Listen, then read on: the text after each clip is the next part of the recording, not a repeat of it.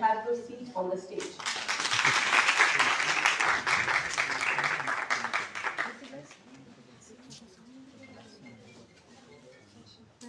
Dr. Faisal, Trainer and Ghazi University, sir, we welcome you and please have your seat on the stage.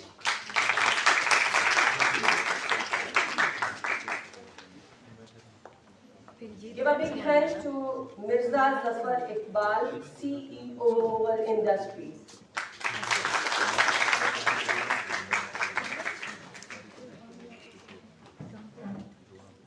I request Mr. Sanawla, CEO 3Play, sir, please have your seat on the stage.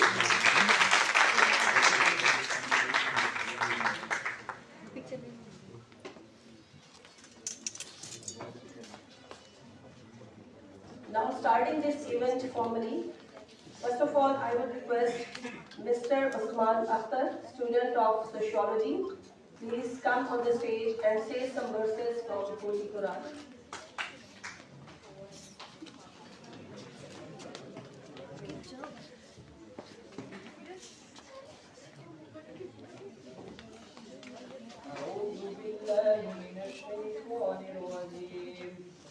بسم الله الرحمن الرحيم الرحمن علم القرآن خلق الإنسان علمه البيان الشمس والقمر بحسبان والنجم والشجر يسجدان والسماء رفعها ووضع الميزان ألا تطغوا في الميزان وأقيموا الوزن بالقسط ولا تخسروا الميزان والأرض وضعها للأنام فيها فاكهة والنخل ذات الأكمام والحب ذو العصف والريحان فبأي آلاء ربكما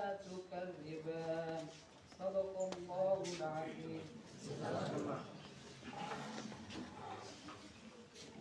Jazakallah. Now I request Sabah Safdar, student of Economics Department, to say some verses in the praise of Holy Prophet. Sabah Safdar.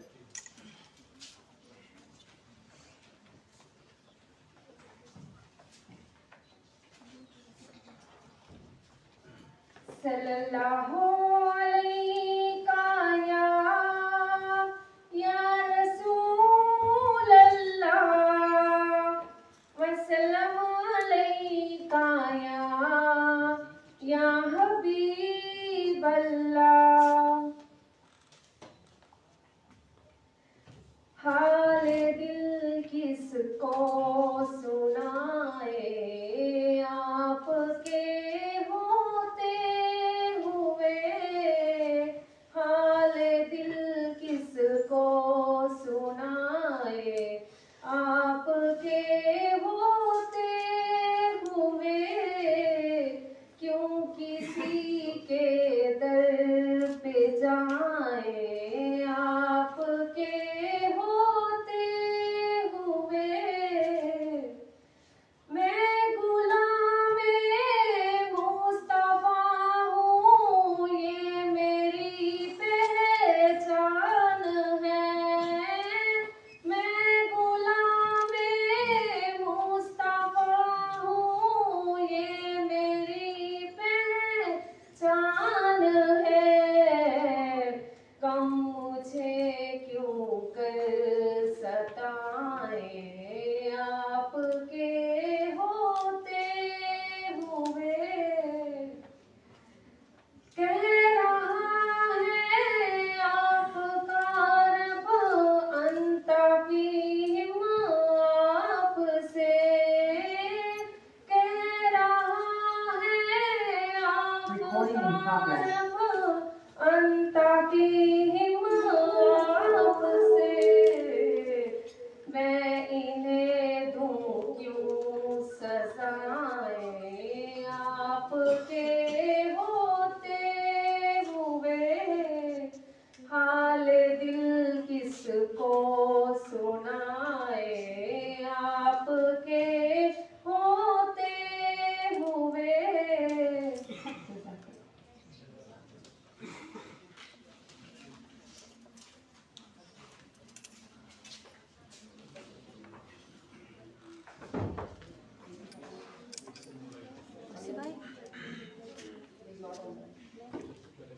And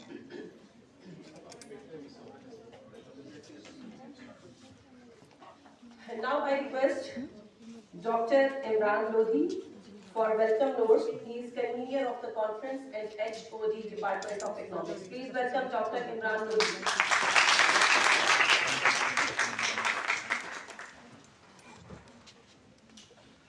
Thank you very much. First of all, I'm very thankful to CEO National Disaster Risk Management Fund, who took the time to travel to this remote destination on our request. We are really obliged, sir, for your presence. I am here to share a few thoughts regarding the subject that we are going to talk today. I'm very thankful to the worthy Vice Chancellor who will join us shortly, that will give us this opportunity to organize this conference. This conference is unique in one particular way. Usually, technical persons, they gather and discuss policies and other matters, and activists, they gather in different events and discuss their course of actions.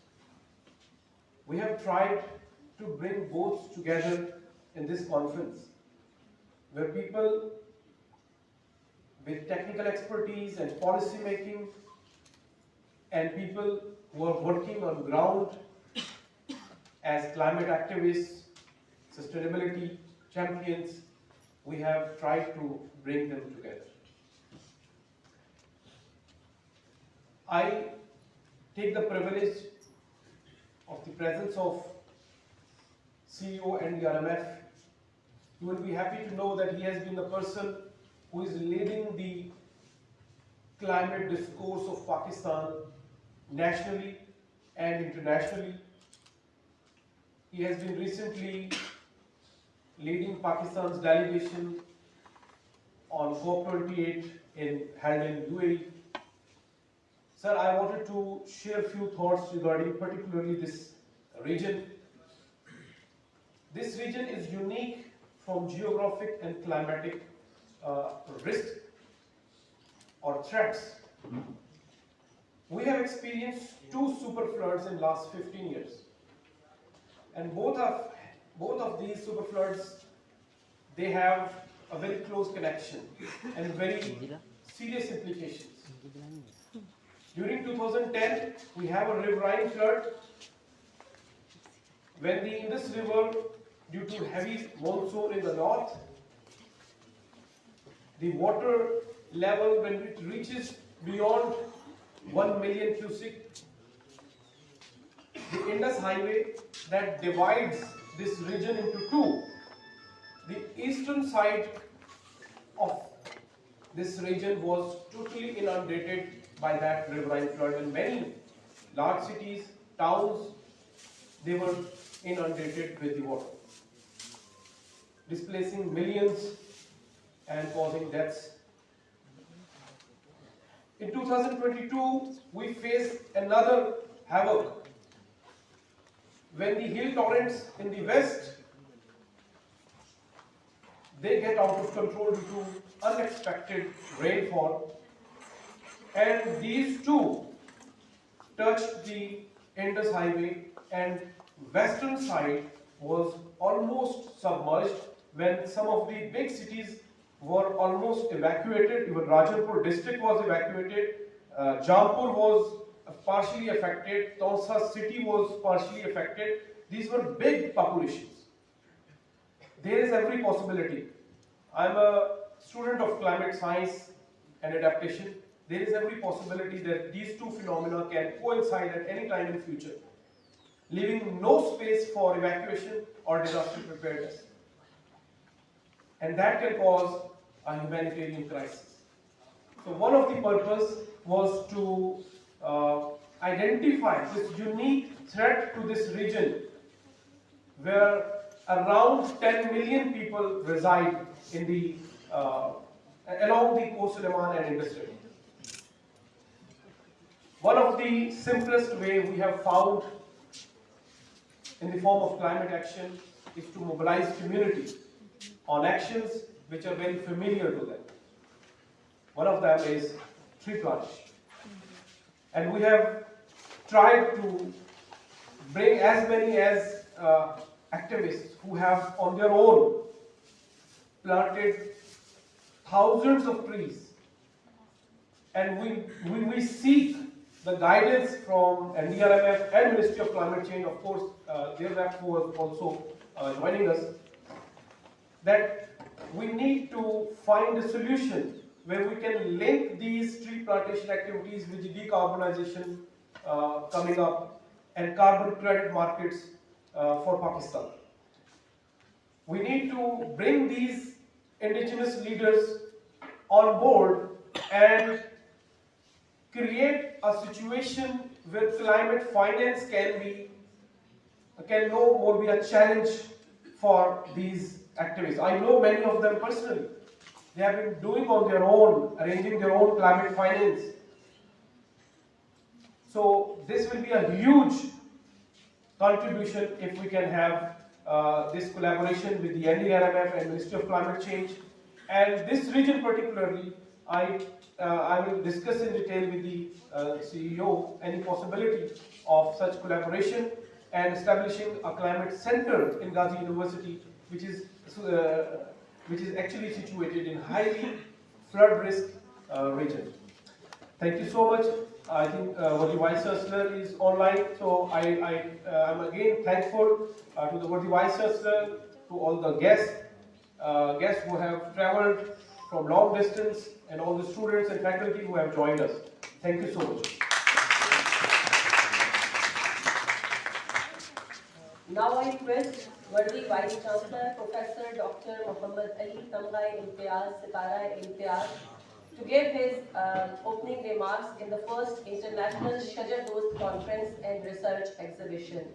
Due to his other outstation commitment, he is unable to join us in person. So he is with us through Zoom link. So, sir, please. Thank you very much, Mr. Marai. First of all, I apologize for not being there in this inaugural session because I have meetings here in Lahore. And I would like to appreciate the efforts of Dr. Imran and his team and the department for organizing this conference. It's very relevant, this environment, and environment, as we all know, in the future will become one of the most important component of human life. That how can we sustain the different systems in this world and leave this world the way we have inherited, or if not better. But this is not happening. You will see whatever is going on in forms of the global warming, in forms of deforestation, in form of unpredictable weather. And here in Lahore, we have all witnessed a small issue, which is again a product of global warming. But the measures which mankind can take in order to sustain the environment of the world, of this planet Earth. The other activities which we can do, one very important activity is planting the trees, and to stop deforestation, to stop destroying the nature, to adopt practices which are environmental friendly. And as this is related to SDG 13, I am sure that we all are very aware that the global economy also depends on the environment. The weather, global warming also affects the economy of the world. And we have seen currently there is a trend of having a very low economic growth all over the world, starting from a very developed countries to the developing countries or underdeveloped countries. All countries are facing this issue of the economy issue. So it's impacting the economy of the world. It's impacting the health of the human being. It's impacting the temperature of this earth, and we don't know that in our future to come, in maybe 10 years, 20 years, 30 years, how much temperature will rise on this planet Earth, and what are the measures which we can take. So I'm not an expert on this environmental economics, but I'm very well aware, being an aware citizen of the world. I know the importance of this topic, and I would like to appreciate the efforts of the organizers. I would like to appreciate the efforts of our partners. Bilal is my first friend, from Islamabad, and all other participants, all other partners who have collaborated to organize this conference. I'm sure that you'll have a very productive one-day activity here, and I look forward to a written recommendation of this activity, and I wish a great success. And I'm once again thankful to all the participants. I'm thankful to all the speakers, and I'm thankful to all the collaborators who have collaborated for this conference. And I would like to appreciate the efforts of the organizers, and particularly the chairman of the department and his team. So I wish you a great success, and thank you very much.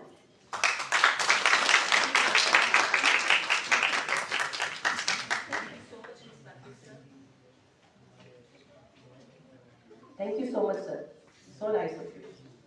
Thank you.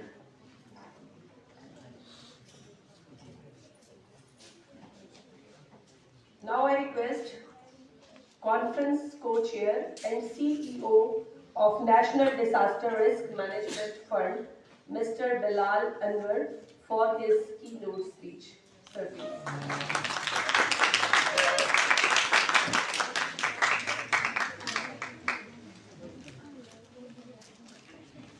Bismillahirrahmanirrahim. Thank you very much. Thank you to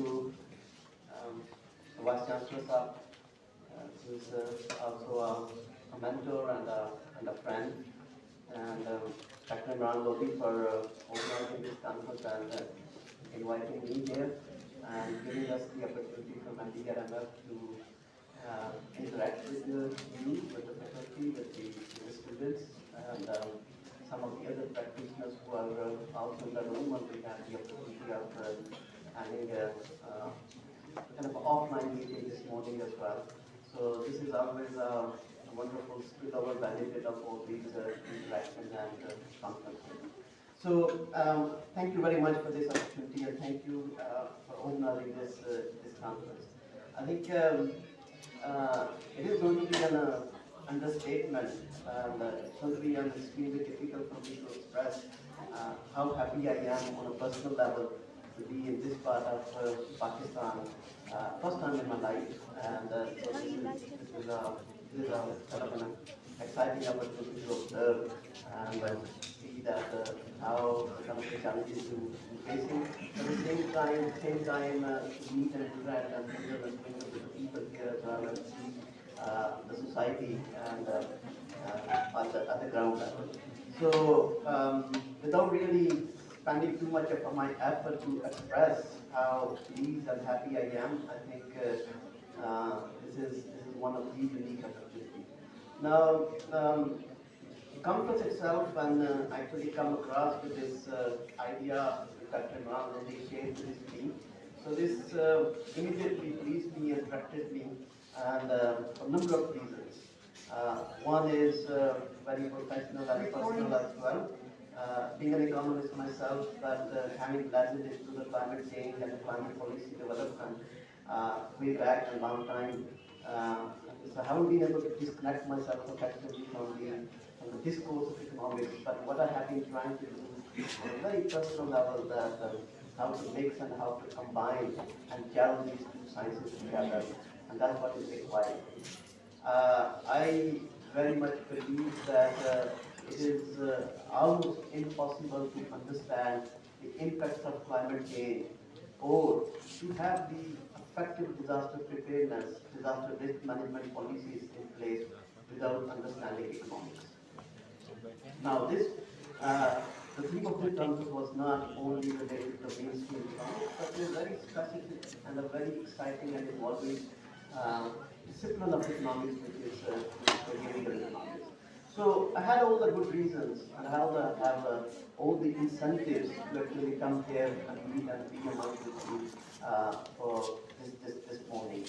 Now, on institutional level as well, having been representing the National Disaster Risk Management Fund, which is mandated by the federal government of Pakistan to build resilience Pakistan, to reduce the disaster risk, to minimize the impact of climate change, and of course to encourage and to stimulate the adaptation practices.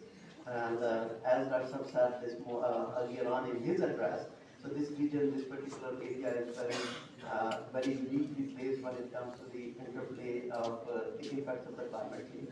So it's good to be here, and I'm sure in addition to kind of having these meetings, what we would like to do is to have a build up and discuss in a very concrete and practical manner the kind of partnerships which we can have with the Razi University, with the student community, with the faculty, the wonderful work which they are doing, and of how we as practitioners we can actually take this work and we can start implementing this work into our disaster risk reduction, climate adaptation, climate mitigation, disaster risk mitigation practices. So that's the main purpose of my presence here today.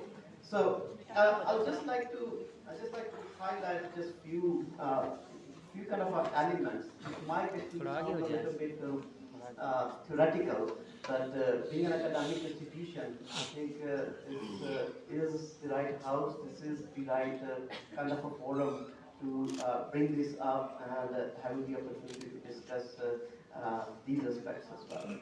Now, no matter how lush green Islamabad is and how intellectually stimulating Islamabad is, but let me share this with you that we don't really get much opportunities in Islamabad, although the number of meetings, events, seminars and webinars, the number of those kind of events are happening.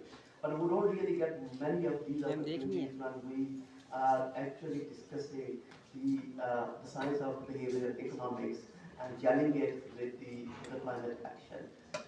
In my about more than 2 years in Islamabad, I haven't really come across with any of this opportunity in Islamabad or any of the major cities in Pakistan. So Razi University is taking this initiative. I think you deserve all the congratulations and appreciations for doing that, and I think you should do that. And I'm sure that the research work which you, Department of Economics, and I'm sure the other departments are undertaking here, and I'm sure that you are inculcating that and you are cultivating that within the student community, and so this student community is going to become the practitioners, the experts, and the human talent which organizations and institutions like National Disaster Risk Management Fund is looking for, and is extremely keen to take it forward. Now, Rashad, you mentioned about the COP28, and in my previous life, I have spent more than 20 years in international climate diplomacy. Now, when we say that what is happening, what is the challenge, or what is the kind of a blockage which we are seeing and witnessing at international climate policy development or international climate diplomacy level. We know COP28 attracted more than 100,000 people, and there was a lot of vibrancy, a lot of discussions were happening, and the consensus which came out, or the outcome of the COP28 is called the UAE consensus. It is much celebrated, and this is basically being marked, or actually it's entitled as a new dawn or the new era of international climate diplomacy. That's good. It certainly has pushed the policy development and policy action forward. There is absolutely no doubt about it, and I don't want to be very much disappointed about it as well. But at the same time, we know that not really much kind of a concrete action is happening. Just before the COP28, there was a synthesis report which was released by the United Nations Framework Convention on Climate Change as one of the key documents to the UNFCCC, to the COP28 regarding global stock taking. And global stock taking report basically says that we very much might have actually missed many of the tipping points on many of the milestones which the Paris Climate Agreement actually set aside, or the goals and the targets which they set aside.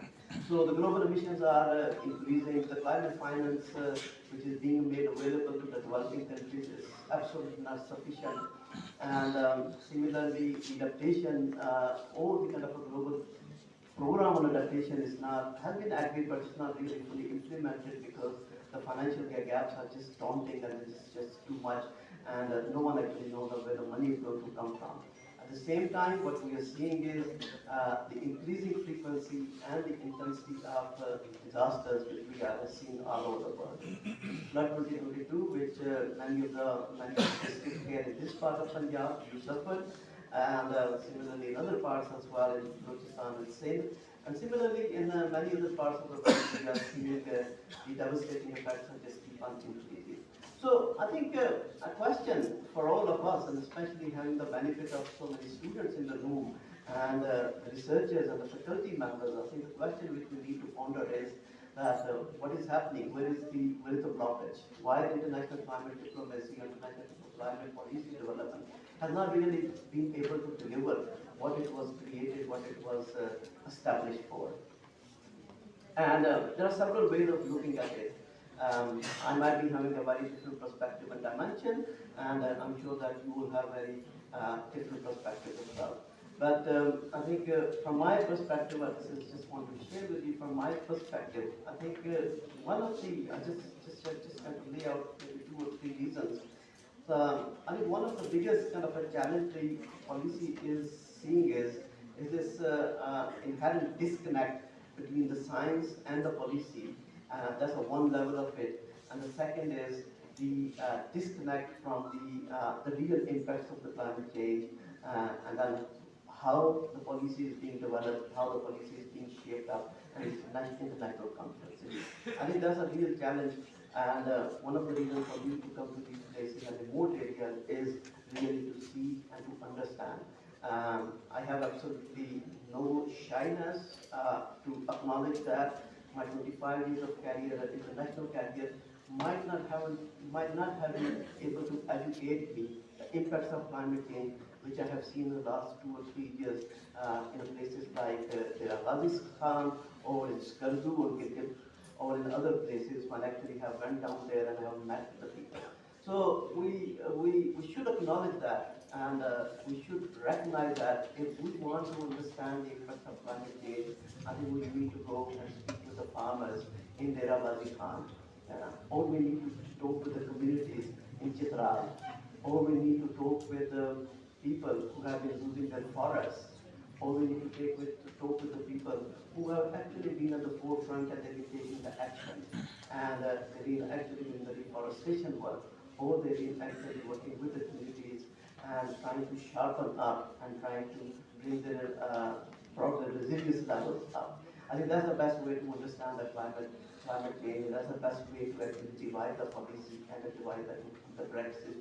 So that's one of the reasons, that's one of the biggest challenges which actually I have seen from international policy development, the disconnect which is from the actual impacts which are happening on the ground. And this is not only related to Pakistan. We happen to be in Pakistan, we are sitting here, and I think this is close to our heart, and we should be actually analyzing, we should be relating ourselves to the impacts, of course, on the ground here. But this is a global issue, and we are seeing the impact in Africa, in the Caribbean, in Latin America, and in all other parts of the world. And in some cases, especially when we're talking about the smaller and developing states, the impacts are even more devastating, it's even more severe. I know personally and happen to actually visiting some of those islands in the Pacific or in the Caribbean, and where the science and the models and the analysis is showing that in a very few years time, those islands and those places where the people have been living for millions of years, they are not going to be in existence anymore. They will be lost, losing their places to live. So I think that's how devastating, that's how critical it is. So I think I'm here for a very personal reason, and I want to learn from you, and I want to basically educate from the people on the ground and those who are actually facing the brunt of it.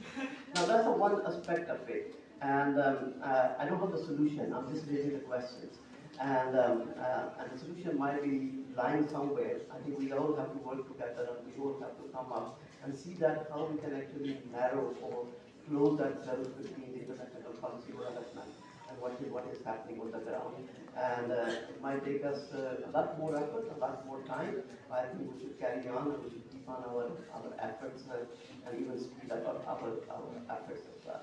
Now, the other important aspect is, and this is again you all are researchers, many of you are students, I think you will understand it much better. And I never had a courage to kind of express these kind of views in Islamabad and Lahore, where I don't have the luxury and I don't have the freedom of being among the academicians, because we policy practitioners, we see things and we see everything from a very different angle. So I think we all know that purely from economics and a behavioral economics perspective, climate change actually suffer being a global public good.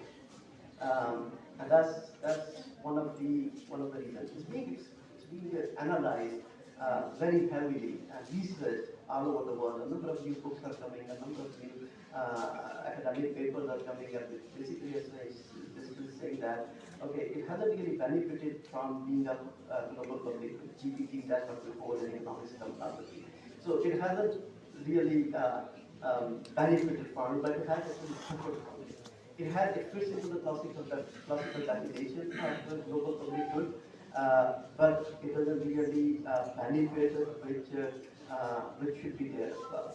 So again, combining the theory with the practice, the disadvantages or the demerits of it is the communities and the societies and the economies like Pakistan, we are really suffering, and which basically means that it's restricting our access to the global ecosystem. In practical terms, what it means is with, our agriculture yield is coming down, our biodiversity loss, desertification is increasing, and especially in this part of Punjab and Sindh, and similarly number of other impacts as well. So this is to a very large extent, it is being recognized. But I think once again, this disconnect or this kind of a gulf between the policy and practice, that is one of the biggest hindering blocks, which is not really allowing the policy to come to close to the impacts of it. And that's where the role of us as practitioners, as academicians, as researchers becomes critically important. We need to bring this up, we need to bring it to the attention of the global policy practitioner and policy makers. So far, we haven't been able to do that. COP28, we have seen that, and this time Pakistan actually presented its case quite powerfully, and we were able to bring the Pakistan's narrative in terms of not only that we are the victim of the climate change and the impacts which we are facing, and the impacts on our economy and the communities and everything else, but we actually changed the narrative a little bit, and NDRMF was working very closely with the Ministry of Climate Change and other stakeholders, and we changed the narrative that what Pakistan is also contributing, what Pakistan is also sacrificing in terms of its economic losses and social losses and a number of other areas as well. And this has basically shown to the world that we are not only the victim, but we are also contributing in terms of taking the action. And we are part of that global community which is taking action and is very much keen to take action. So this is what we have done. And I think we need to do a lot more in the coming COPs, international conferences, a number of other forums as well, because the task is just far too big. And I think we need to come up with a smart and very sharp information and knowledge products and media campaigns which we need to bring into that, bring it to the attention of international as well as the national forums. So this is a role which I personally see that is extremely important, and we need to extend this. We need to strengthen this. In NDRMF, this is what we've been trying to do as well. Now, I'll take a little bit, maybe a couple of more minutes just to highlight. So I think just to wrap it up, just to sum it up about this kind of a conundrum or kind of a paradox which is there in terms of the disconnection between the policy and the practice. I think in this context, behavioral economics and its principal tools actually provides a lot of potentials. Nudge economics is a very well established discourse. It's a discipline now. It's being proven wonderful, and if we are actually a little bit keen and we actually open our observation, our economics observation. I mean, we all as humans are to a very large extent, we are humanly or economically rational people, and we see the application of it everywhere around us. And it might not be that much glaring, it might not be that much visible in Pakistan, but I have personally seen it in many other societies, and it's being very powerfully applied, and we actually can do it in the field of climate action as well. Cognitive biases, framing, and all these areas, I think those need to be further strengthened. Now, a very unique kind of a component of it becomes in the disaster risk reduction and disaster risk management practices. In NDRMF, we have the mandate, we have the federal government fund, we have a mandate of financing the interventions of the projects and the program for reducing the impacts of the climate change and preparing the communities for disasters. And we have been actually investing in a number of projects and the programs all over Pakistan, especially in extremely vulnerable regions. And while we've been doing a lot of construction-based and hardcore kind of measures, we have been vigilant, we've been conscious about how we gel and how we combine nature-based solutions and the community-based resilience practices which have been practiced in those areas for a number of thousands of years, and we've been able to successfully combine them into our measures, into our programs. We are extremely proud of having done that, but at the same time, we do believe the limitations of it as well. We might not have really gone to the level which is out there. The potential which is out there, we really might not have been able to realize it and integrate into our practices. So this is one of the things actually which NDRMF in its new business approach, in its new business strategy, and its new strategic approach actually is going to be working and it's going to be integrated in a lot more integrated manner, and coming up with a programmatic approach which actually combines the different aspects into this large set of the interventions and the activities which actually can bring the resilience into it. So this is something which we are actually right now doing, and here again what I believe is this behavioral economics, the tools and the principles become very much important. How we combine these different disciplines together, how we come up with the different programmatic approaches, how we invest and how we actually set the limits of our investment in different areas, the kind of messages and the stories which we want to create and bring to the attention of the people, and at the same time to the attention of our donors and our different kind of stakeholders. I think this is all the powerful the tools of the behavioral economics which we are trying extremely hard to implement, to integrate into our own programs as well. And there I see the role and the potential for collaboration and partnerships with academia, especially with university here in Rajiv University as well as in many other universities as well. So what we would like to do is we would like to have those kind of a partnerships with the university here, and would like to offer our technical as well as financial support in order to further promote these practices, and then to help us out in designing our interventions in some of the remotest areas in Pakistan, those are which are extremely vulnerable. I think that's the best way, that's the best approach to move forward in terms of the kind of a climate, the complex challenges which Pakistan is facing. So we are working very closely with a number of academic institutions.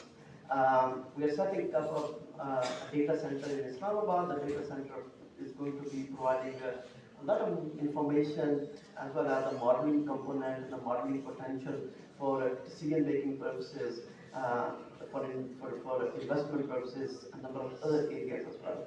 We'd like to invite and encourage the university to come forward and work with us in order to help us to support and further strengthen these kind of measures.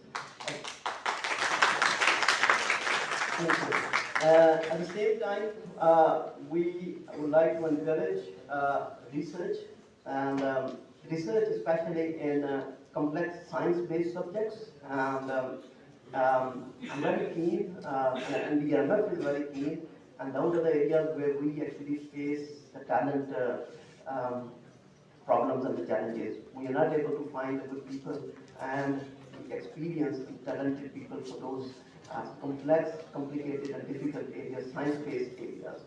So we do offer the scholarships for MSc research component of it and PhD scholarships, particularly for climate and disaster risk modeling areas.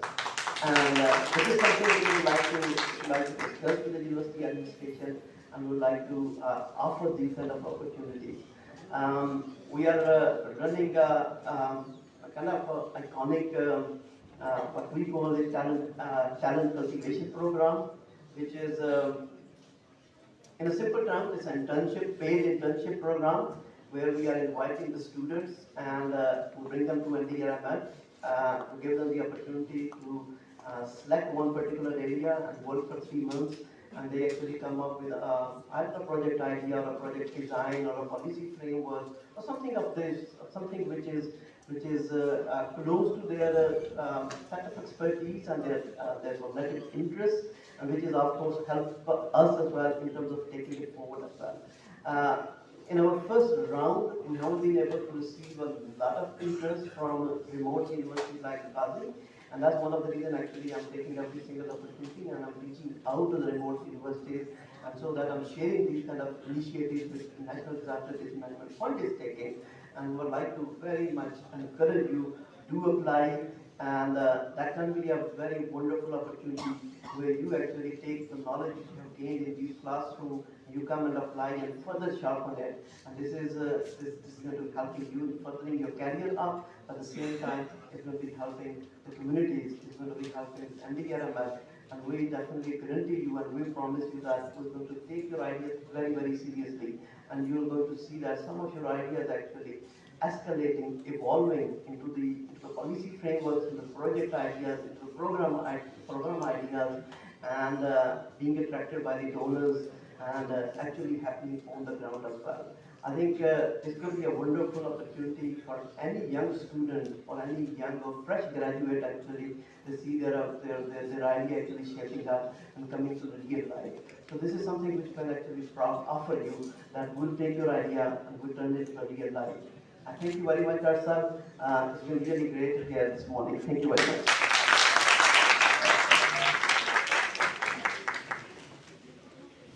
Thank you, respected Mr. Bilal Anwar, conference co-chair. I thank you again, sir, for your nice coming and for your valuable and informative discussion. Now, I am again thankful to all the respective guests sitting on the seat. And I request you all to please come and sit in front so that we can start our next panel discussion. Sir, please.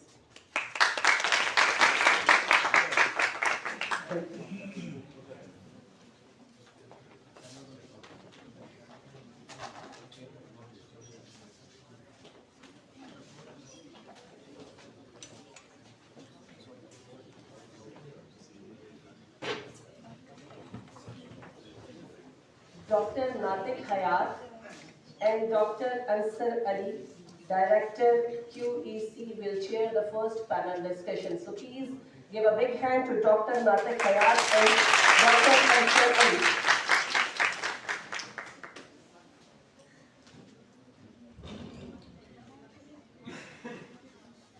Moderator for first panel discussion is Mr. Dr. Muhammad Imran. So please welcome Mr. Dr. Muhammad Imran.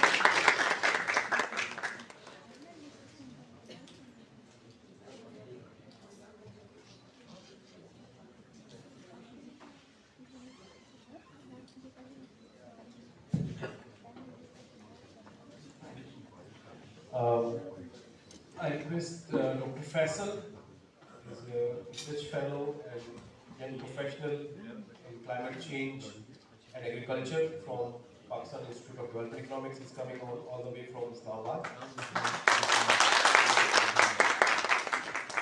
We have Humaira Jahanzeb. I guess she's online. Yeah, Humaira is online. Humaira is working with Ministry of Climate Change, and she's leading a project called Living Indus. I would just briefly tell the scope of this project, that it is expected in the coming few years. I'm not exactly that Humaira will actually inform you. There are billions of dollars planned, and people like Bilal Anwar and at Ministry of Climate Change, they are advocating for such projects to plan at river basin level.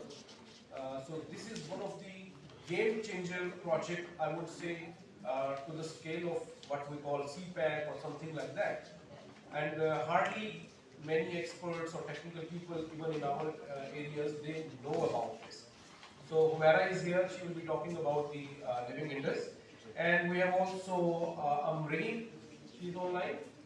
Yeah, she's also a behavioral expert and responsible behavior expert. She will be talking about how we can use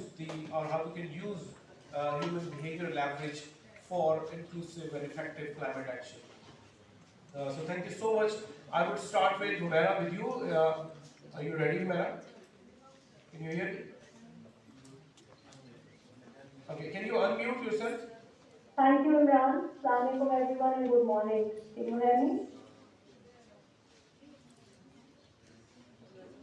Yeah, Humaira, I would start with you. You can start with your talk. Okay. Good morning, everyone, ladies and gentlemen. My name is Humaira Jahanzeb, and I am the team lead for the Living Indus initiative with the Ministry of Climate Change and the United Nations system in Pakistan. So, first of all, I'd like to take the opportunity to thank the organizers of this important conference. Thank Imran Saab for his coordination and for reaching out. And thank you, VP Saab, for holding this very important conference. Thanks to all the panel members, the students, the researchers, and the academia as well. So, ladies and gentlemen, the presentation that I'm going to do today, some of you might have heard it before, but there might be some in the room and some virtually who may not be familiar with it. And like Dr. Imran said in my introduction, this Living in this program is a flagship program of the Government of Pakistan, the Ministry of Climate Change, and the United Nations system in Pakistan. And just very recently, I'd like to share the good news with you that it has also won the UN Decade of Action World Restoration Award, which has been given to Living Indus as one out of the 7 flagships globally. I'm going to share my. Are you able to see my? To view the slides. Are you able to see the slides, Dr. Imran?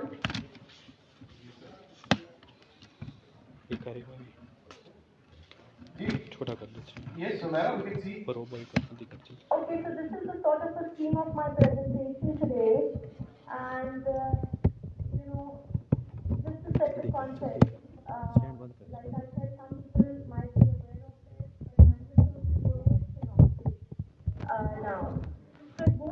just saying that most of us are aware that Pakistan's future depends entirely on the Indus and its long-term health and sustainability. So this plan that we call the Living Indus Initiative entails a living menu of 25 interventions that are aimed at addressing the impacts of climate change on our most important ecological system, which is the River Indus. But just going back to the rationale of why the living industry was developed under three governments ago, and that in many ways also demonstrates its importance to the country. And you may have heard, like I just said, it has also been given the Global Flagship Award for Restoration Work through FAO, given to it by United Nations Environmental Programme, which is also indicative of the fact that this is an ecosystem not only important to Pakistan, but also symbolic of one of the major ecosystems that is globally important and in the front lines for restoration work. So, you know the statistics already of how dependent Pakistan and Pakistanis are on the Indian system. But let me just put forward a basic consideration which influences our thinking, and it must influence the thinking of everyone if we're looking at the long-term sustainability of Pakistan. So the survival of Pakistan and its current ecology depends on two major global systems. Now, one is the monsoon, and the second is the glacial melt that takes place in the Himalayas. And both those systems, which have relatively been stable and predictable in the past centuries, are no longer stable. They're no longer reliable, and they're no longer predictable. And the past cannot continue to determine the future. Therefore, what we have now is an urgent problem. We're looking at the impact of climate on two systems that are now in a state of considerable unpredictability and unreliability. And this is the kind of impact that this unpredictability will have on Pakistan, because you know that 90% of Pakistan's people and its economy is dependent on the health of the Indus.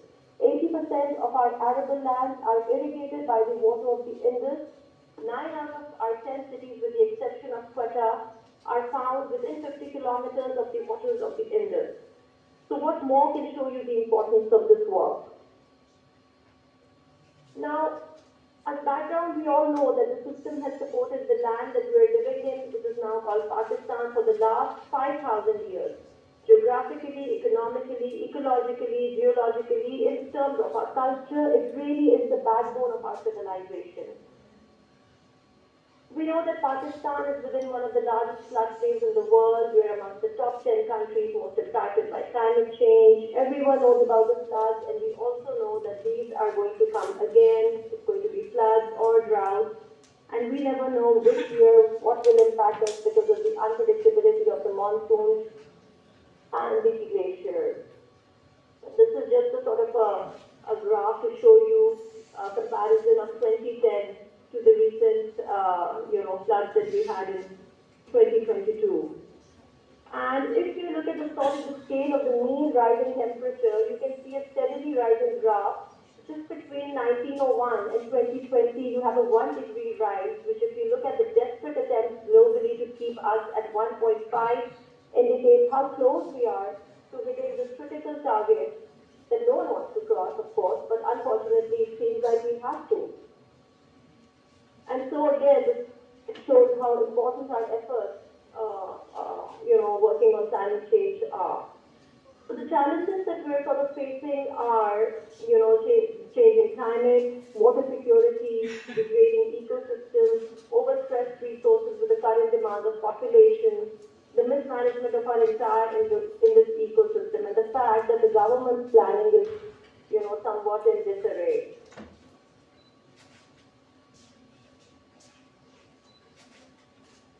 And so,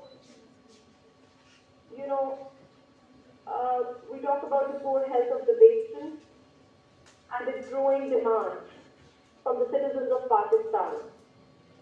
Now, just let me tell you that since we started this program some years ago, at that point in time it was the Imran Khan's government.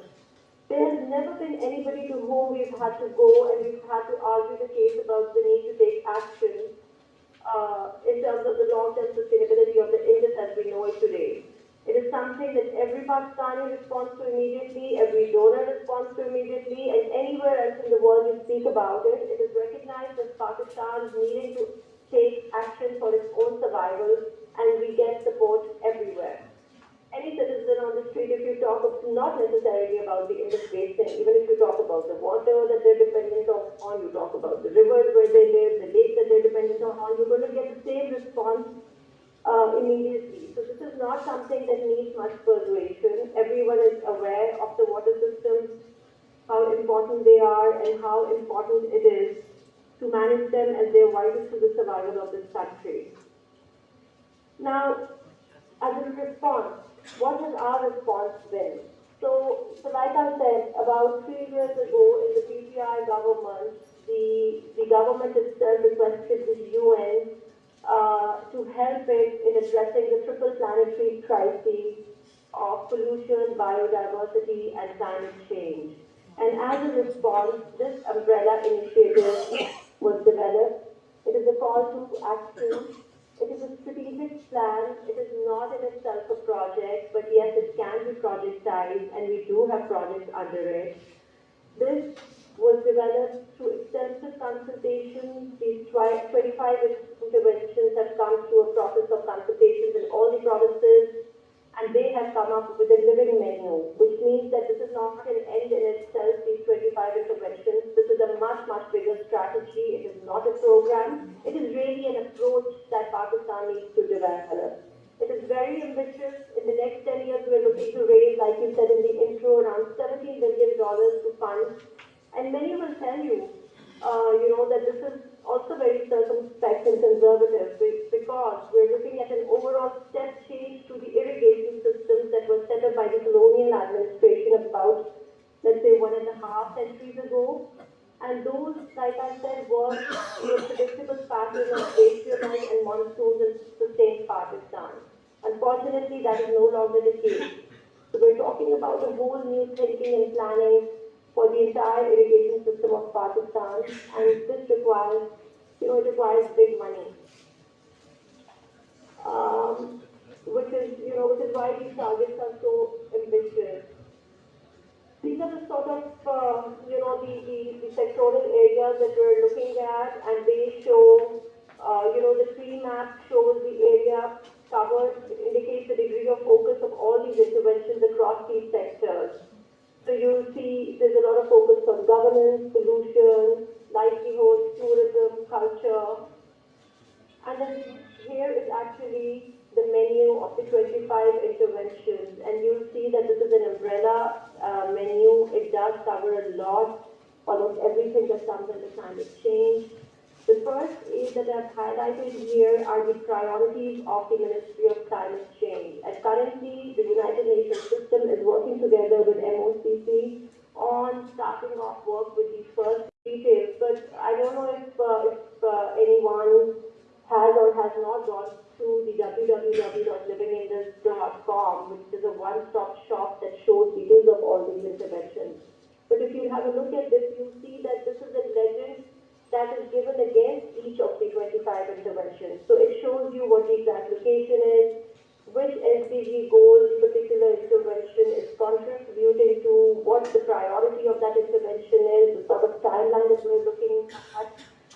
It shows you how much community engagement there is, which NDC is contributing to, whether it requires public-private partnership, and the indicative cost of the particular initiative.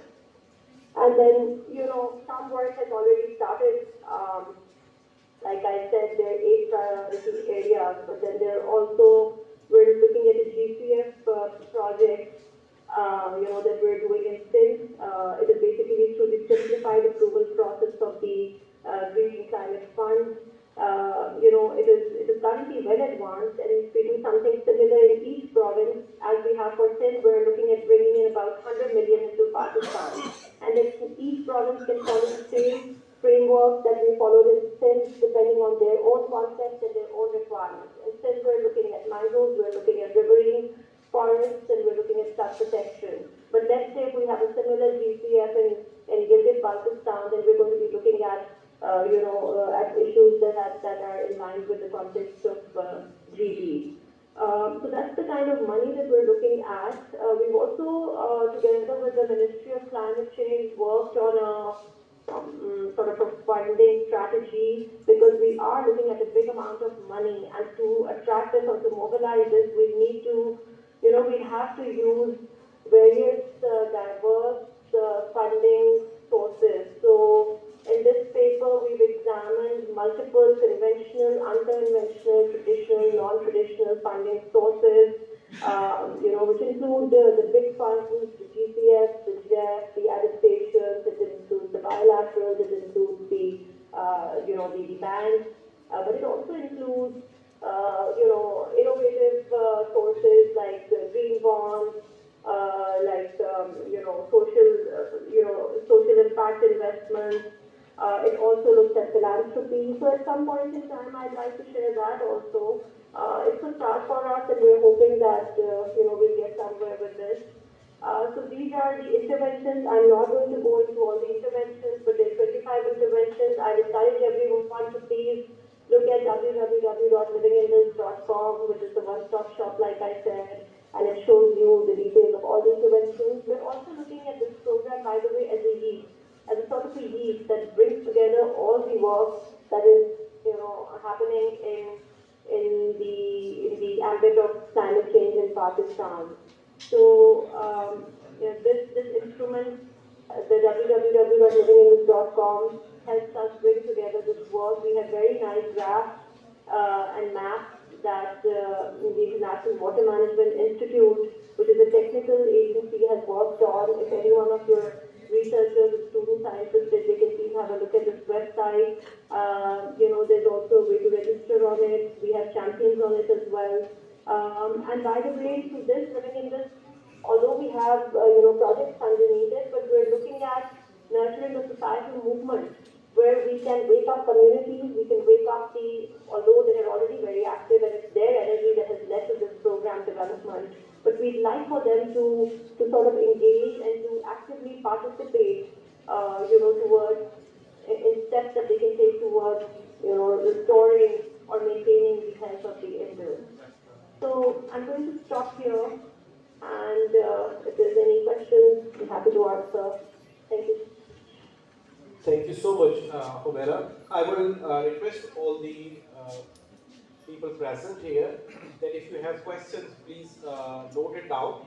And by the end of the session, we can take selective questions regarding the presentations or the talks. And let me make it more exciting that after this session, there is another session where many sustainability heroes, they are present. They have come from Karachi.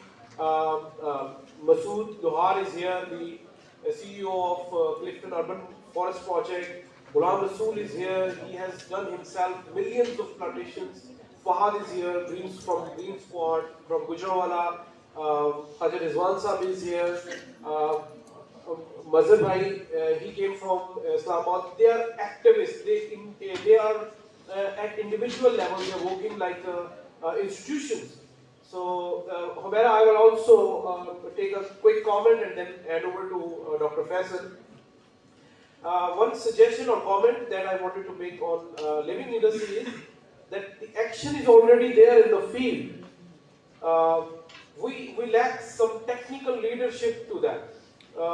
With next session, if you join us, you will know that a lot of people in Indus Basin, they are working on their own, spending their own resources, arranging their own finance. They are not waiting for any finance. So what we can do is, if Living Indus branding can be started, especially in more vulnerable areas, that would be very beneficial. One initiative I can support you. I know one Saraiki language poet.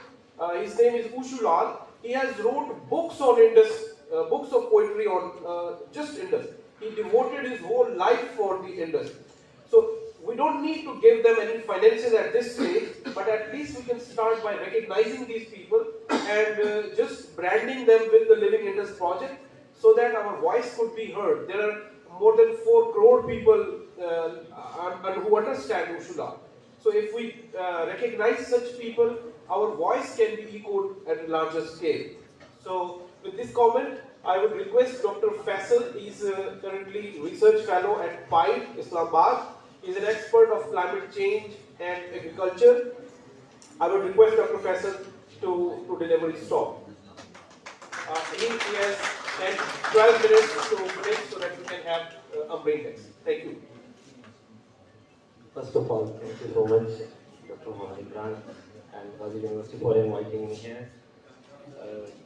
First of all, we believe in local research and local solutions, and we also believe in communicating our things in local language. So right now I am here switching the language of this session so that we can better interact and make it more lively.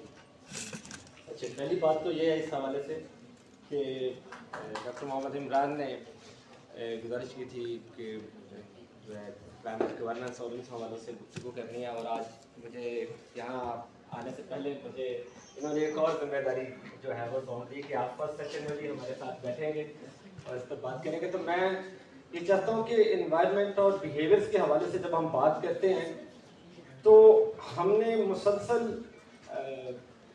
एक मुजरिमाना गफलत के नतीजे में ऐसी फिजाएं तख्लीक कर ली हैं जिनमें हम सांस नहीं ले सकते। ऐसी फिजाएं किसी की ख्वाहिश नहीं थी, किसी का ख्वाब नहीं थी कि वक्त गुजरने के साथ साथ हम ऐसी फिजाओं में आए जहाँ नाकाबिले रिहाइश कॉलोनियाँ हमारे लिए, जहाँ पे हम जहर फांक रहे हों,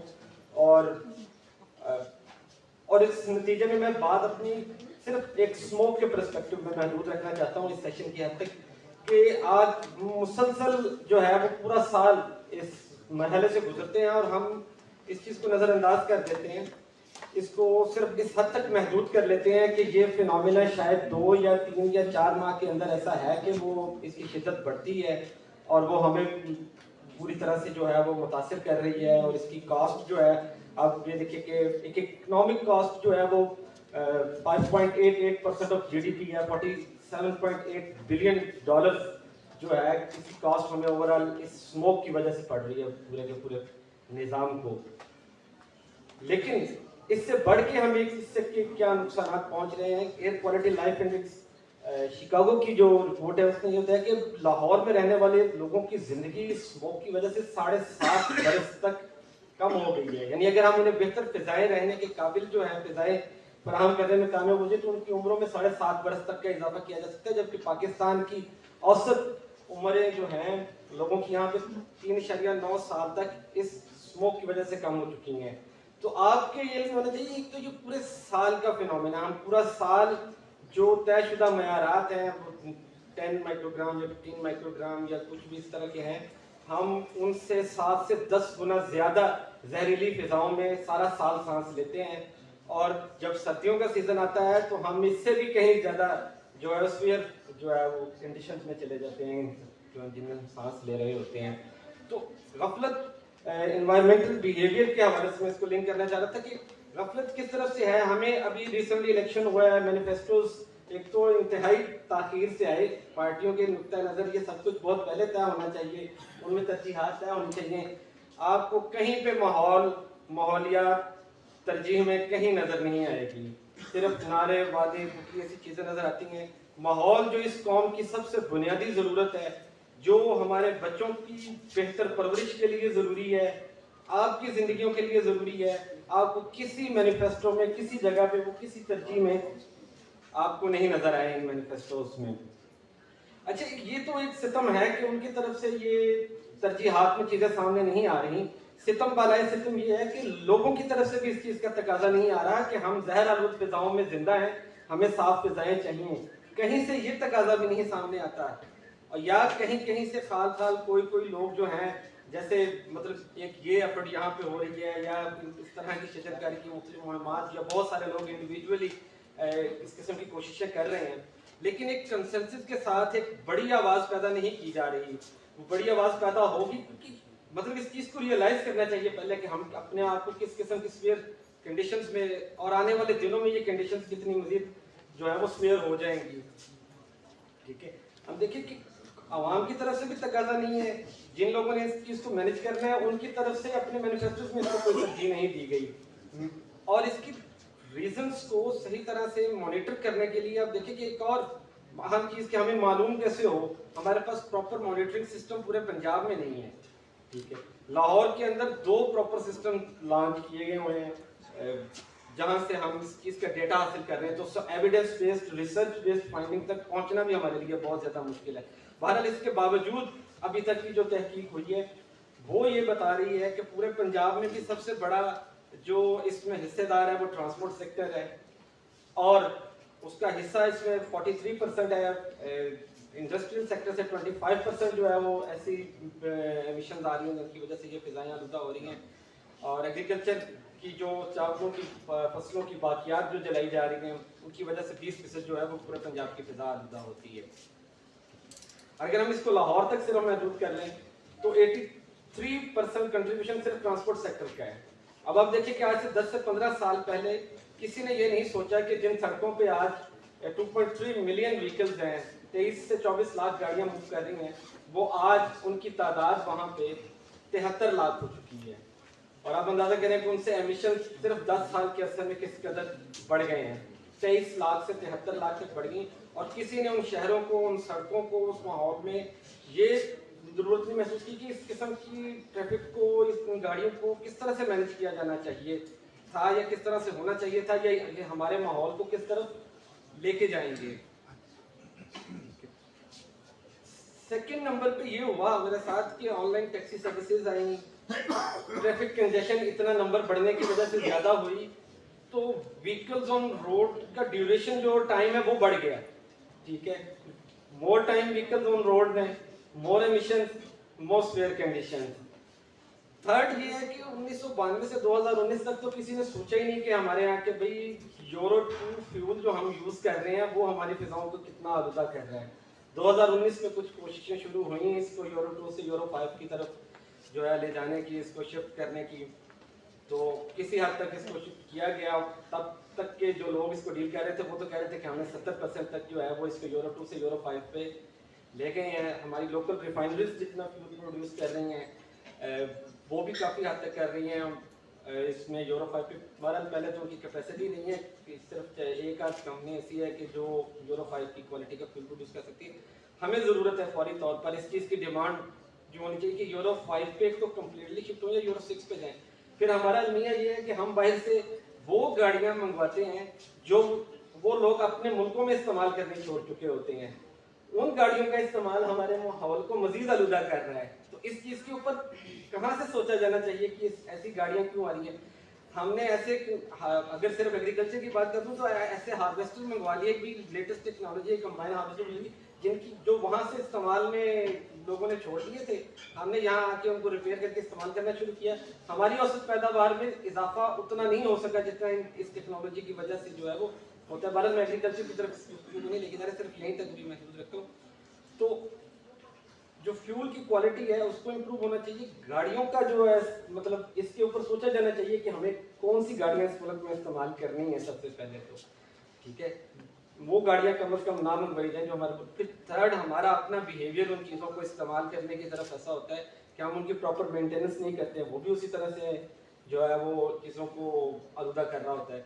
ये सारे फैक्टर मिल के ट्रांसपोर्ट सेक्टर को इतना स्फीयर बना रहे हैं लाहौर के अंदर, जो इतनी हमारी जो है जिंदगियों को कहते हैं कि कम कर रहा है। होना तो ये चाहिए था कि शहरों के मास्टर प्लान्स बनते हैं, प्रॉपर ट्रांसपोर्टेशन सिस्टम बनते, पब्लिक ट्रांसपोर्ट सिस्टम होता, ताकि इतनी गाड़ियों की गुंजाइश ही पैदा ना होती, ये लग्जरी की बजाय एक ज़रूरत ना बन जाती।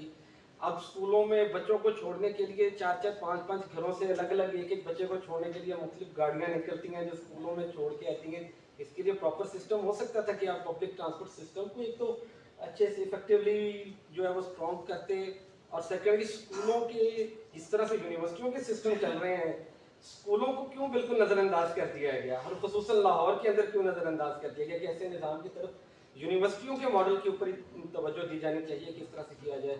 रिन्यूएबल एनर्जी की तरफ शिफ्ट होना पड़ेगा हमें। ट्रांसपोर्टेशन सेक्टर में एक बहुत बड़ा जो है आप समझें कि इलेक्ट्रिक व्हीकल्स को अट्रैक्टिव फैक्टर बना के पेश किया जा रहा है हमारे सामने कि हम इलेक्ट्रिक व्हीकल्स की तरफ मूव कर दें। ये बड़ी अशद वक्त की जो है वो ज़रूरत है। एक तो मैं समझता हूँ कि पहले तो इतना बड़ा लेवल पे हमें उसको इम्प्लीमेंट करने में बहुत सारे मसाइल का सामना होगा। सेकेंडली, हमने इलेक्ट्रिक व्हीकल्स को जिस एनर्जी पे चलाना है, उस एनर्जी की हमें ऑलरेडी क्या कॉस्ट पड़ रही है, साल, 1.5 साल, 2 साल में आपके बिलों में इजाफा ने आपको बड़ी अच्छी तरह से ये चीज़ महसूस करवा दी है। जब ये चीज़ें इसमें ऐड होंगी, सेकेंडली हमारा इलेक्ट्रिसिटी को प्रोड्यूस करने का मैकेनिज्म भी ऐसा है कि अगर हम इतनी अपनी डिमांड बढ़ा लेंगे तो वो जिन तरीकों से हम बिजली पैदा कर रहे हैं, हम मजीद माहौल को जो है आलूदा करेंगे। तो रीन्यूएबल एनर्जी की तरफ जो शिफ्ट है उसको स्ट्रॉन्ग करने की ज़्यादा ज़रूरत है इस मसाइल को, इन चीज़ों को डील करते हुए। बाकी मैं यहीं पे अपनी जो है वो गुफ्तगू जो है वो महदूद करता हूँ। बाकी जैसे सवाल आते हैं या मजीद जैसे गुफ्तगू आगे बढ़ती है तो उसमें thank you so much Faisal, आपका बहुत शुक्रिया, आपने बहुत इंसाइटफुल डिस्कशन की। बस एक कमेंट मैं करूँगा और हम अमरीन की तरफ जाएंगे। आप बार बार कह रहे थे कि ये लाहौर में क्यों नहीं हो रहा, तो इंशाल्लाह ये शुरू डीजी खान से होगा और लाहौर हमें फॉलो करेगा। Thank you so much. I will request Amreen Waheed to come and deliver his talk.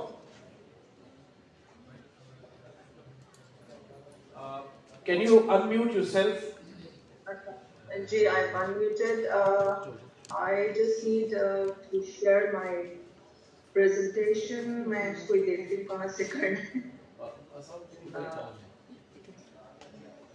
Share, okay. I think share.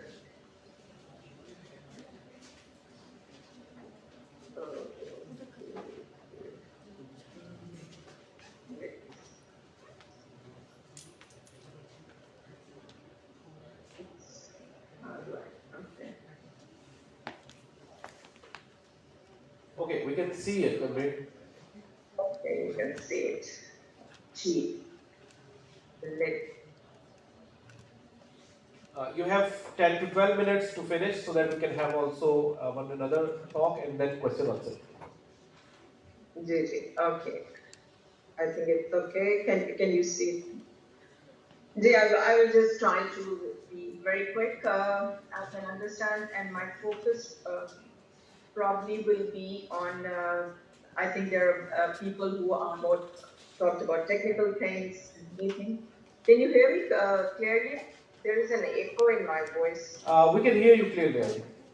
Achha, I am feeling an echo. It's on your side, Prof. Okay, sure.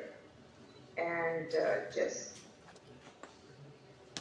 very quickly, my focus will be just on the process and some of the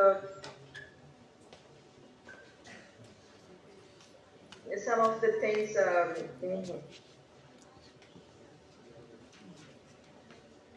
Okay, mainly on some of the missing things which are and on the practical side of policy development and the role of behaviors, economical behavior in that.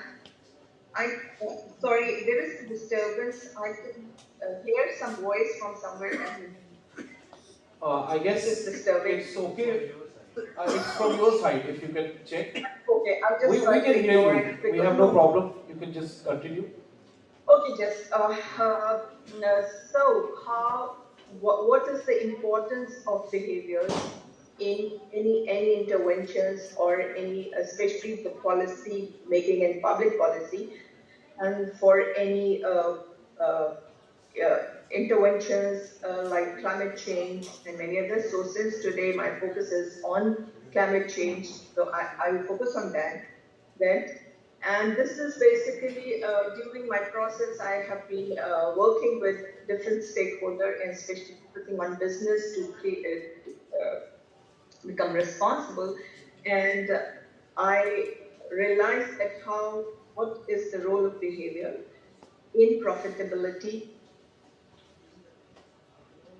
of and human productivity and profitability.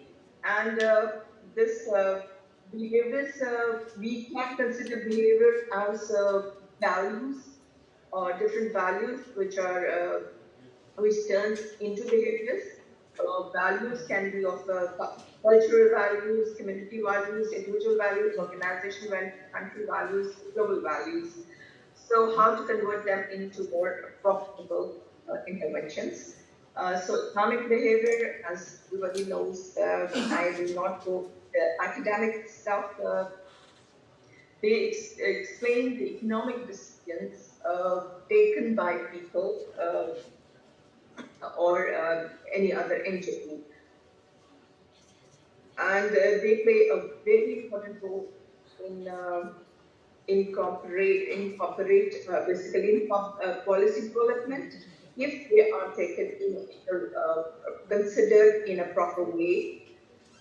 And okay, so I will only talk about some of the different missing links that based on my experiences. I will not go into the different interventions and what are the different important points. So I see that normally, as we talked about, there are very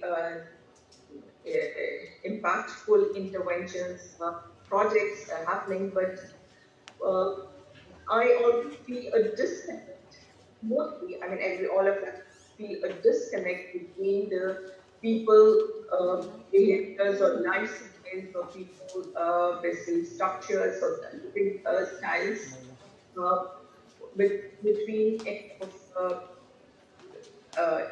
basically climate actions taken for climate mitigation. So we are missing on the potential of applying behavioral insight into the policy process, because normally they are policies are aimed at changing the individual behaviors, not vice versa. Like also using the behavioral insight to improve the policy development process and improve the policies later on once they're made. And really, it's not a dynamic process. It's normally considered as a static, a one-way process, but it's a two-way process. So how behavior economics can help in policy design if we focus on the way people make decisions, and we also look at different factors which normally influence behaviors. This can lead to more effective and targeted policies. Uh, Behavior economics or behavior understanding help in the implementation of policies which are made, but when you need to implement them in a more impactful way. So here, the inclusion of nudges and reminders during the implementation process help in improving the compliance rate to the policy, public policy. Evaluation also phase, we can say that it is understanding of people's response to different interventions, and in giving the feedback on how what is missing and how we can improve on the policy. I'm just looking at the time. So basically, public policy for climate change can be developed by exploring on the bicycle barriers which during the human decision making process towards the developing of climate change solutions, because we have to involve different stakeholders, not only the communities, government and institutions and global institutions, local institutions of everybody. But the most important is the public. So we have to understand their processes. Then most important is the conditions on the ground to mitigate disasters and overcome the climate change and disasters. Understanding the behavior of diverse stakeholders, as I said, that it's all the different stakeholders are very important in developing or in feedback for the public policy, exploring adaptive strategies already taken, and how to overcome the gaps between those policies. So basically, economic or behavioral economics can create value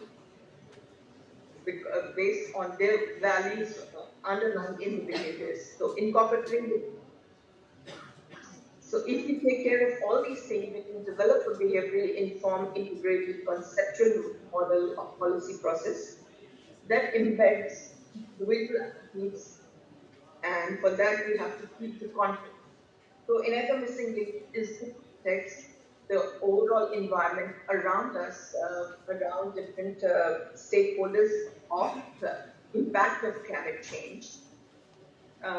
And as we say, the people things to envision, you were talking, engaging people within that, they envision the changes which only resemble their own lifestyles, their own lived experiences, or they cannot envision the scenario.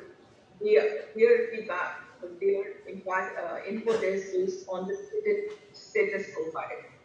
So as I said, it's a two-way process, so you also need to be educated on. So hence we can say that sometimes people do not choose the outcomes which are best for them, but they need to, the efforts need to be done in linking it with the future scenarios and looking at future. So behavioral economics is a complex, inexplainable science. So it's very difficult to understand why people do different things. So actually my focus of talk today is more towards the students of the universities, so they're aware while they are go out in the field doing research or developing public policies or helping the stakeholders to develop something, mitigation policies or something proactively.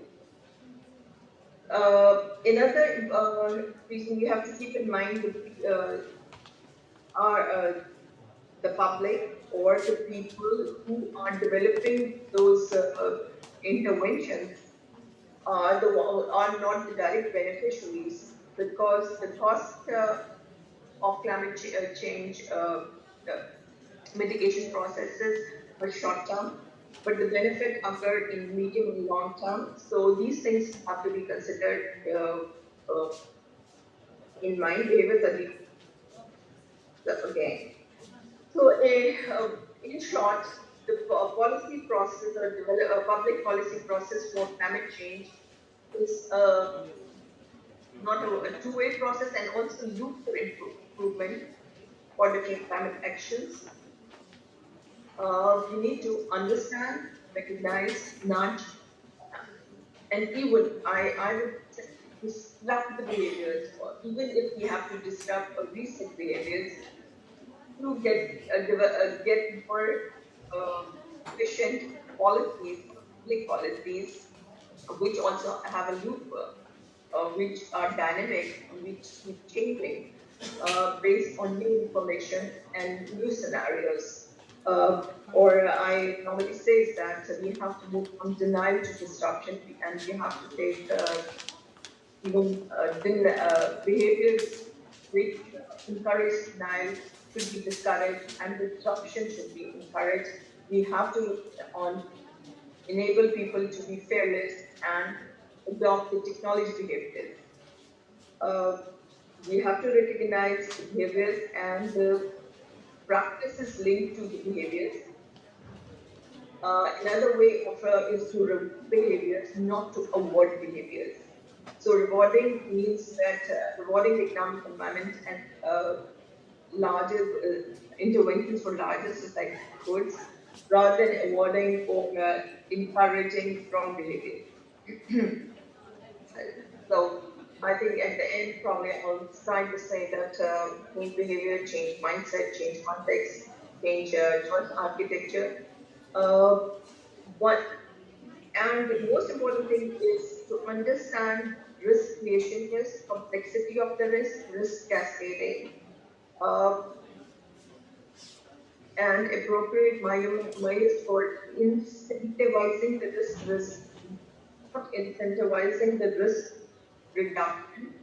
Uh, Basically, you have to address the fundamental changes and look into the emerging risk landscape, not the ones which are currently there. We never hardly look into the future. There is an example, a unique example actually, but due to the floods in Pakistan or due to the climate change, our cotton crop was disturbed, and the Better Cotton Initiative was help in which how the cotton grows. They basically said Sorry to disturb you. Just a quick reminder, if you can conclude. I'm just finishing. Yeah. And on ground humanitarian support, but they never looked at proactive actions for risk management and mitigation and actually removing the risk, future risk for that. So I think with that I will end. There are many other smaller interventions by changing, nudging people lifestyles. You can change youth mindset by not by forcing through policies which force to basically help them uh, decrease the use of cars or nudge them to use bicycle, but changing the definition of food within the policies and and encouraging entrepreneurs to create more interesting bikes, more convenient and comfortable bikes. And likewise, the elite mindset can be changed, and then small things like dynamic billing and etc. Thank you, Rain, for your insightful presentation. I would just make a quick comment that nudging or nudge economics, as Bilal Anwar said earlier, it gives a new area of action where we can uh, manage public policy at micro level. We can engage communities in the public policy through this emerging area or profession within economics. I would mention here that I know many friends from India. They have a well-established community of behavioral economists.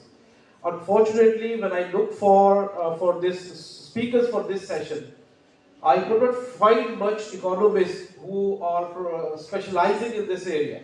So we have taken this initiative to take all those economists on board and explore all the prospects of this new field for Pakistan. We have a final presentation for this session of Sayyid Mahmood Nasir. He is IG Forest retired. Now he is attached with the Ministry of Climate Change and is actively engaged in the decarbonization frameworks. I would request Dr. Sayyid Mahmood Nasir to give his talk. You have 10 to 12 minutes, sir, when you can start your talk. Thank you.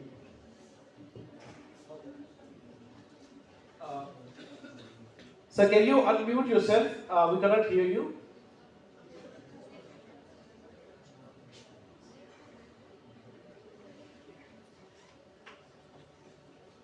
We cannot hear. If you can check if you're unmute. Can we do it remotely from here? Your mic is not working.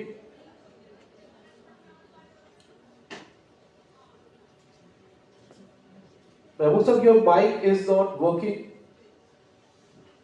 Can you check?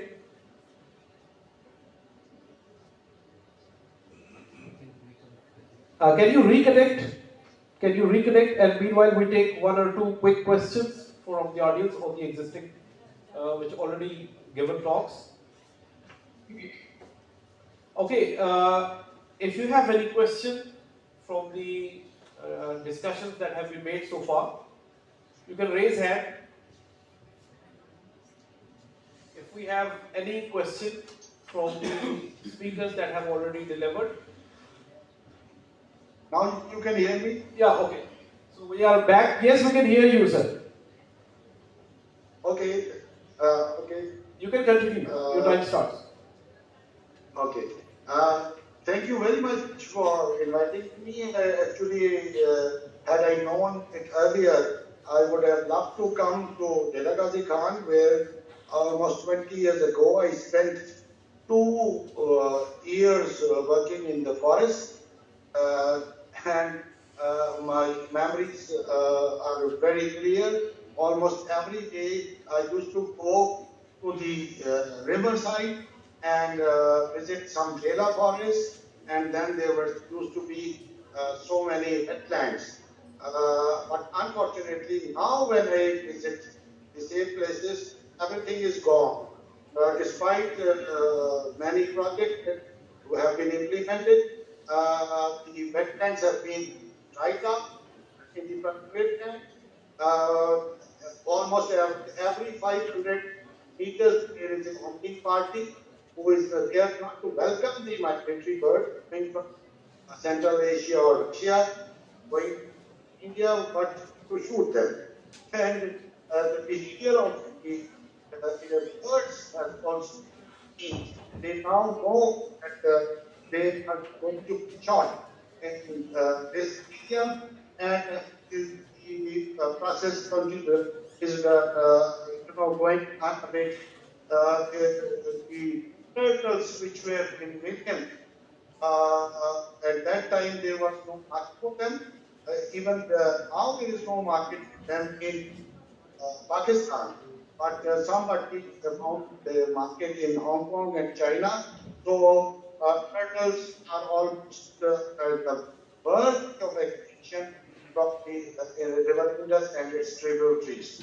The irony is that the forest management is also, at a back stage where we are planting trees by investing a lot of money in irrigating them because the floodwater of the Indus is not reaching the riverine forest, which and because we have management regime is not aligned to the changing pattern, and once or twice when floodwaters inundate the riverine forest,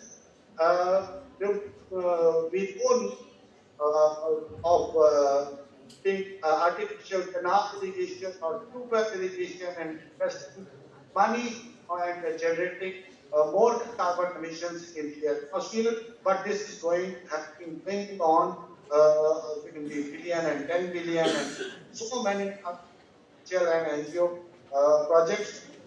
This is a very timely action by Gazi University Department of Economics to have a different view on the same thing,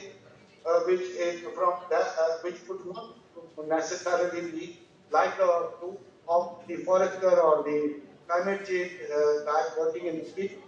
Economist, and I have to in the part of an anthropologist looking back to forest practices from an anthropological, epistemological view of one could see things very different.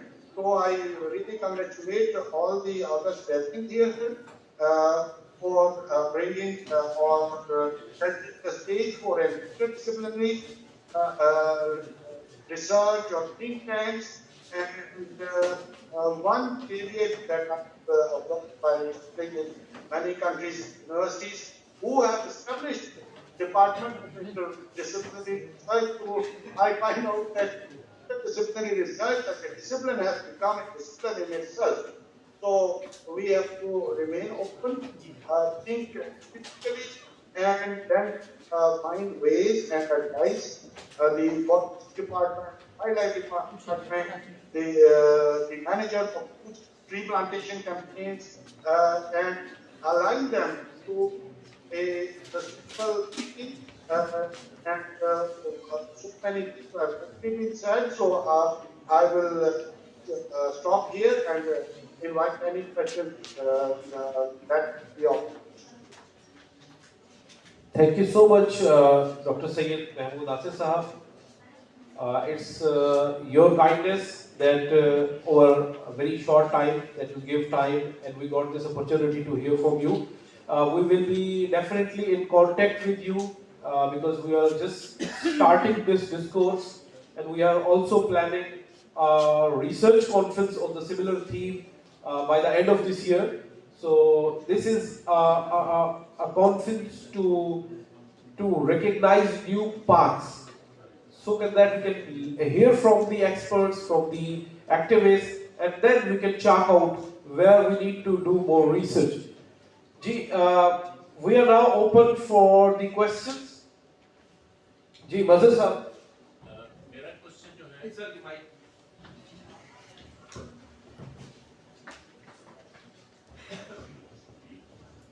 एक तो मैं छोटा सा comment कर दूं जिससे पहले जो It will be nice if you start with your introduction so that everybody knows.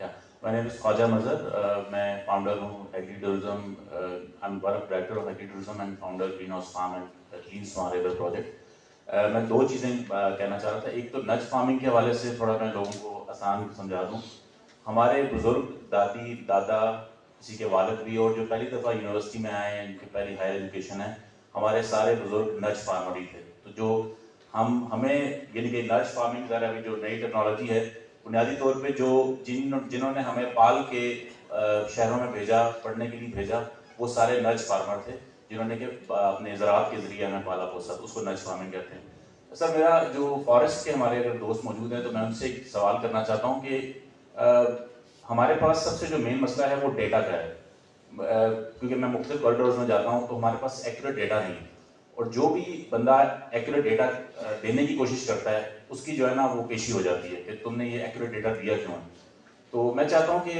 अगर कहीं पे हमारे पास जंगलात के हवाले से कोई एक्यूरेट डेटा हो जो कि नहीं होगा लेकिन अगर कोई करीब तरीन हो या कम से कम उसको डंप कर दिया जाता है वो बाद में हम दरिया का डेटा मांगे तो कहते हैं जी कि ये नेशनल सिक्योरिटी मैटर है जंगलात का मांगे तो वो आधे जंगलात किसी के पास हैं तो अगर कोई हमें ये पता चल सके कि जंगलात हैं कितने और कहाँ पे हैं कि अगर हमारे जैसे यहाँ पे 10-12 दोस्त बैठे हुए हैं तो हम जो दरख्तों पे काम कर रहे हैं तो हमें पता चल सके कि कहाँ पे जाके दरख्त लगा सकते हैं तो अभी रिसेंटली मैं छोटी सी मिसाल देता हूँ एक हमारे दोस्त हैं उनको एक अटक के डिस्ट्रिक्ट में कोई 2 साल पहले किसी ज़राअत वो नया शौक उनको हुआ कि अच्छे फैमिली से अफसर लग के आ गया तो उसको अपने अफसर ने कहा कि अपने ज़िले का जो है ना तहसील का गंदम का एक्यूरेट डेटा होना चाहिए तो वो चला गया जाके एक्यूरेट डेटा लेने के लिए जब वो लेके आया तो पता चला कि क्वेश्चंस की टोन डिफिकल्ट सेट कर दी है आपने भी स्पीकर बन के आना है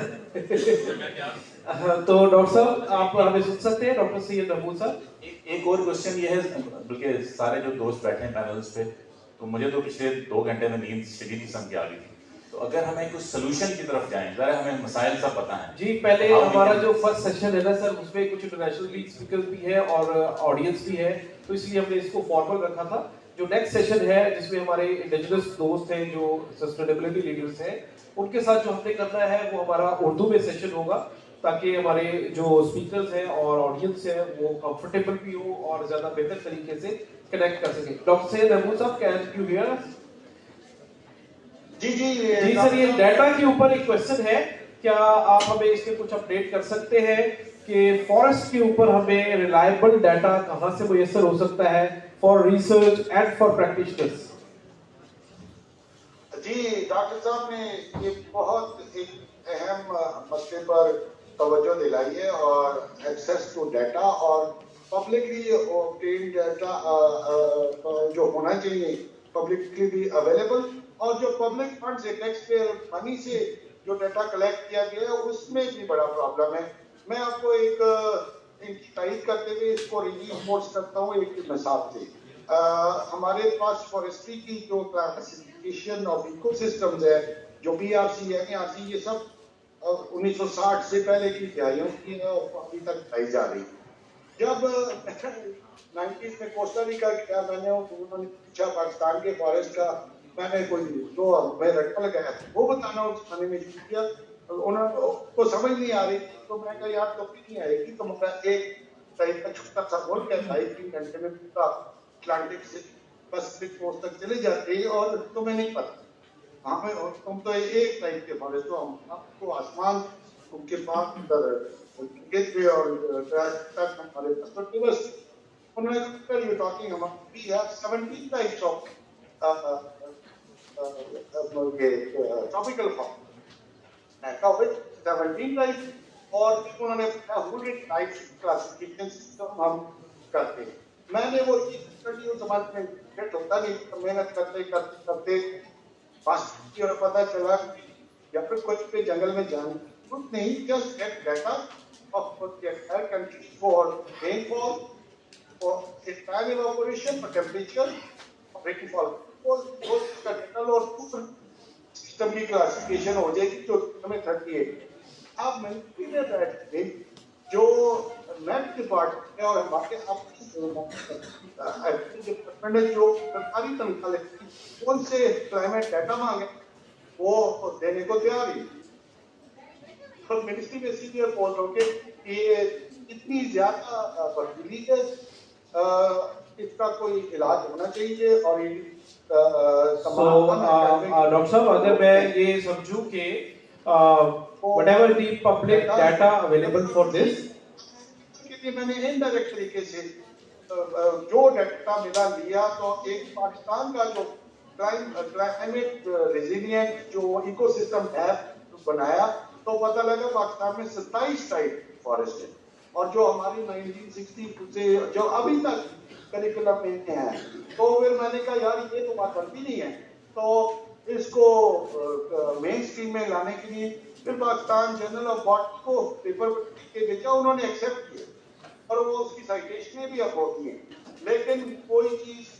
जो है ना हमारे मुल्क में चेंज करने को के लिए बड़ी हिम्मत नहीं है और डाटा एक्सेसिबिलिटी जब पब्लिकली अवेलेबल होगा तब ही कोई चेंज आ सकती है जी बहुत शुक्रिया डॉक्टर साहब मुझे जो समझ आई है कि हमारे पास रिलायबल डाटा की प्रॉब्लम है कमी है और मेरे जो नोट टेकर्स हैं काइंडली हम इसको इलाफिये में शामिल करेंगे कि जो क्लाइमेट से रिलेटेड है फॉरेस्ट से रिलेटेड डाटा है रिलायबल डाटा उसकी प्रोविजन के लिए हमें वेरियस स्टेजेस पर चाहे वो प्रोविंशियल गवर्नमेंट हो या मिनिस्ट्री लेवल पे हो उसकी कंपाइलेशन जो है वो बड़ी जरूरी है मर्दमशुमारी करनी पड़ेगी जी जी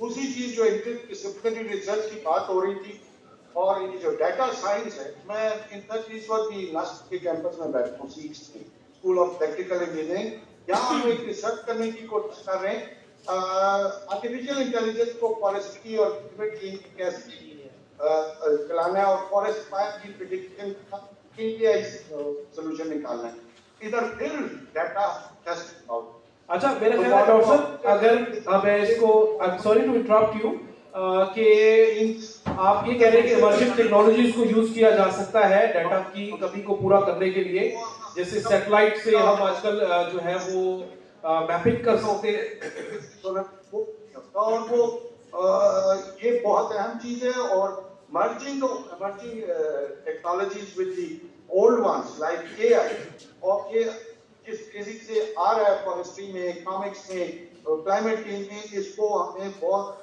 तेजी से इसको कैप्चर करना चाहिए और इसमें हमें कदम उठाना चाहिए और ये सेमिनार का मैं रिक्वेस्ट करूंगा रिकमेंडेशन भी thank you so much sir question Masood भाई को अच्छा मेरी दरखास्त होगी कि क्वेश्चन को भी ब्रीफ रखेंगे और जिसको आपने जिस स्पीकर को पूछना है उसको उनका नाम भी लेंगे और आंसर भी इसका कोशिश करेंगे ताकि हमारा अगला सेशन भी चलता रहे जी मसूद भाई माइक दीजिए इसके बाद भाई आपको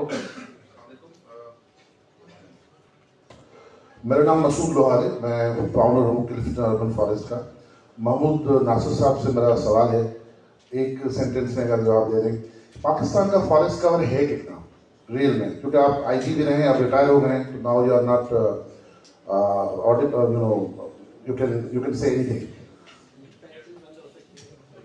महमूद साहब जी पब्लिकली अवेलेबल डाटा ये रिलायबल है ये ठीक है और अब डिपेंड करता है फॉरेस्ट को डिफाइन क्या करते हैं एक टीम जो है कहती है 2.5% है वो भी गलत नहीं है, जो कहते हैं 6% है वो भी गलत नहीं है। ये आप तो अपनी मुझसे सवाल को कितना रिफ्रेम कर लें आप, what do you mean by this?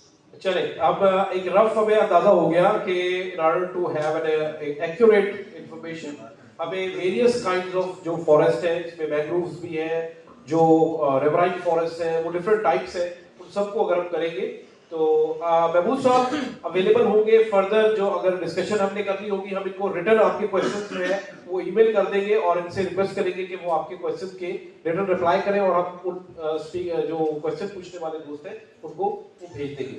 Ghulam Rasool भाई आप क्वेश्चन पूछेंगे। गुलाम रसूल साहब का मैं आपको थोड़ा सा तारुफ करा दूं कि गुलाम रसूल भाई जो है ये पाकपतन से है और मैंने इनको बड़ी हुज्जत करके बुलाया है यहाँ पर। ये इस वक्त इस स्प्रिंग में ऑल इन ऑल तकरीबन 1.2 मिलियन टाली का दरख्त जो है वो पाकपतन में लगाने का इनका प्लान है विदाउट एनी इंस्टीट्यूशनल सपोर्ट। जी गुलाम रसूल जी, मेरा सवाल ये है कि कश्मीर के अंदर गिलगित बल्तिस्तान और KPK के अंदर जो हमारे पहाड़ हैं वहाँ पर जो दरख्त हैं अब उनको आग लगाई जाती है या लग जाती है, तो आया इसके ऊपर कोई कानून है? अगर कानून है तो वो कितना पुराना है? इस टाइम जिस तरह आबादी बढ़ रही है और हमें दरख्तों की ज़्यादा ज़रूरत महसूस हो रही है, तो इस वक्त के मुताबिक आया वो कानून के अंदर कोई तब्दीली की गई है? और अगर वो कानून बना हुआ है तो उसके ऊपर आया सजाएं मिलती हैं? अगर आखिरी दफ़ा किसी को कोई उसके मुताबिक कानून के मुताबिक सजा मिली है तो वो कब मिली है? मेरा ख्याल आपने स्पीकर को एड्रेस नहीं किया तो मैं कोशिश करता हूँ इसको जवाब देने की। उसमें जो क्वेश्चन है जो फॉरेस्ट फायर का, नो डाउट पिछले कुछ अरसे में हमने वर्स्ट फॉरेस्ट फायर पाकिस्तान में देखी है। कॉन्स्पिरेसीज थी कि ये नेचुरल थी या ये इंड्यूस थी। हमने बलूचिस्तान में मेरे ख्याल साल 1.5 साल पहले इधर देखी। इसके अलावा हमारे यहाँ पे करीब ही लाशारी जंगल है तोसा बराज के पास, it's one of the wildlife लाइफ सेंचुरी। यहाँ पर एक वर्स्ट फॉरेस्ट फायर हुआ जिसमें हजारों जो wild life protected wild life थे वो भी उसमें डेथ हो गई। तो ये सर हमारे इलामिये में शामिल होगा कॉन्फ्रेंस के कि जो हमारे प्रोटेक्टेड एरियाज हैं उनकी जो लेजिस्लेशन की अगर कहीं कमी है तो गवर्नमेंट उसको पूरा भी करे और उसके साथ ऐसे जो मुजरिम हैं जो पाए जाए इस किस्म के जराइम में उनको बड़ा सीरियस लिया जाए उनको और उनको सजाएं बाकायदा दी जाए। इसके अलावा इसी पर मैं जो है वो फर्दर इसको एक्सटेंड करूंगा कि हमारे यहाँ जो हमारे ब्यूरोक्रेट्स हैं जो पब्लिक पॉलिसी के इम्प्लीमेंटेशन के लिए जो एग्जीक्यूटिव्स हैं उनकी जो अवेयरनेस है रिगार्डिंग दी क्लाइमेट इश्यूज वो बड़ी जरूरी है और वो भी हम इंशाल्लाह इलाके में शामिल करेंगे कि जो पब्लिक सेक्टर के ऑफिसर्स की ट्रेनिंग के इंस्टीट्यूट्स हैं जहाँ पर हमारे जो ब्यूरोक्रेट्स की ट्रेनिंग होती है जो ऑफिसर्स की, उसके अंदर इसको शामिल किया जाए कि वो सेंसिटाइज हो एनवायरनमेंट से रिलेटेड इश्यूज पर। हमने देखा है कि पब्लिकली वो बाज़ इन चीज़ों पर लीनियंट होते हैं। द रीजन बिहाइंड के they are not much aware about the importance of that. जी जी सर, जो पहला सवाल आया था मुझे सर की तरफ से, मैंने कहा थोड़ा सा सवाल है आवाज़ ठीक आ रही है। पहली बात तो ये है कि अगर फॉरेस्ट के डाटा पे जो सवाल है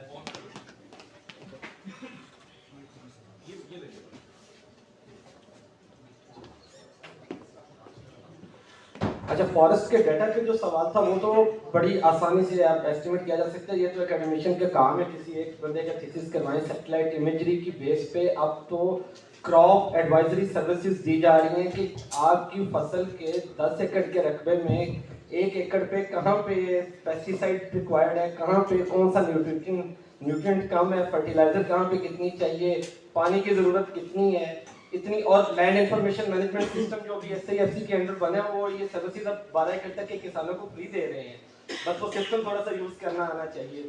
तो डेफिनेटली सैटेलाइट इमेजरी को यूज़ किया जाए तो आप बड़ा आसानी से ये आइडेंटिफाई कर सकते हैं कि हमारा फॉरेस्ट एरिया कितना है। सेकेंड, हम बड़ी देर से ये कोशिश कर रहे थे पाकिस्तान में सेंसस हो, आपने मरदमशुमारी का, बल्कि तो उसको ज़राअत शुमारी कहना चाहिए मरदमशुमारी की बजाय। तो जानवर शुमारी और ज़राअत शुमारी 2006 के बाद हमने जानवर शुमारी नहीं की थी और हम उसकी प्रोजेक्शन की बेस पे इकोनॉमी में गलत शेयर बताते रहे लोगों को, गलत बताते रहे कि हमारा लाइफ स्टॉक का शेयर एग्रीकल्चर में बढ़ गया, क्योंकि वो 1996 और 2006 के सेंसस के डाटा की प्रोजेक्शन थी जिनकी बेस पे हम कर रहे थे। 2010 के बाद से हमने ज़राअत शुमारी नहीं की थी। तो मैं तो पिछले 1 साल से मुसलसल जितनी जगहों पे मुझे मतलब बात करने का मौका मिला, मैंने इसके ऊपर बात की कि ये होना चाहिए। अब ये एफर्ट स्टार्ट हो गई है, सेंसस एग्रीकल्चर सेंसस होने जा रहा है, तो होपफुली हमें बहुत फ्रेश जो है वो डाटा एग्रीकल्चर सेंसस के थ्रू इन सारी एस्पेक्ट के ऊपर, फिशरीज के ऊपर, लाइफ स्टॉक के ऊपर, फॉरेस्ट के ऊपर, एग्रीकल्चर के ऊपर मिलेगा। Thank you so much. मैं बिलाल अनवर साहब की प्रेजेंस का फ़ायदा उठाता हूँ, खुद ही अगर जब तक कोई हाथ खड़ा नहीं करता। सर एक इशू है हम जिसको आपसे ज़्यादा बेहतर समझना चाह रहे हैं कि पाकिस्तान जब अपना नैरेटिव, क्लाइमेट नैरेटिव प्रेजेंट करता है वर्ल्ड के सामने, तो हम क्लाइमेट जस्टिस के बड़े स्ट्रॉन्ग प्रोपोनेंट्स हैं और उसको हाईलाइट भी करते हैं। But when it comes to within country we feel there are disparities कि जितने भी हमारी क्लाइमेट फाइनेंसिंग हो रही है प्रोजेक्ट्स पे, तो वो उसमें कुछ एरियाज जो बहुत वुल्नरेबल है, वो नेग्लेक्टेड जो है वो जा रहे हैं। तो डोंट यू थिंक कि क्लाइमेट जस्टिस को हमें विद इन कंट्री भी पॉलिसी के अंदर शामिल करना चाहिए? Just I will mention one project I was hearing that planning and development recently have allocated some more than $4 billion on 19 flagship projects related to floods in 2022. And I was really amazed. There was not a single project for South Punjab where more than 100 kilometers of belt was severely affected. तो हम इसे समझना चाहते हैं आपसे कि whether हमारी political leadership इसको प्रोजेक्ट करने में सही से नहीं हो पा रही, क्या हम टेक्निकल लोग जो हैं उस पर अपनी सही बात नहीं पहुंचा पा रहे पॉलिसी मेकर्स तक, इसमें थोड़ा सा हमें गाइड कीजिए। जी, thank you very much doctor साहब। Wonderful question. पहली तो बात यह है कि ultimate goal of climate justice internationally जो है उसमें भी तो इतने ज़्यादा हम सक्सेस हमें नहीं आ रही, and that's not only for Pakistan, that's for many other countries as well who are actually crying out and they are actually trying to get the share and get their narrative apart as well. लेकिन चले उसके एक अपने dynamics international level के ऊपर, और national level के ऊपर जैसा कि आपने कहा it becomes even more complex national level के ऊपर बात की जाती है। पाकिस्तान के कॉन्टेक्स्ट में आपकी बात बिल्कुल ठीक है कि जो फंडिंग है, फंडिंग की एलोकेशन है, in many cases actually it is it's a combination of factors कि वो सही लोकेशन, सही जियोग्राफीज और जो वल्नरेबल एरियाज हैं, कम्युनिटीज हैं, उन तक नहीं पहुंच पाती। उसमें सबसे बड़ा जो इशू है वो इससे पहले इसके ऊपर बात हो भी रही थी, वो थी कि डेटा अवेलेबल नहीं होता, उससे प्रोजेक्ट की जो जस्टिफिकेशन होती है या इंटरवेंशन की जस्टिफिकेशन होती है वो साइंटिफिकली या रीजनेबली एक्यूरेटली एस्टैब्लिश नहीं कर पा रहे होते हम।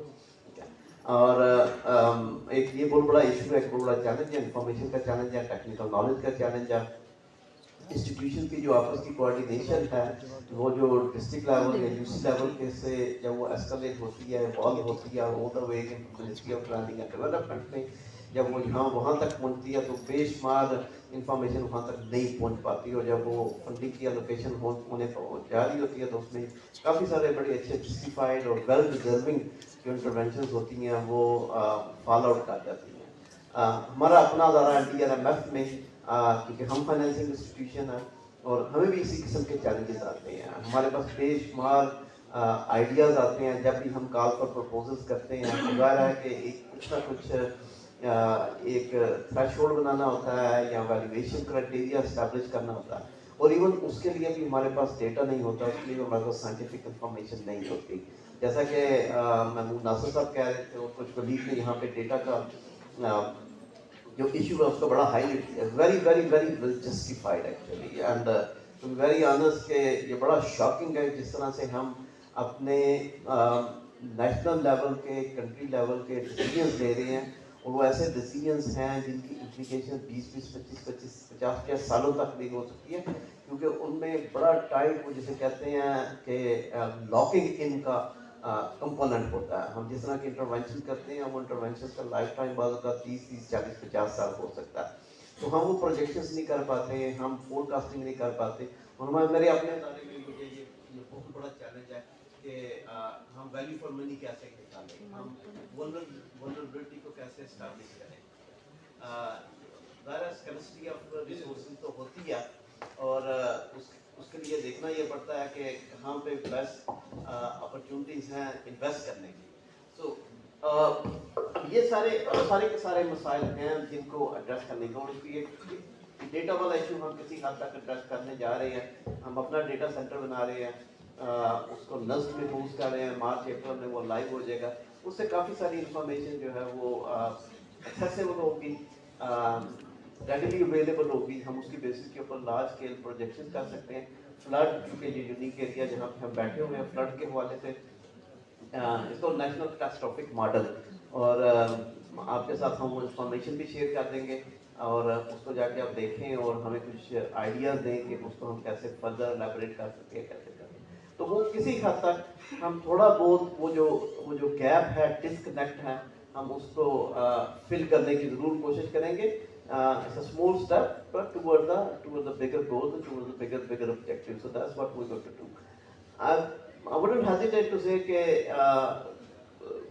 political जो aspects हैं या political जो aspirations हैं, वो भी बड़ी हद तक एक रोल प्ले करती हैं फाइनेंसिंग की डायवर्शन में। तो आई थिंक इसको भी एड्रेस करने की जरूरत है, but this is very sensitive issue. So climate justice का जो नेशनलिस्टिक एस्पेक्ट है वो इंटरनेशनल से भी ज़्यादा कॉम्प्लेक्स है।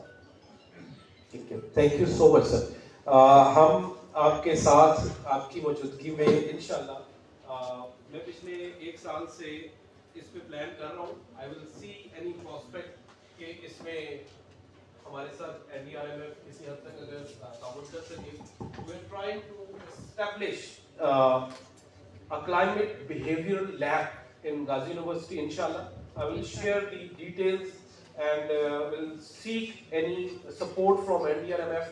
The purpose of that climate behavioral lab is to help the public policy with necessary data and developing behavioral tools for policy at least the micro level when it comes to implementation, whether it's public sector or even in the development sector. We have seen the issue with the development sector is many non-profits, they come, they implement a project, and once they leave the place, the project is not sustainable. The problem is this project is not rooted in the behaviors of the people. It has not become a norm. They should not leave until it has become a norm. So in that direction we are working, and we will seek your support, inshallah. I will take last question and then we'll go to the next session. Vice President Mirza Zafar Iqbal Sahab, he has also been partner of the conference. I'll give him for the question. Mirza Zafar Iqbal Sahab. इनके बाद एक और ले, क्योंकि अभी तक किसी ने हाथ नहीं खड़ा किया। बिस्मिल्लाहिर्रहमानिर्रहीम। मेरा नाम मिर्जा जफर इकबाल है, मैं सीनियर वाइस प्रेसिडेंट हूँ डीजी चैम्बर ऑफ कॉमर्स में। इमरान साहब से मैं बल्कि थोड़ा सा एक शेयर करना चाह रहा था कि आपके नॉलेज में लास्ट ईयर हमने डीजी खान जिमखाना क्लब की बुनियाद रखी। उसके मेन एस्पेक्ट्स जो है ना वो आज तक लोगों को नहीं समझ आए कि वो क्या थे। उसके बैकग्राउंड में हमने जो वर्क किया था वो यही था कि एक कम्युनिटी इंगेज करें, जो बिहेवियर, लोगों की physical activities, mental activities, plus हम कोई एज ए डोनर्स इकट्ठे हों और अपने इलाके को मजीद तरक्की की तरफ लेके जाएं। अनफॉर्चुनेटली वो इदारा थोड़ा सा पोलिटिसाइज हो गया, अपने वे से थोड़ा सा हट गया, लेकिन हम अभी भी उसके ऊपर वर्क कर रहे हैं। इंशाल्लाह विद इन नेक्स्ट ईयर हम उसको शायद दोबारा टेकअप कर लें, क्योंकि हम उसमें एक प्रोसीजर चल गया इलेक्शंस का, तो उसमें चीज़ें डिफरेंस आ गई हैं। तो मेरा जो मेन पर्पस था इस चीज़ की डिस्कस करने का वो ये था कि हमें सबसे ज़्यादा जो इस टाइम ज़रूरत नज़र आ रही है ना, वो है लोगों के बिहेवियर पे वर्क करने की। हम लोग कोई भी प्रोजेक्ट, अब हमने ये प्रोजेक्ट बनाया, इस पे लोगों ने किसी और सेंस पे ले गए, वो उसको फूड की साइड पे ले गए, जबकि बैकएंड पे हमने जो इस पे वर्क किया था वो यही था कि हम एक अच्छी कम्युनिटी एंगेज करें जो लोगों के ऊपर वर्क करे, अपने इलाके के ऊपर वर्क करें, हम उस पर ग्रीनरीज लाएं, फॉरेस्ट लाएं, हम इंडस्ट्रियल को प्रमोशन दें, हम इदारों को सपोर्ट करें, हम यूनिवर्सिटीज़ के अंदर सेमिनार्स करें डिफरेंट, ताकि एक हमारा जो एरिया है वो एक हेल्थी एक्टिविटीज़ की तरफ जाए, ना कि किसी डेंजरस साइड पे चले जाए। तो इसी चीज़ को हम देखते हुए हमें सबसे ज़्यादा मुझे जो फील होता है वो बिहेवियर ऑफ ह्यूमन बीइंग पे होता है कि हम जितना उनके ऊपर अवेयरनेस और इस ग्रीन शजर दोस्त कॉन्फ्रेंस को इसके ऊपर इम्प्लीमेंट करें। हम आपके साथ हैं इस चीज़ में, हम लोगों के बिहेवियर के लिए, क्योंकि जब भी हम कोई ग्रीनरी प्लांट लगाते हैं आपके सामने फोटो सेशन के लिए सब आ जाएंगे, उसके बाद वो प्लांट्स को सस्टेन रखने के लिए हमारे पास पॉलिसी कोई नहीं होती।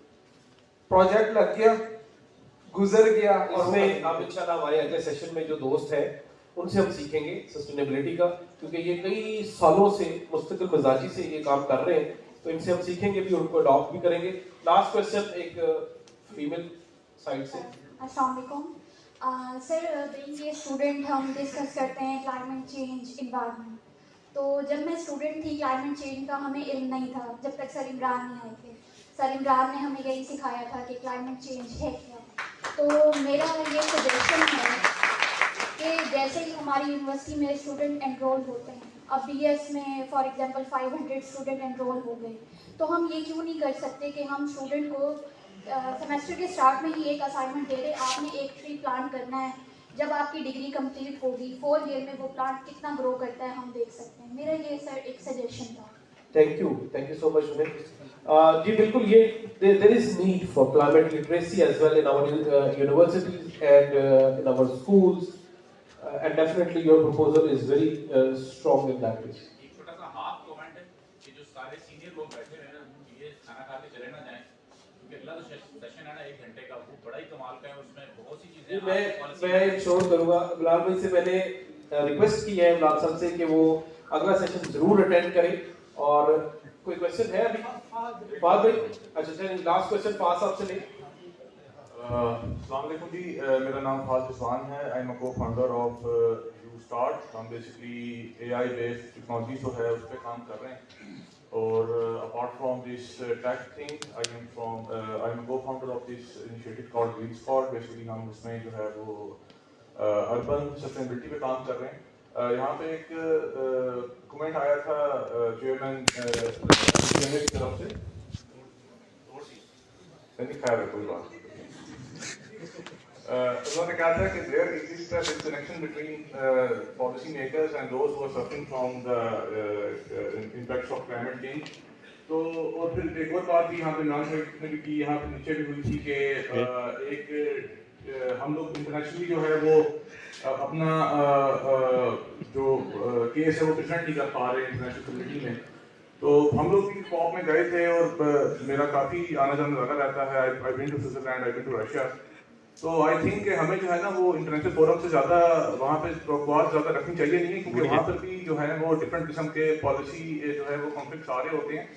क्लाइमेट तो खैर एक मामला है, तो मामला है, हम देख सकते हैं फ़लस्तीन में जिस तरह से एक मैसेकर चल रहा है पिछले 6 महीने से, और नाजी जर्मनी का भी रिकॉर्ड है वो टूट चुका है, तो स्टिल जो है वो यूएन उस पर जो है सीज फायर तक नहीं करवा सके। तो इस किस्म के जब ह्यूमन कैटास्ट्रॉफी पे वो कुछ नहीं कर पा रहे, तो क्लाइमेट पे वो क्या करेंगे ना। कॉप का तो बहुत ज़्यादा एक रियल एजेंडा था। जब हम लोग वहाँ पे गए तो हमने वहाँ पे जो बात रखी रिन्यूएबल्स पे, तो कॉप को जो लीड कर रहे थे यूएई के अंदर, तो वो मिनिस्टर खुद जो थे वो ऑयल उस पर जो थे वो उनका जो था वो चला रहे थे। इस तरह से इस साल जो है वो कॉप जो है वो बाकू में होगा, अजरबैजान में होगा। तो यहाँ पर अगेन अजरबैजान में जो लोग उसको लीड कर रहे हैं, अगेन वो एक ऑयल प्रोड्यूसिंग कंट्री है, तो वो लोग जो कि उस तबाही के जिम्मेदार हैं, वही लोग जो है क्लाइमेट इनिशिएटिव को जो है वो लेके चल रहे हैं। और इसमें जो दूसरा बड़ा एक चैलेंज आ रहा है इंटरनेशनली, तो जैसे मैंने कहा कि पॉलिसी का एक मसला है, तो पाकिस्तान के अंदर जो बहुत बड़ा मसला आ रहा है वो ये है कि हमारे मुल्क के अंदर जो है वो when it comes to plantation drive, even आप बहुत ही स्पेसिफिक उसको बहुत रिड्यूस करते हैं क्लाइमेट को, दरख्त पे ला के, हालांकि it is much more to tree, वो एक बहुत एक डेप्थ वाला जो है मामला है। तो ट्री के अंदर भी हम देखते हैं कि मैं जिस तरह से गुफ्तगू कर रहा हूँ तो मैं बोल नहीं पा रहा ठीक तरीके से। इस्लामाबाद से मैं आया हूँ, इस वक्त हम लोग जो है ना आधा इस्लामाबाद मेडिकल अस्पतालों का रुख कर रहा है, क्योंकि पोलन जो है बहुत ज़्यादा हवा के अंदर है। यूब खान साहब को शौक चढ़ा था इस्लामाबाद पर सबसे, तो उनको कोई मुकामी तरफ नजर नहीं आया। उन्होंने साउथ ईस्ट एशिया से जो था ना पेपर मजबूरी मंगवाया और उसकी जो थी शेड्यूलिंग हेलीकॉप्टरों से इस्लामाबाद मंडी पे की, और अब वो जो है ना हमारे लिए तरफ तजाब बन गया। और बिल्कुल यही काम जो है ये पिछले साल सीढ़ियाँ दोबारा कर रहा है, कनक चंपा के नाम से एक स्पीशी है वो लगाए जा रहे हैं। और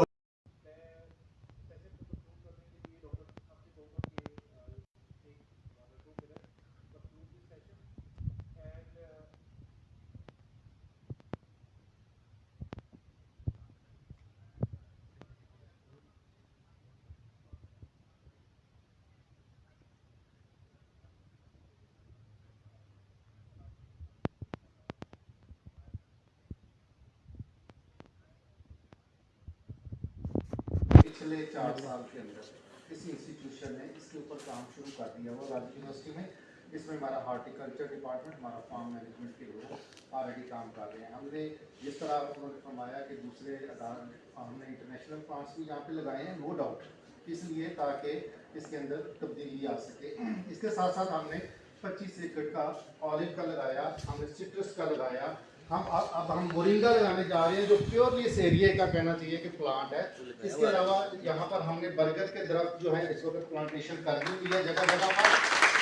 इसके साथ हम टाली वाला जो कॉन्सेप्ट है वो लेके जा रहे हैं, ये भी हमारे लोकल सिस्टम के अंदर जामुन के प्लांट्स लगाए हैं, ये इस वक्त कैंपस में लगे हुए हैं। मोरिंगा भी लगा हुआ है वहाँ एयरपोर्ट कैंपस पे, मोरिंगा लगा है। मोरिंगा लगा हुआ है, मोरिंगा का मजीद हम एक्सटेंड करने जा रहे हैं क्योंकि इस वक्त वो दुनिया के अंदर सुपर फूड के अंदर शामिल होने जा रहा है। तो इस हवाले से हम लोग कहना चाहिए कि गाजी यूनिवर्सिटी जाग रही है और आप लोगों के साथ ये डिस्कशन जो है चलती रहेगी इंशाल्लाह। और ये गाजी यूनिवर्सिटी ने ही पहली दफ़ा शजर दोस्ती के ऊपर कॉन्फ्रेंस की है, अभी तक यूनिवर्सिटी की लेवल पे किसी भी कहीं पे नहीं हुई, जहाँ पर उन्होंने आप जैसे दोस्तों को मोहब्बत से बुलाया भी इसीलिए है कि आपसे भी सीखें हम कि आपके तजर्बे क्या हैं।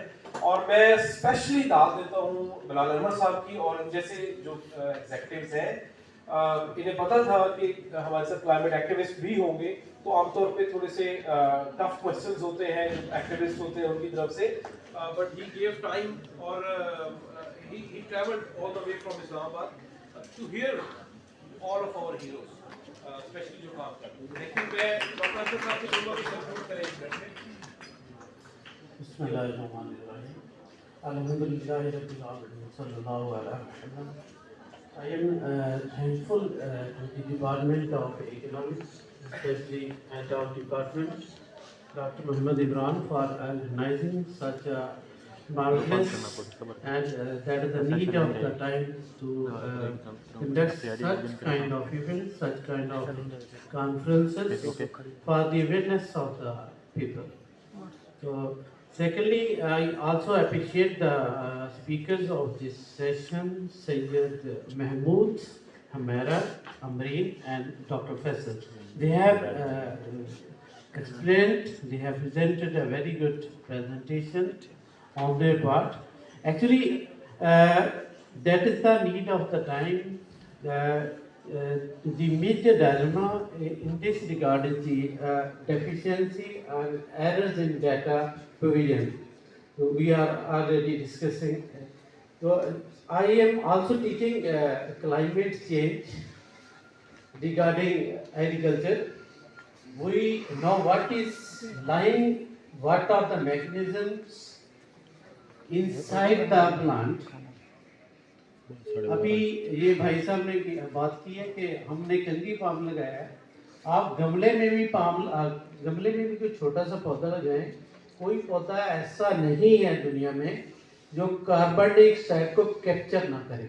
बीइंग ए फिजियोलॉजिस्ट गारंटी से कह रहा हूँ, आप घर में भी गमला लगाएंगे वो कार्बन स्टिक्शन करता है, वो कार्बन कैप्चर करता है। पॉसिबल ही नहीं है कि पौधा सर्वाइव करे और अपना ग्रोथ इंक्रीज करे वो कार्बन डाइऑक्साइड ना ले, इट इज इम्पॉसिबल। ठीक है। और एक दफ़ा ये भी हुआ कि कराची में ये जो हमारा कोनो कार्पस है इस पे बड़ी वो बात हुई कि इसने ये कर दिया वो कर दिया, और जब उस साइंटिस्ट ने वहाँ पे बात की, जब हम अपने इरेलेवेंट फील्ड को टच करते हैं ये बड़ा मसला बनता है। तो यहाँ पे भी मेरी सजेशन यही है, जो लोग क्लाइमेट चेंज पे बात कर रहे हैं उन्हें plant scientist, plant physiologist, plant pathologist, ठीक है, एग्रीकल्चर के जो हैं बॉटनिस्ट हैं, उनको भी आप आपस में जो है ना कोऑर्डिनेट करके आप कंक्लूड कर सकेंगे। अदरवाइज आपका ये जो इस हवाले से नॉलेज प्रोविजन रह जाता है, ठीक है। मुझे पता है कि पानी किस तरह से स्प्लिट होता है, और पानी ही वो चीज़ है जो स्प्लिट होके आपको ऑक्सीजन दे रही है। वही ऑक्सीजन आप सिलेंडर्स के हिसाब से प्लांट से ले रहे हैं, और ये चीज़ें हम बड़ी डिटेल में वो पढ़ाते हैं। और कुदरत ने प्लांट लीफ के अंदर एक छोटी मोटर रखी है जिसे हम shortest molecular motor in nature कहते हैं, ठीक है, that is responsible to produce energy. तो अब वो कोनोकार्पस की मैं बात कर रहा था, अब उस साइंटिस्ट ने ये बात की कि ये कार्बन डाइऑक्साइड इनटेक जो है वो बड़ी तेज करता है और स्लो करता है, और इसकी ग्रोथ रेट बहुत इंक्रीज है, और दोनों बातें गलत हुई। अब ये देख लें कि एक मीडिया पे आके एक पर्सन ने ये बात कर दी कि कार्बन डाइऑक्साइड इनटेक जो है इसका कम है और ग्रोथ रेट बहुत ज्यादा है। हाउ इज इट पॉसिबल कि कार्बन के बगैर पौधा स्केलेटन प्रोड्यूस कर सके? एक्चुअली इशू ये है कि वी नीड डाइवर्सिटी। ये नहीं कि हम शुरू करें तो सारा कंगी पानी लगा दें पूरी यूनिवर्सिटी में, ठीक है। We need to diversity in plantation, और ये डिफॉरेस्टेशन बहुत बड़ा इशू है। इसमें हमें जो भाई ने बात की है वो बड़ी मतलब प्रैक्टिकल नेचर की है कि इन्होंने ये बात की कि हम वो सैटेलाइट इमेजरी से अंदाज़ा लगा सकते हैं। अब आर्टिफिशियल इंटेलिजेंस से पता चल जाता है कि आपका ड्रोन जब ऊपर से फसल के गुजरता है वो बताता है कि जहाँ पे आपके पैथोलॉजिकल या एंटोमोलॉजिकल इशू हैं वो वहीं पे स्प्रे करता है, तो जहाँ पे वाटर डेफिशिएंसी है वो वहीं पे इंडिकेट करता है कि आप यहीं पे वो जो है ना वाटर का स्प्रे करें। तो we need to go toward the technology, we need to go toward the exact data, then we will be able to get the good solution. Thank you Imran sir for your time. Thank you so much जी। ये हमारी इंशाल्लाह हल्की फुल्की जो है discussion में, dialogue में नोकझोंक भी चलेगी, और अगला सेशन जो है वो हम शुरू करेंगे। मैं आप सबका बहुत शुक्रगुजार हूँ, हमारे आज के जो चेयर किया डॉक्टर अंसर साहब, डॉक्टर रातिक हयात साहब, डॉक्टर फैसल साहब, डॉक्टर सैयद महमूद नासिर साहब, हुमैरा अमरीन, आप सबका बहुत शुक्रिया। आपने इस सेशन को बड़ा इंसाइटफुल रखा और इंटरेस्टिंग रखा।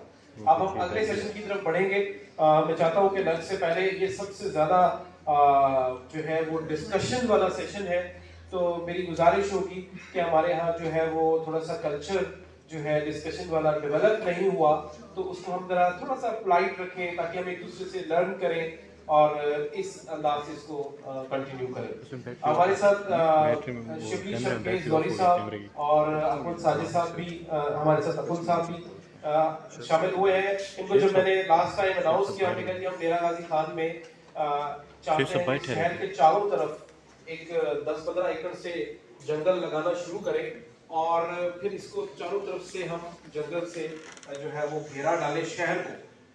तो सबसे पहले इन्होंने आवाज़ उठाई और इन्होंने कहा जी कि हम पहली जो है वो अपनी लैंड भी डिवोट करते हैं अगले 20 साल के लिए जंगल के लिए। तो a big hand of applause for that. और अब मैं दरखास्त करूंगा सर आप सामने, और हमारे नेक्स्ट सेशन को जो है वो चेयर करेंगे डॉक्टर सलीम साहब, डायरेक्टर ऑरिक भी है। और इसके साथ साथ मैं अपने नेक्स्ट सेशन के पार्टिसिपेंट से गुजारिश करूंगा कि वो तशरीफ लाए मसूद दुआ साहब, गुलाम रसूल भाई। नेक्स्ट सेशन के हमारे जितने भी शजर दोस्त तशरीफ लाए हैं, अपना फाद भाई आप ही तशरीफ ले आए, रफीक सोमरो लाड़काना से तशरीफ लाए हैं, आसिफ भाई FGRW फेथ बेस्ड ऑर्गेनाइजेशंस के हवाले से बड़ी बात होती है यूएन लेवल पर भी। फेथ बेस्ड ऑर्गेनाइजेशन एक है FGRW, जिनका एनवायरनमेंट के ऊपर एक पूरा सेक्शन है, तो उनको रिप्रेजेंट कर रहे हैं, उनके प्रोविंशियल रिप्रेजेंटेटिव हैं नासिर साहब, मजर भाई, अब्दुल बासित साहब डायरेक्टर हैं आगाज़े शहर ग्रीन, इनकी ऑर्गेनाइजेशन है। और एक्टिव प्लांटेशन करते हैं डॉक्टर अब्दुल बासित। आप सबसे गुजारिश है कि आप तशरीफ लाएं। हम एक्स्ट्रा चेयर्स आप अरेंज कर लें। ये हमारा रिजवान शाजर साहब, मैं कैसे भूल सकता हूँ, यार मददगार के चेयरमैन भी है। गुजरावाला में इस वक्त अगर आपको कहीं से ग्रीन नारा की आवाज आती है, स्लोगन की आवाज आती है, तो उनके साथ साथ खाजा रिजवान साहब नजर आते हैं। और मैं कहीं भूल नहीं रहा तो कोई दोस्त गेस्ट में से, क्योंकि मैं यहाँ से देख नहीं पा रहा, अब्दुल हक सोनू साहब भी आए थे मेरा ख्याल है, अच्छा अवेलेबल नहीं है इस वक्त। तो और कोई गेस्ट प्लीज, मुझे don't wait for the WWF। आपका सर नेक्स्ट सेशन है, हाँ आपका नेक्स्ट सेशन है, मुनव्वर साहब WWF से है, ये एनवायरमेंटल मैनेजमेंट में हम इनको सुनेंगे बाद में। ये सिर्फ हमारे जो इंडिजिनसली सस्टेनेबिलिटी के हीरोज हैं, जो अपने तौर पर कर रहे हैं बगैर किसी इंस्टीट्यूशनल सपोर्ट के, हम उनको यहाँ पे इनवाइट किया है। सर आप सब तशरीफ रखिए और आप यहाँ से स्टार्ट। अच्छा मैं ये प्रिविलेज इसलिए ले रहा हूँ कि आई एम वन ऑफ देम, तो इनसे बात करने का मेरा ख्याल सबसे मुनासिब मैं ही कर सकूंगा, क्योंकि मैं पर्सनली इन सब दोस्तों को जानता भी हूँ और मुझे पता है कि डिबेट जब थोड़ी सी लंबी होने लगे तो हमने कहीं उनको जो है वो याद दिलाना है कि हम फोकस रहे इस चीज़ के ऊपर। तो सबसे पहले मैं ब्रीफ तारुफ कराऊंगा, अपना तारुफ वो खुद कराते रहेंगे। हम इसका थोड़ा सा टोन सेट कर लेते हैं डिस्कशन की। Every participant try to complete his narrative in next 2 to 3 minutes at the first stage, जिसमें 2 से 3 मिनट में तमाम दोस्तों को हम एक दफा उनका तारुफ और उनका इनिशियल जो अचीवमेंट है वो सुन लेंगे। देन सेकेंडली एक दूसरे की बात को जो हमने डिस्कशन आगे बढ़ानी है, कुछ मैं उसमें हेल्प करूँ, कमेंट करें। मेरी एज का था फेसबुक, वो मुझे एक एग्जिस्टेंशियल क्राइसिस आया कि यार कल अगर हम मर जाते हैं तो हमने किया क्या, मतलब नौकरियां कर रहे हैं, मजे ले रहे हैं, but what is our contribution to society, to the nation, to our own selves, आखिरत। तो फिर मैंने वहां से हालांकि I was a core employee in premature retirement daily UNC and I started my own work because I already believe इदारे old fashion हो चुके हैं, इदारे पार्ट ऑफ प्रॉब्लम है। लोग नौकरियां करते हैं, रिटायर भी हो जाते हैं, कंट्रीब्यूशन कुछ नहीं होती। इदारों की इस बात को साबित करने के लिए मैंने ये इनिशिएटिव लिया कि मैंने खुद अपना काम किया। और वो लोग जिस जगह पे मैंने किया था वहाँ पे पॉसिबल ही नहीं था कि कोई प्लांटेशन हो सके, क्योंकि बस वहाँ पे सॉइल थी नहीं, तो अल्हम्दुलिल्लाह उसमें सक्सेस हुई। और अब ये जो काम हमारा है वो एक मरीन इकोसिस्टम की रिस्टोरेशन है, which is very unusual in the world. मुझे 7 कंट्रीज ने बुलाया था कोलंबो में, उन्होंने मुझे कहा कि यार ये तो हमारे किसी साउथ एशियन सिटी में ऐसा नहीं हुआ कि मेगा सिटी के अंदर इतनी जो है डाइवर्सिटी इतनी जल्दी आ जाए। हमारे यहाँ मैं चाहता था कि ये मैं छोटी सी वीडियो दिखाऊं, हाँ, क्योंकि वो सीइंग इज बिलीविंग। और मैं पता नहीं किसी ने यहाँ पे कहा था, शायद आपने कहा था कि नहीं, मदद साहब ने कहा था कि यार सोल्यूशन पे आए। अब ये मैं तो आपको मीटिंग्स में कॉन्फ्रेंस में जाता ही नहीं, सेम रिपीटेशन पे काम दिखाओ यार, काम नहीं है तो टाइम योर टाइम नॉट। तो मेरा ख्याल है वो वक्त आ गया कि अच्छा, अब ये लिंक मैं शेयर कर दूं ग्रुप में, फिर ये ज्वाइन कर लेंगे ऑनलाइन। अच्छा ठीक है, लाइव का तो मेरा जो लाइव है ना वो दूसरे मोबाइल में हो गया, मैंने दूसरे मोबाइल में किया, इसको मोबाइल के battery urban forestry and urban wetlands का शेयर ग्रुप। लाहौर का मसला है कि लाहौर में नहीं ग्रुप में खराब होता जाएगा, हमारे पास उसका सोल्यूशन है। मैं बिलाल साहब से भी डिस्कस कर चुका था और जगहों पर भी डिस्कस किया है, सोल्यूशन है। लेकिन उस सोल्यूशन में मसला ये है कि रियल एस्टेट को तकलीफ होगी।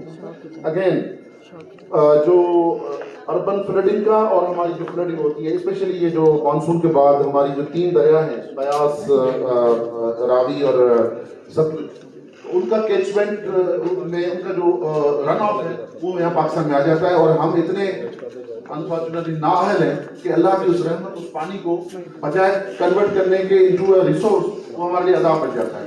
इसका भी सॉल्यूशन हमारे पास है। तो ये सॉल्यूशन ये सिर्फ कहने की बातें नहीं है, हम जो चुके होते हैं, तजुर्बा होता है, उसका क्लेम रखते हैं।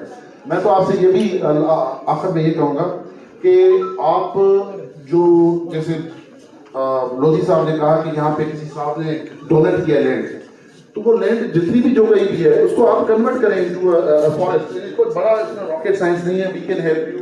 मदर साहब बाकी सारे जितने लोग हैं ये इसमें हेल्प कर सकते हैं। Thank you very much. जी बहुत शुक्रिया मसूद भाई for your first turn. Now I will request Mazhar भाई to update. Mazhar is also CEO of Agro Tourism Corporation of Pakistan. Agro Tourism Corporation of Pakistan basically Pakistan में मल्टीपल चैलेंजेस को address करने की effort है, जिसमें ये डिफरेंट जो प्रोडक्ट्स हैं उनकी ब्रांडिंग करते हैं, मेला ऑर्गेनाइज करते हैं, एंटरप्रेन्योरशिप को प्रमोट करते हैं। अभी जो मदर साहब का रिसेंट जो प्रोजेक्ट है, जो उनका पैशन है, जिस पर मेरी बात हुई, वो है क्लीन स्वान रिवर, उस पर ये काम कर रहे हैं। मजहर भाई मजीद डिटेल में आपको कुछ बताएंगे। जी अस्सलाम वालेकुम। खास तौर पर बच्चों को मैं अपने तारुफ में ज़्यादा वक्त नहीं ज़ाया करूँगा। बच्चों ने सामने डायरीज लिखी हुई हैं, आप 3 चीज़ें लिख लें। मेरा नाम है शाजार मजहर इकबाल। आप मुझे फेसबुक पर ढूंढ सकते हैं, clean swan river, green house farms और एग्री टूरिज्म। मैं दोबारा रिपीट करता हूँ, agri tourism, green house farms और क्लीन स्वान रिवर। ये आप यूट्यूब, फेसबुक, इंटरनेट किसी जगह पर भी जाएंगे तो आपको वहाँ से लिंक मिल जाएगा, आप देख लीजिएगा। जो अभी आपने सर बात की, जैसे बच्चों ने बात की थी, जो क्लीन स्वान रिवर है ये मेरे दिल के बड़ा करीब है, क्योंकि ये इन सब चीज़ों की माँ बन सकती है। और ये खास तौर पे मैंने सुबह यहाँ पे आया तो मैंने आपका डेरा गाजी खान देखा। हम जो कर रहे हैं या कर सकते हैं वो एक अपना मामला है, लेकिन यहाँ पे जो बच्चे बैठे हुए हैं वो क्या कर सकते हैं, मैं इसमें ज़्यादा इंटरेस्टेड हूँ। क्लीन स्वान रिवर का ऑब्जेक्टिव ये है कि हमने 190 किलोमीटर के दरिया को मैं पिछले 6 साल से नोट कर रहा हूँ, जो पिंडी से निकल के इंडस में गिरता है, उसको वो बुनियादी तौर पे उसमें शहर का कचरा जाता है। नाला लई, अगर आप पिंडी कभी आए हों, पिंडी इस्लामाबाद का नाला लई है जो कि दरिया में गिरता है और वो बाद में वो दरिया की नाला लई बन जाता है। आपके यहाँ पे भी 5 लाख की आबादी है, आपके दरमियान में भी एक नाला जाता है जो कि बुनियादी तौर पर उसका नाम शायद वकाना है या नहर है, मानका कैनाल में आप लोग 5 लाख का अपना फुजला फेंकते हैं। वो फुजला तकरीबन 40 किलोमीटर तक सफर करता है वो साथ में, और वो साथ के सारे खेतों को सैराब करता है और उसी की सब्जियां, उसी की आप चीजें जो है ना वापस घरों में कंज्यूम करते हैं। तो अगर आप बच्चों में से कोई इंटरेस्टेड हो कि वो उस प्रोजेक्ट पे काम करना चाहे तो शाबाश, वेरी गुड कैच यार, अभी आपने खुला फोन पे तो करना वही है सर। तो अगर आप इंटरेस्टेड हो कि अपने इस मानका कैनाल को साफ करने में और इसको सस्टेन करने में, तो वो भी हम हेल्प कर सकते हैं। एक और मेरी सजेशन छोटी सी होगी, ये बच्चे आप लोग बड़ा आसानी से काम कर सकते हैं। आप शहर से ये जो कैनाल है, आपने शायद नोट किया नहीं किया, यहाँ से सिर्फ 15 किलोमीटर दूर सहरा है आपके, ठीक है। अगर इस नाले का रुख आप उसको उसमें फेंकने के बजाय, उस कैनाल में फेंकने के बजाय एक कैनाल बना लें उस सहरा की तरफ, और वहां पे आपको पता है आप लोग रोजाना कितना पानी कंज्यूम करते हैं 5 लाख की आबादी? किसी को आइडिया, को गैस लगाया जरा, एक बंदा दिन में कितना पानी कंज्यूम करता है on average? 10 gallon international average है। पाकिस्तानियों के बारे में कहा जाता है हम 10 गुना ज्यादा कंज्यूम करते हैं, ठीक है। तो हम तकरीबन 100 गैलन भी कंज्यूम करते हैं, लेकिन अगर हम लेट से हम 50 गैलन भी कंज्यूम करें तो 200 लीटर बनता है। 200 लीटर 5 लाख की आबादी हो तो तकरीबन हम रोजाना का तकरीबन लगभग 10 करोड़ लीटर पानी हम कंज्यूम करते हैं। कितना? 10 करोड़ लीटर। एक पौधे को पानी देने की कितनी जरूरत होती है रोजाना? 1 लीटर। इसका मतलब है कि ये 10 लीटर, जो 10 करोड़ लीटर पानी रोज आप फेंक रहे हैं, उससे आप 1 साल के 10 करोड़ दरख्त की सहरा में लगा सकते हैं। बाकी बातें बाद में।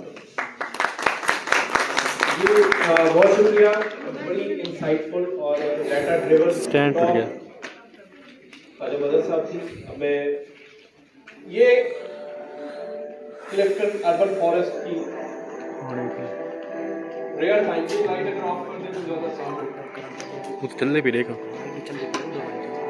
This is something you can call success story.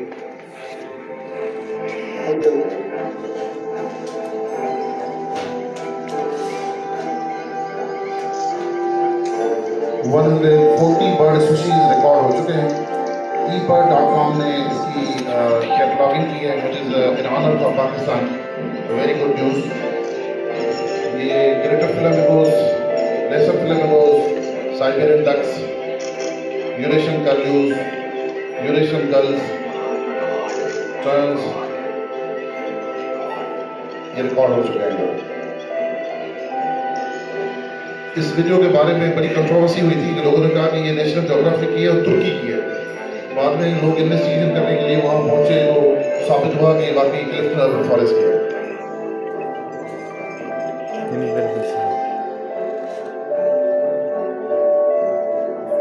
और मैं यकीन से कह सकता हूं कि ये लाहौर, इस्लामाबाद, कोयटा, पेशावर, फैसलाबाद, डीजी खान, ये सारे जो शहर हैं उसमें ये सारी चीज़ें आ सकती हैं, क्योंकि कराची से ज़्यादा वर्ष कोई शहर नहीं है। अगर ये वहाँ हो सकता है, ये हर जगह हो सकता है।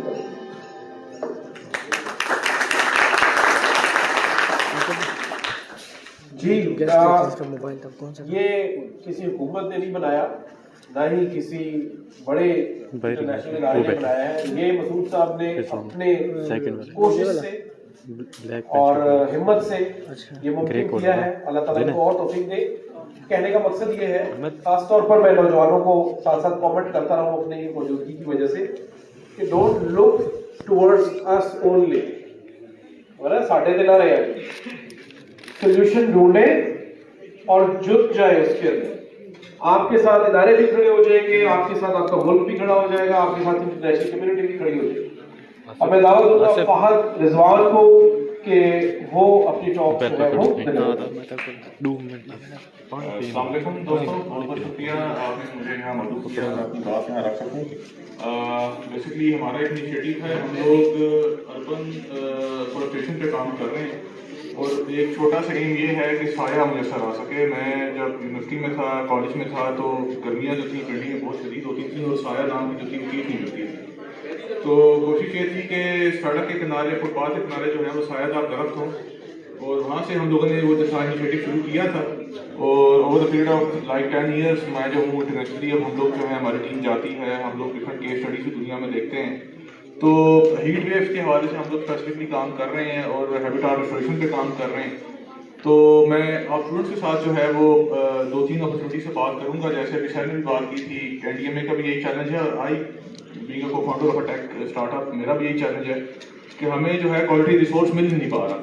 और ये बहुत बड़ा एक अलमिया है पाकिस्तान का। There exist a disconnection between academia and industry, कि हमें हमारे बड़े फंडामेंटल से इश्यूज हैं और उस इश्यूज को जो है रिजॉल्व करने के लिए एकेडेमिया जो है वो वहाँ से कुछ रिसोर्स आ नहीं रहा।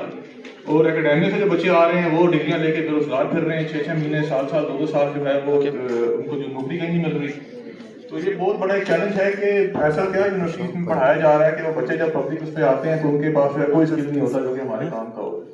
तो हम लोग 2-3 इनिशिएटिव से काम कर रहे हैं और अगर आप उनमें से प्रॉब्लम जो है हमारी रिजॉल्व कर सकें तो हम उस पर आपको अवार्ड मनी भी दे सकते हैं, हम आपको उस पर स्कॉलरशिप भी ऑफर करवा सकते हैं, हम आपको उस पर जो है वो वर्ल्ड इकोनॉमिक फोरम पे स्विट्जरलैंड का जो है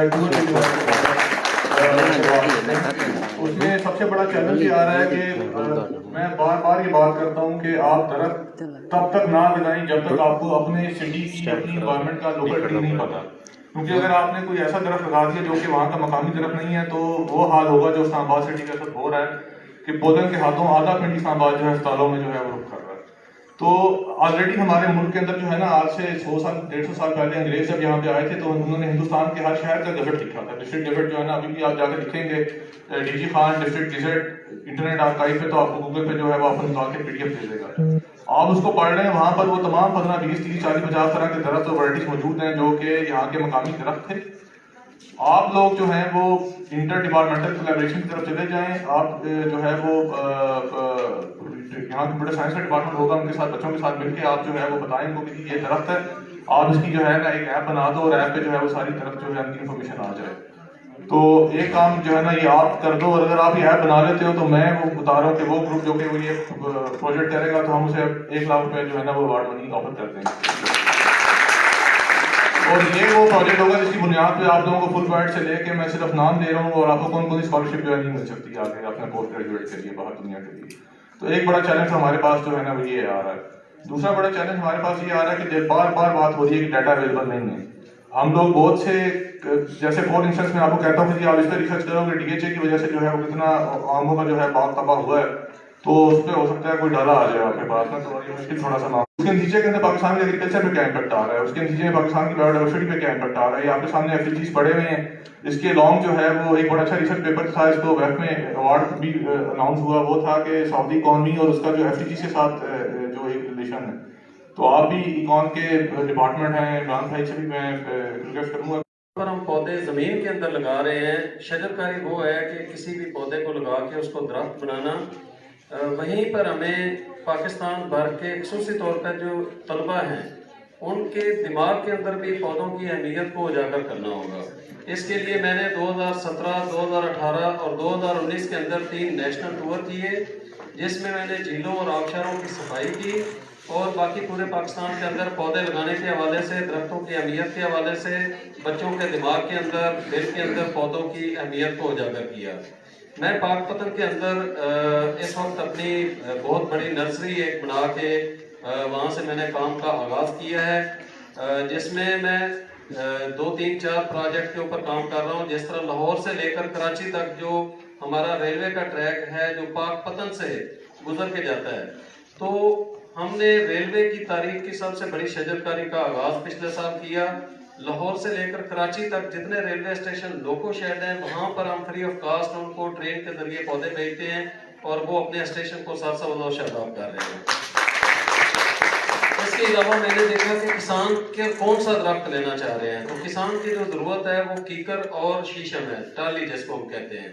तो बदकिस्मती से टाली हमारे पाकिस्तान के अंदर नापेद होती जा रही है, उसको बीमारी ने घेरा हुआ है और उसका अभी तक इलाज करने में हमारे जो माहिरीन हैं वो अभी तक कर नहीं सके हैं।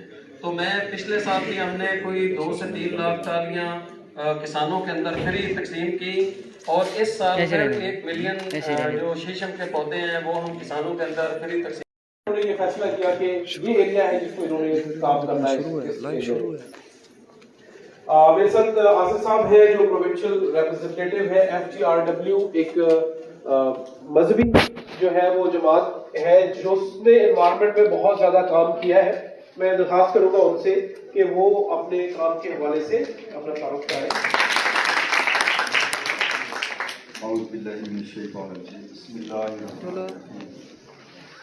Beautiful saying of the Holy Prophet sallallahu alaihi wasallam. नियत मुमिन खैर मिन अमलिही, मुसलमान की नियत उसके अमल से है। तो जो भी जायज़ काम हो उससे पहले आप नियत करें तो नियत का सवाब जरूर मिलता है। तो भाई ने तारुफ करवाया, रिसेंटली हमारे आसिफ भाई का से मीटअप हुआ। आसिफ भाई माशाल्लाह हमारे वेलफेयर डिपार्टमेंट है FGRF, किसान ग्लोबल रिलीफ फाउंडेशन, जो कि पंजाब को लीड कर रहे हैं। तो मेरे पास एक जिम्मेदारी है डिज़ास्टर मैनेजमेंट की पंजाब लेवल पर। तो मोहम्मद शहजाद अतारी बिलोंग टू मुल्तान। सबसे पहले मैं शुक्रिया अदा करता हूँ अथॉरिटीज़ का जिन्होंने मुझे मौका दिया इस वंडरफुल और यूज़फुल कॉन्फ्रेंस के अंदर। एक्चुअली हमारे जो स्टूडेंट्स तबका है ये एक लीडरशिप के तौर पर सामने आता है किसी कौम के लिए और किसी मुल्क के लिए। बहुत बड़ा इनका कारनामा होता है, इनको पॉजिटिव एक्टिविटीज़ में इन्वॉल्व रखें तो एक बेहतरीन रिजल्ट जो है ना हमें मिलता है। अल्हम्दुलिल्लाह दावत इस्लामी का ये शोबा है वेलफेयर डिपार्टमेंट, तकरीबन 3 सालों से ये वर्किंग में आया और जहाँ पे आप देखते हैं कि सैलाब या इस तरह चोलिस्तान का ड्राउट या फिर तुर्की का ज़लज़ला, अभी गज़ा में भी अल्हम्दुलिल्लाह हमारी वर्किंग जारी है। उस सिला में अभी तक अल्हम्दुलिल्लाह हम प्लांटेशन के साथ साथ दूसरी एक्टिविटीज़ जैसे लोगों को घर बना के देना और किसान को फसलों के हवाले से उनको फैसिलिटेट करना, ये हमारा एक मोटिव है। प्लांटेशन के हवाले से अल्हम्दुलिल्लाह एक बेहतरीन हमारा सिस्टम है, IT डिपार्टमेंट भी हमने बनाया, जो कि इसको एक पेपरलेस दौर है।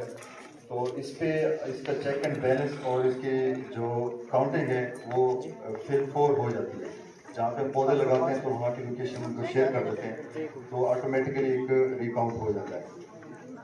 तो एक अर्ज़ करूँगा कि एक बेहतरीन वाक़या है, किसी नबी अलैहिस्सलाम ने अल्लाह अज़्ज़ा व जल की बारगाह में इस्तफ़सार किया कि फ़ारस के लोगों की जो उम्र है वो इतनी तवील क्यों है। तो अल्लाह पाक की तरफ से एक वही नाजिल हुई और फरमाया गया कि फारस के लोग जो हैं ये शजरकारी बहुत करते हैं। ये तो हमें मालूम होना चाहिए कि जहाँ शजरकारी बहुत ज़्यादा हो और हमारे इर्द गिर्द सब्ज़ा हो तो वहाँ की उम्रें भी तवील होती हैं और तंदुरुस्त भी होते हैं। तो हमें एक नियत कर लेनी चाहिए कि इंशाल्लाह हम पौधे भी लगाएंगे, उनकी हिफाजत भी करेंगे।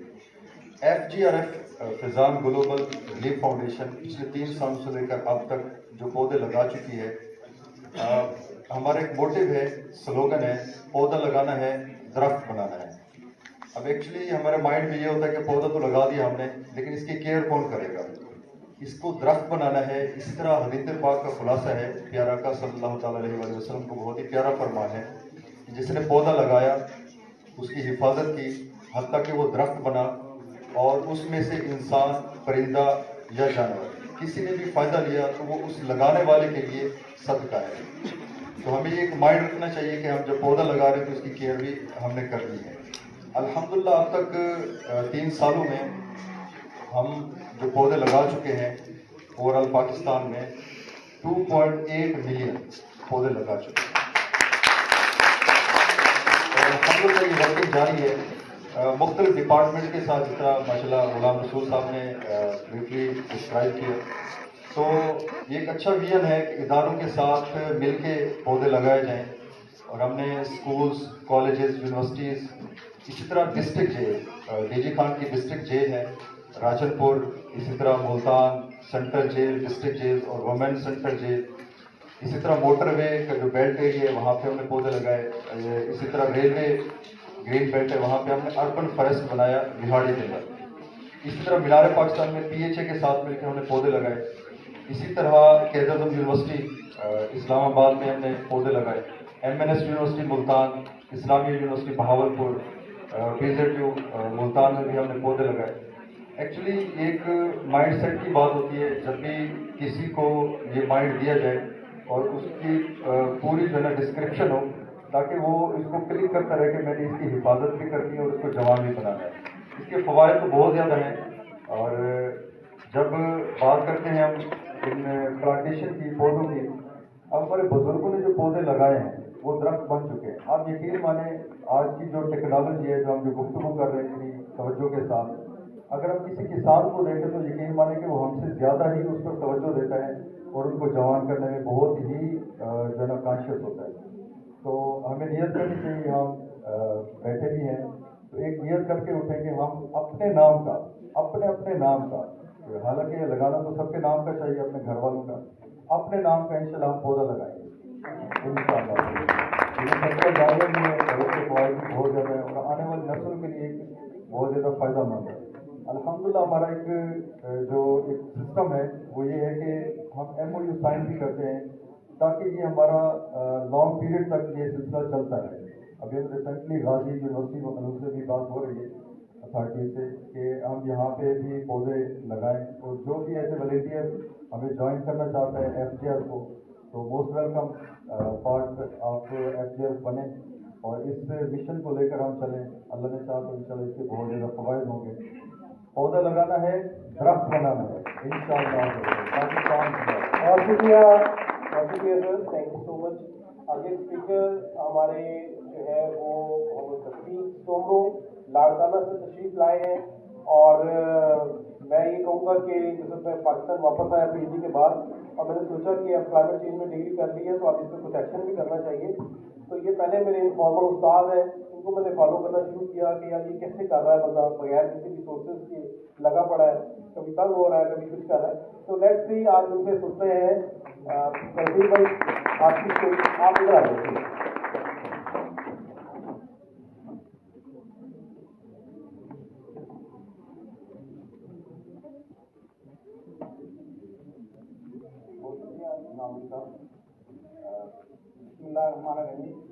मेरे प्यारे लीडर दोस्त, माओ दोस्त, आज इस शजर दोस्त कॉन्फ्रेंस के सारे मौजूद शुक्का वो शजर दोस्त रफी के मतलब साहब से कबूल हो सलाम।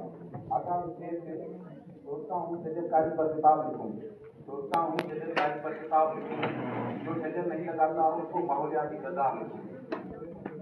आज आप आज आपकी कितनी देशों में आपसे बातचीत करना है।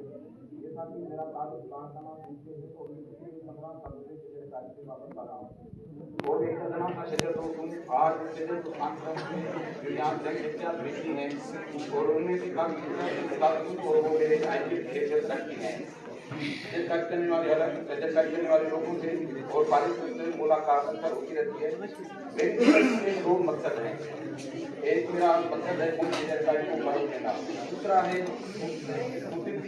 आर्गेनिक काश्तकारी को फरोग देना है और मुल्क से केमिकल काश्तकारी का उत्पादन लाना है। आज जब कॉन्फ्रेंस की एक कड़ी है, इस उम्मीद के साथ कि आने वाले सालों में हम सब मिलकर पाकिस्तान का ग्रीन कवर पेपर का इजाफा करेंगे। जैसा कि हम सब ने इस साल अपने मुल्क को माहौल से सिमों से 2-4 देखा, जिसकी वजह से आवाम को बहुत परेशानियां देखना पड़ी, सेहत पर मनफी असरात पड़ी और कसी रकम हुकूमत को खर्च करनी पड़ी आर्टिफिशियल बारिश कराने पर। दूसरी तरफ जेरे जमीन पानी हमारा कड़वा होता जा रहा है और जेरे जमीन पानी की लेवल है दिन ब दिन वो कम होती जा रही है। जंगलात और दरख्तों की कमी की वजह से हमारी जमीन बंजर होती जा रही है। ऐसे खतरनाक से माहौलियाती इंडिकेशन से हम सबको मिलकर उनकी हद तक जाना होगा। फॉरेस्ट डिपार्टमेंट का आपको नाम आपने सुना होगा। आप में से कौन कौन इस डिपार्टमेंट के बारे में जानता है? इसका काम शजरकारी था, शजरकारी को फरोग देना था, जंगलात को फरोग देना था और डिफॉरेस्टेशन को फरोग देना था। मगर अफसोस से कहना पड़ा है कि इसकी कारकर्दगी मुतासिर कुन नहीं रही है। अगर फॉरेस्ट डिपार्टमेंट कम अज कम हर साल 1% या आधा फीसद भी मुल्क का ग्रीन कवर बढ़ाता रहता तो आज हमारे मुल्क का ग्रीन कवर कम अज कम 20-25% से तो ज्यादा होगा, जो आजकल नजर नहीं आ रहा है। अगर इसमें हमारी सिविल सोसाइटी की मुजमाना दफलत शामिल है। सिविल सोसाइटी दीगर डिपार्टमेंट की खराब कारकर्दगी पर सवाल उठाती रहती है, बावड़ा, रेवेन्यू, पुलिस, बल्दिया वगैरह वगैरह, मगर कभी भी सिविल सोसाइटी या हमारे साथ हजरात ने फॉरेस्ट डिपार्टमेंट की कारकर्दगी चेक नहीं की और ना ही कोई सवाल उठाया उसकी नासिक कारकर्दगी की। हालांकि फॉरेस्ट डिपार्टमेंट के पास फॉरेस्ट डिग्री याफ्ता ऑफिसर भी मौजूद हैं, तरबियत याफ्ता फॉरेस्ट अमला मौजूद है, कई तादाद में बजट भी मौजूद है। हकीकत में 80% शजरकारी फॉरेस्ट डिपार्टमेंट का काम है, बाकी जो 20% रह जाती है वो हम सिर्फ शजर दो सिविल सोसाइटी को कॉन्ट्रीब्यूट करना चाहिए। हम शजर दो फॉरेस्ट डिपार्टमेंट के स्टेक होल्डर हैं, मगर अफसोस डिपार्टमेंट शजर दोस्तों को ऑन करने के लिए तैयार ही नजर नहीं आ रहा है और न ही हम शजर दोस्तों को स्टेट लेवल पर कोई सपोर्ट या कोई ओनरशिप दी जा रही है। नतीजन शजर दोस्त वसाइल की कमी की वजह से शजरकारी को बड़ी लेवल पे फरोग देने से काफिर हैं। आप में से और जो अपने आप में बड़ी डीमोटिवेशन है शजर दोस्तों के लिए, जिसका कोई ना कोई हल माकूल हल निकलना चाहिए ताकि शजर दोस्त की परेशानी के बगैर शजरकारी को फरोग देते रहे। आखिर कौमी शजरकारी को कैसे फरोग दिया जाए? कुछ तजावीज़ हैं जो मैं आपके सामने रख रहा हूँ। अगर हर डिप्टी कमिश्नर की एसीआर फरोग शजरकारी से मशरूत की जाए, फिर देखें कोई स्कूल, कोई कॉलेज, कोई हॉस्पिटल, कोई केनाल, कोई कच्चा पक्का रास्ता, कोई शहर शजरकारी के बगैर नहीं मिलेगा और हर जगह आपको छोटे बड़े फॉरेस्ट लगे मिलेंगे। दूसरी, सरकारी लेवल पर मोहल्ला वाइज, गाँव वाइज और शहर वाइज ग्रीन का कयाम लाया जाए, जिससे कौमी शजरकारी को बड़ी तकलीफ मिलेगी। तीसरी, यूनियन काउंसिल लेवल पर कौमी शजरकारी का आगाज किया जाए और हर यूनियन काउंसिल में एक मॉडल का कयाम भी अमल में लाया जाए ताकि इलाके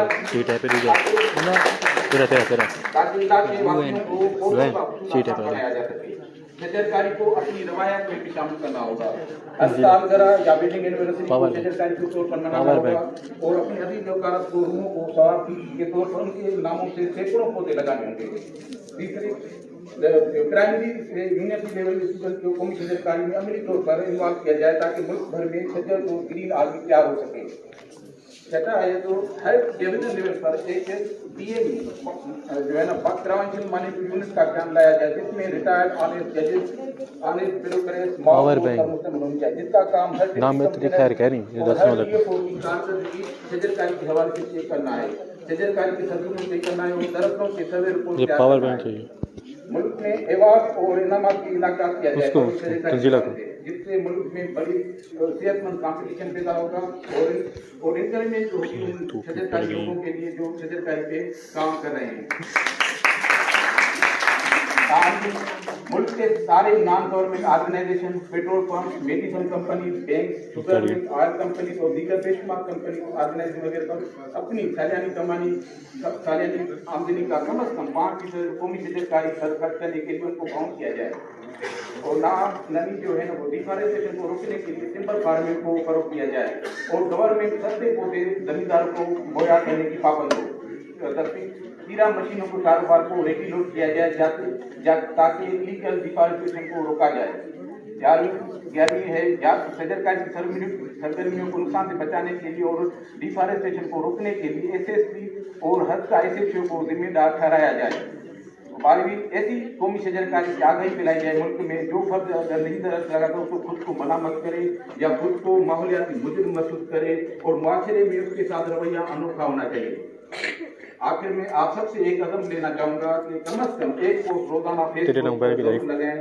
फरोगी शजरकारी के हवाले से, माहौल को सेहतमंद बनाने के हवाले से, खाद्य डिपार्टमेंट की हवाले से, शजरकारी की अहमियत के हवाले से, ताकि मुल्क भर में कौमी शजरकारी की फिजा को आम किया जा सके और बढ़ती हुई माहौलियाती खुद को भी बचाएं और आने वाली नस्लों को भी महफूज बनाया जा सके।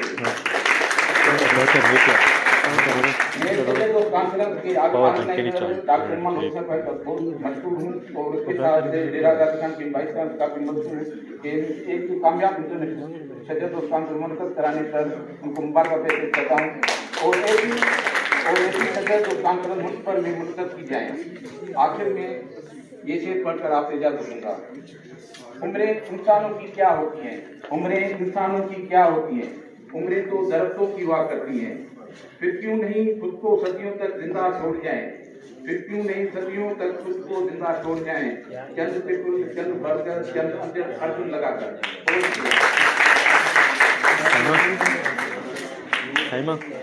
बहुत शुक्रिया रफीक भाई को जब मैंने इनवाइट किया तो कहते हैं मेरे को तो स्पीच नहीं थी, मुझे तो स्पीच करनी नहीं आती, तो मैंने कहा जी आप तशरीफ ले आए, आप जो काम कर रहे हैं उसके लिए आप तेरे को दो मोबाइल बोलो लाइव चल रहा दिखाते रहो, ठीक है ना। साहब को यार मददगार के प्रेसिडेंट है गुजरावाला में लाइव चल रही है ये दिखाते रहो। करते हैं के साथ कोऑर्डिनेट करते हैं परिंदों के लिए, दरख्तों के लिए, इनके जो गोल्स हैं वो बड़े क्लियर है। मैं दावत दूंगा ख्वाजा रिजवान साहब को कि वो तशरीफ लाएं और अपने प्रोजेक्ट के हवाले से बताएं।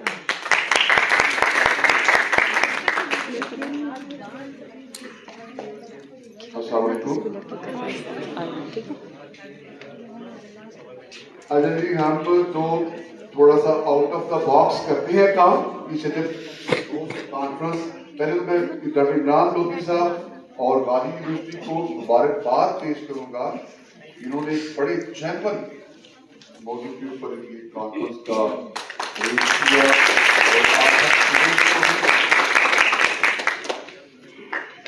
और अच्छा जी, यार मददगार हम सब रज़ाकाराना खिदमत हम दे रहे हैं अपनी सोसाइटी के लिए।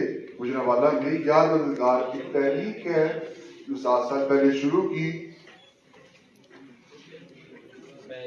हम कुछ 13 प्रोजेक्ट पे काम कर रहे हैं जिसमें फूड बैंक है, जिसपे पार्सल खाने की तकसीम होती है रोजाना जरूरतमंद फैमिलीज के लिए, एक बुक बैंक है, कपड़ा बैंक है, इसी तरह और काफी सारे प्रोजेक्ट है। उसमें एक प्रोजेक्ट सेफ इन्वायरमेंट का भी है।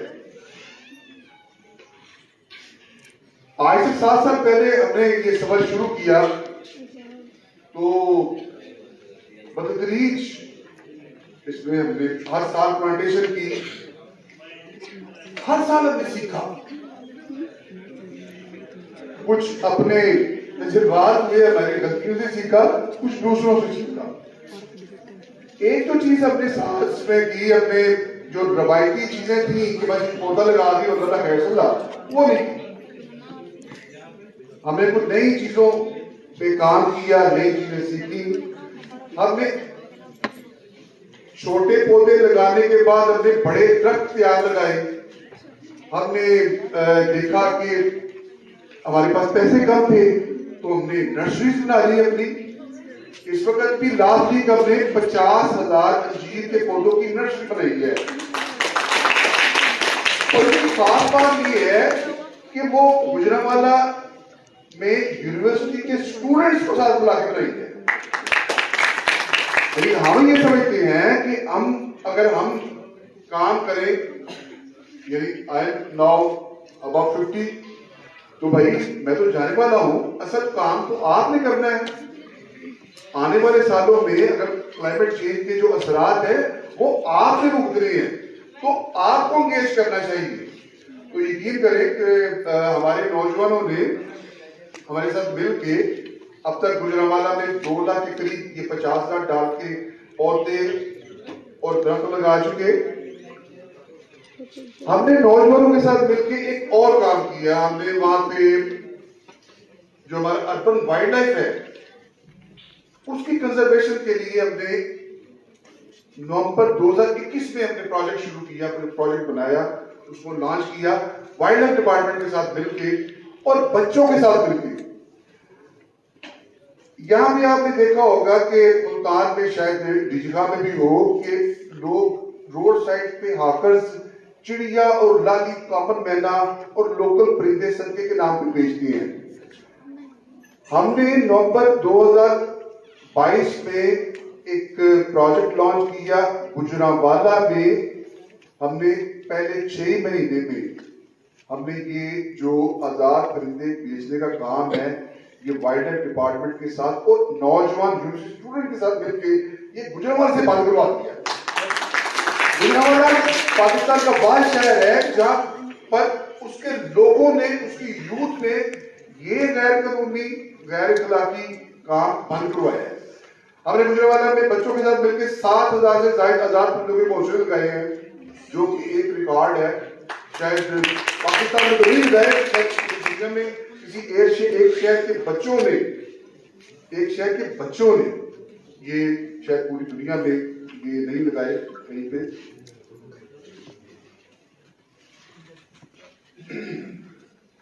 अच्छा, मैं समझता हूं कि ये जो होता है ना कि सादा सादा पौधा लगा दे, बस जी हमने पौधा लगा दिया और जाके की बाद में फोटो वगैरह बना के बाद में उसको हम देखते भी नहीं है, ये काम ठीक नहीं है। हम इस वक्त सस्टेनेबल जो शजरकारी है, महफूज शजरकारी, पिछले 2 साल से फोकस करके उसके ऊपर काम कर रही है और यकीन करें कि बड़ा जबरदस्त हमें तो इसका रिजल्ट मिले हैं। 2023 में हमने फैसला किया कि हमने गुजरांवाला में बागात लगाने हैं। हमने अंजीर, अंगूर, अनार और मुख्तलिफ जो फलदार मुकामी पौधे हैं, हमने उनके बागात लगाए। स्कूल, कॉलेजेस और इदारों में, वासा में, GWMC में और सिविल हॉस्पिटल है और दूसरे हॉस्पिटल, स्कूल, कॉलेजेस, यहाँ पे यकीन करें कि पिछले साल जो हमने पौधे लगाए थे, इस साल और बल्कि अंजीर पिछले साल ही उसके ऊपर फल आया, फल दिया और करीब 2-2.5 साल गुजरा है गुजरांवाला में बागात स्टैब्लिश हो गई। तो हमें चीजें, कुछ नए आइडियाज के साथ, जैसे कि अर्बन फॉरेस्ट्री के ऊपर हमने काम किया बच्चों के साथ मिलकर। तो ये अगर मैं करता जाऊंगा या मैं कहूँ कि ख्वाजा रिजवान साहब बड़ी तोप चीज बन गई है, भाई हमें तोप चीज नहीं बनना।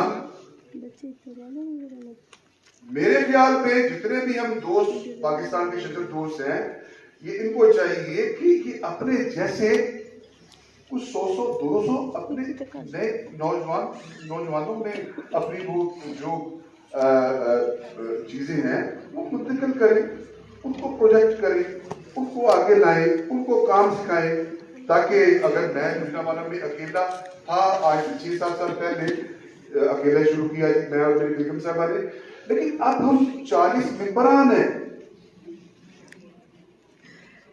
जो काम कर रहे हैं। इस वक्त भी आज इस वक्त 12:30 का टाइम है, तो एक हमारे कर्नल साहब हैं, हमारे मेंबर रिटायर्ड कर्नल हैं, वो इस वक्त बच्चों के साथ मिल के रोटियां बांट रहे हैं लोगों को। और 1 बजे के बाद बच्चों का सेशन होता है, आज भी होगा। कि हमारी यूनिवर्सिटी के जो इंटर्नशिप पे आए बच्चे वो घोंसले पेंट कर रहे होंगे, उनको मुख्तलिफ चीज़ों के ऊपर लेक्चर देते हैं, वहाँ पे सिखाते हैं। तो जो हमें चीज़ मालूम है, हमें चाहिए कि हम अपने बच्चों को सिखाएं। हम अब तक हम कोई 9 के करीब कोई 100 बच्चे के जो बैचेस हैं वो हम इंटर्नशिप मुकम्मल करवा चुके। यूनिवर्सिटी स्टूडेंट्स को, हम स्कूल के बच्चों को इंगेज करते हैं, हम कॉलेज के बच्चों को इंगेज करते हैं और उनको मुख्तलिफ चीज़ें सिखाने की कोशिश करते हैं। और आप बच्चों, आप में बड़ा टैलेंट है, यकीन करें कि हमने पिछले जो 3 साल इंटर्नशिप पे जो हमारे पास स्टूडेंट्स अवेलेबल होते हैं, यानी पता नहीं हमने भी कुछ सिखाया होगा, लेकिन बच्चों से बहुत कुछ सीखा है, नए आइडियाज। अच्छा, मैं आपको बता दूं कि हमने जब ये आजाद परिंदों का काम खत्म करवाया गुजरांवाला से, तो हमने एक हमारे स्टूडेंट ने कहा कि जी ये गुजरांवाला के लोग ना बड़े खाते पीते हैं, वो कहते हैं कि क्यों आए हो, किसी रोटी खा के रहे हैं, किसी चले रोटी खाने चले हैं, और वहां पे चिड़े खिलाए जाते थे। हमने एक जब इस प्रोजेक्ट को शुरू किया तो हमारे एक बच्चे ने ही ये प्लान बना के हमारे साथ शेयर किया कि हम ये खाते पीते लोगों का शहर है, तो आप ये एक अनाउंसमेंट करें कि जो रोड साइड पे आकर चिड़िया बेच रहा है उसका बताने वाले को हम 2000 की गुलबाचर दे देंगे। हमने ये प्रोजेक्ट पे रखा, हमने स्टार्ट यहाँ से किया कि जी हमने जो परिंदे बेचते थे उनको हमने ऑफर किया कि आप मुतबादल कारोबार ले लें और हम आपको मुतबादल कारोबार दे देते, आप ये कारोबार छोड़ दें। टोटल 13 लोग थे जो आजाद परिंदे बेचते थे, 13 में से 7 ने कारोबार ले लिया, बाकी रह गए 6। बाकी में 7 जिन्होंने कारोबार लिया वो दोबारा भी 2 आ गए दोबारा बेचने के लिए।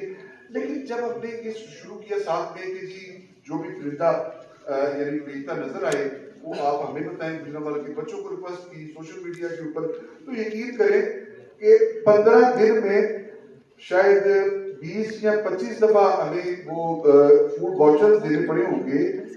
तो उसके बाद शायद ये कभी कोई आया हो, ये भूला चुका है कोई आया होगा, तो वो हमने काम खत्म करवा लिया। बाकी फिर हमसे 3 और लोगों ने बिजनेस ले लिया। इसी तरह हमने जो गुजरांवाला में एक और बढ़िया था कि वहां पे चिड़े खिलाए जाते हैं, ये एक्चुअल वाइल्ड कार्ड चिड़ा था जो रशियन माइग्रेटरी चिड़ा था जिसको सेड लोकल जुबान में हम कहते हैं, तो उसको भी बंद करवाया। होटल्स में गए, हम बच्चे हमारे साथ होते थे, रिक्वेस्ट की कि जी आप ये गैर कानूनी है, ये काम आप ना करें। किसी ने रिक्वेस्ट मांगी, किसी ने फिर उसके ऊपर जो वाइल्ड लाइफ को साथ मिला के जो केसेस हुए या आपने गुजरांवाला से 2023 में ही जो होटल के मेन्यू थे वो उनमें से वाइल्ड कार्ड चिड़ा जो था वो निकलवा दिया। अब एक का रेस्टोरेंट है गुजरांवाला में जिसमें वाइल्ड कार्ड चिड़ा है। अच्छा, ये सारा कुछ मैं इसलिए ये बता रहा हूं कि हमने ये सारा कुछ ये कामयाब कैंपेन चलाई सिर्फ गुजरांवाला के यूनिवर्सिटी स्टूडेंट की वजह से। तो बेटा आप में बड़ा टैलेंट है, आप में बड़ा टैलेंट है, हमारे पाकिस्तान के बच्चों में बड़ा टैलेंट है। अगर आप मुख्तलिफ चीजों के, प्लांटेशन के, अर्बन वाइल्ड लाइफ के या और भी चीजों के आप हल ढूंढे, आपके पास आपके साथ बड़े पोटेंशियल बनते हैं। बल्कि हमारे भी लीडर हैं डॉक्टर इमरान लोधी साहब, बड़ी चीजों में शामिल करते रहते हैं। तो आप जो चाहें कर सकते हैं, आप अपने पाकिस्तान बदल सकते हैं। तो आप बहुत शुक्रिया जी, मैं बस थोड़ा थैंक यू सो मच हाजर रिजवान साहब, बता रहे थे कि किस तरह गुजरांवाला की इन्वायरमेंट को बेहतर करने के लिए अपने तौर पर उन्होंने शुरू किया और आज उनके साथ कम्युनिटी मिल गई है और ये सब मुमकिन हुआ है आप जैसे नौजवान लोगों के शामिल होने की वजह से। आप लोगों से न सिर्फ ये कि आप सीखेंगे, जैसे हाजर साहब बता रहे थे कि हमें भी आपसे बहुत कुछ सीखने का मौका मिलता है जब आप किसी प्रोजेक्ट में साथ में काम करते हैं।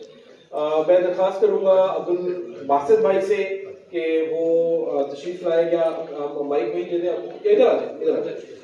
तो इसको कोशिश कीजिएगा थोड़ा सा दूर रखने जाते हैं और दोबारा 2 मिनट की सबको सुन सके। जी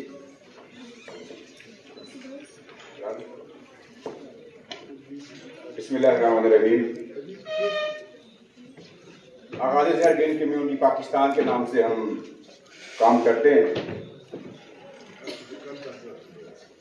हमने तो काम जब शुरू किया तो उस वक्त किया जब हमें हमारी मौत सामने नजर आ रही थी कि इस हफ्ते नहीं तो अगले हफ्ते हम मर जाएंगे। जब हमने महसूस किया कि जिंदगी खत्म होने वाली है और कोविड-19 जो है ये हमें मार देगा, लाहौर से हम भागे अपने गांव की तरफ। हमने कहा शायद वहां पर अमान हो जाए, वहां बच जाए, शायद जिंदगी मिल जाए। जब वहां पर पहुंचे वहां पर भी वही हालात, क्योंकि लाहौर से लोग भागे हुए थे। हमने कहा क्या करें, जिंदगी तो जीनी है, लाहौर वाले तो निकाल दिया है, कुछ काम ही कर जाएं। मैंने अपने गांव में अपने दोस्तों से मिला। मैंने कहा भाई मुझे जो लग रहा है जैसे ये हालात बने हुए हैं, 1 हफ्ता नहीं 2 हफ्ता, क्योंकि लाहौर में कोविड जो है वो हम पर गालिब आ चुका था। तो हमने कहा भी कुछ कर जाओ वरना मौत। नौजवान सारे गांव में आए हुए थे, हमने इकट्ठे किए। मैंने कहा 4 किलोमीटर का रोड है और साथ सड़क गुजर रही है, सड़क के साथ नहर है, 4 किलोमीटर की जगह है। मैंने कहा चलो इस पे पौधे लगाते हैं। दोस्तों ने कहा पागल है मौलवी, किधर से पौधे लगाएगा, कैसे कामयाब करेगा, ये तो यहाँ पर तो सारे दिन जानवर चलते हैं, जो पहले थे वो हम खा गए हैं, अब ये जानवर खा जाएंगे, तू वापस जा लाहौर। मैंने कहा लाहौर नहीं जाना, पौधे लगाने।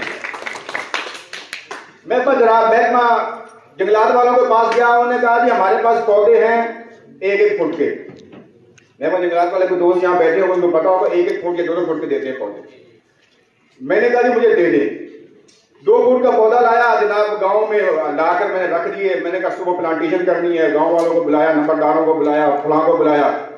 उन्होंने कहा मौलवी पहले तो तू कभी महीने बाद आता था, अब तो साल बाद ही आएगा वापस।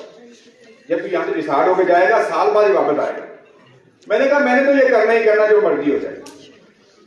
10 वॉलंटियर इकट्ठे किए, 10 अपने जो है वो मजदूर लगाए। 4 किलोमीटर का इलाका था, पौधे लगने शुरू हो गए, बातें लोग करना शुरू हो गए, नंबरदार बातें करना शुरू हो गए कि मौलवी पागल हो के आया लाओ। तो ये कहते हैं मैं 4 किलोमीटर से जो है ना सड़क मॉल बना रहे हैं। मैंने कहा अल्लाह पाक ने करना है, हमने नहीं करना। पहले दिन पौधे लगाए, दूसरे जनाब अली गए देखने के लिए। तो अल्हम्दुलिल्लाह जैसे गांव के लोग होते हैं, उन्होंने अपने जानवर जो है ना अगर पहले इधर लेके जाते थे, उन्होंने उसी साइड पे ले आना शुरू कर दिया। उन्होंने कहा ये कहां से हमारे रोड ब्लॉक करने आ गए, हमारे रोड ब्लॉक करने आ गए, हमारे रास्ते ब्लॉक करने आ गए। अल्हम्दुलिल्लाह हमने हिम्मत नहीं आ रही, और अल्लाह के फजल करम से अभी आप देखेंगे, अभी मैं आपको दिखाऊंगा। मैंने कोई ये नहीं किया कि यहाँ पर मैं वो पाम लगाऊं, यहाँ पे मैं फलां लगाऊं। मैंने कहा मकामी पौधा क्या कीकर डाली वही लगाएंगे। और मैंने पहले दिन क्या किया, मैंने कहा मेरे पास मेरी तनख्वाह थी उसका 60,000 रुपए। मैंने कहा जो इदारे वाले हैं उन्होंने छुट्टी दे दी है, घर में है, तनख्वाह वो देते रहेंगे। मैंने कहा जी 15,000 तो मैंने बंदा रखना है जो मेरे पौधों का ख्याल करे। 4 बंदे आ गए सर। मैंने कहा बंदा वो चाहिए जो चौधरी भी हो, जो इनका मुंह में जो है वो बोल सके, ये नहीं कि वो आम सा बंदा हो, ये नहीं होना चाहिए। सर काम शुरू हो गया, अल्लाह ने फजल किया। आज का दिन, कल का दिन, परसों का दिन, डॉक्टर जी वो पौधे जो हैं वो बंदा वहां जाए। मैंने कहा हफ्ते में 2 दिन आपने पानी देना, 3 दिन पानी देना आपने, और रोजाना 1 चक्कर लगाना है। 15,000 रुपया जब महीना खत्म हो मेरे पास से आके सर, जब 3 दिन पानी देना, हफ्ते में 2 दिन उनको पानी मिलने लगा पौधों को, और बंदा रोजाना चक्कर लगाने लगा, तो जो गाँव के चौधरी थे, जो जानवरों वाले थे, उनको पता लग गया। उन्होंने कहा मौलवी ने तो नवा काम काटता, लोगों ने नौकरी लवाता।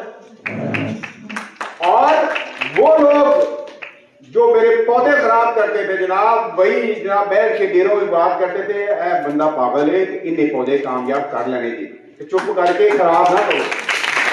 अल्हम्दुलिल्लाह अभी मैं आपको दिखाता हूँ।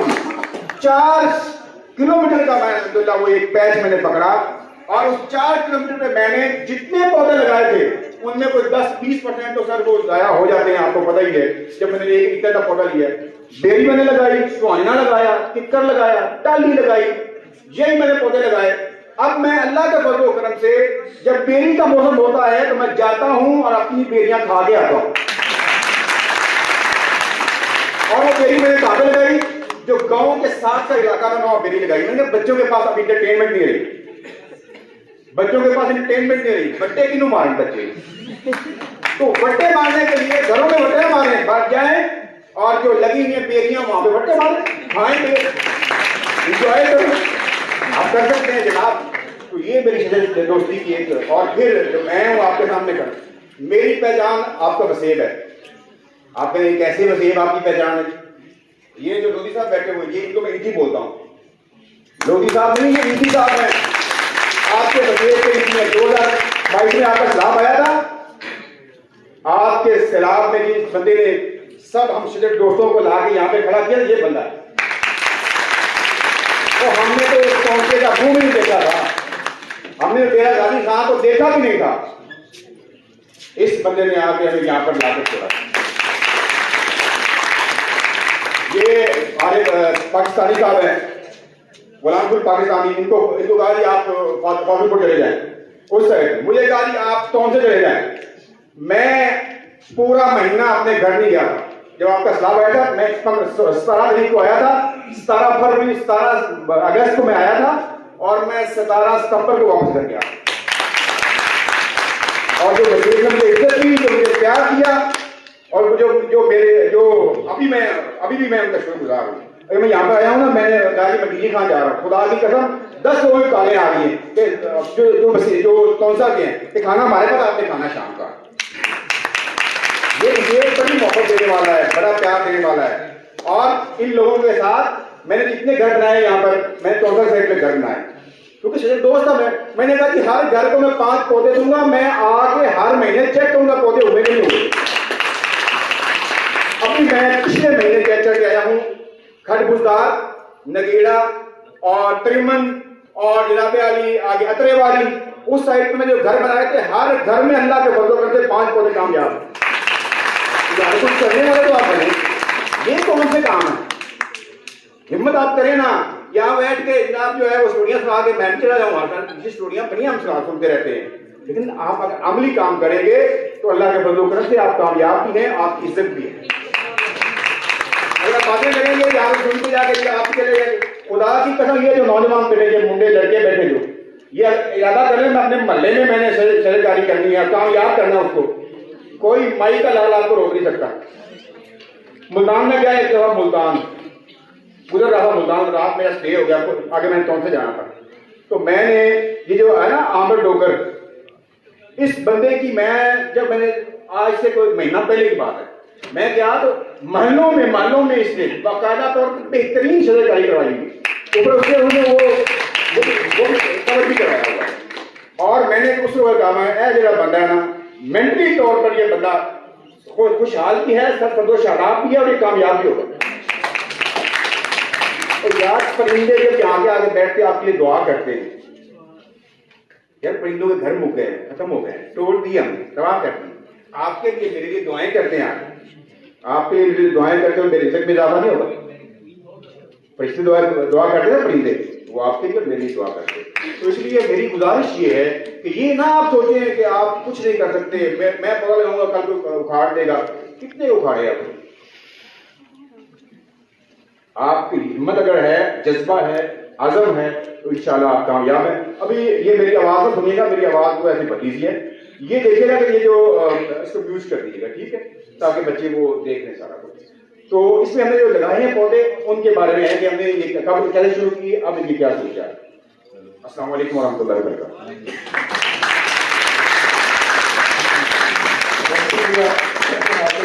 बहुत शुक्रिया।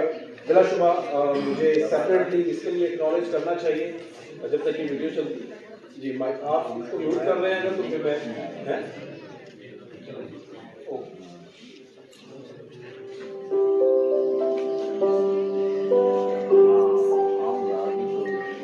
बिस्मिल्लाहिर्रहमानिर्रहीम। सरसद पाकिस्तान शजरकारी मुहिम के तहत जो मुख्तलिफ इलाकों में हमने शजरकारी की, अमन के विजन पर है।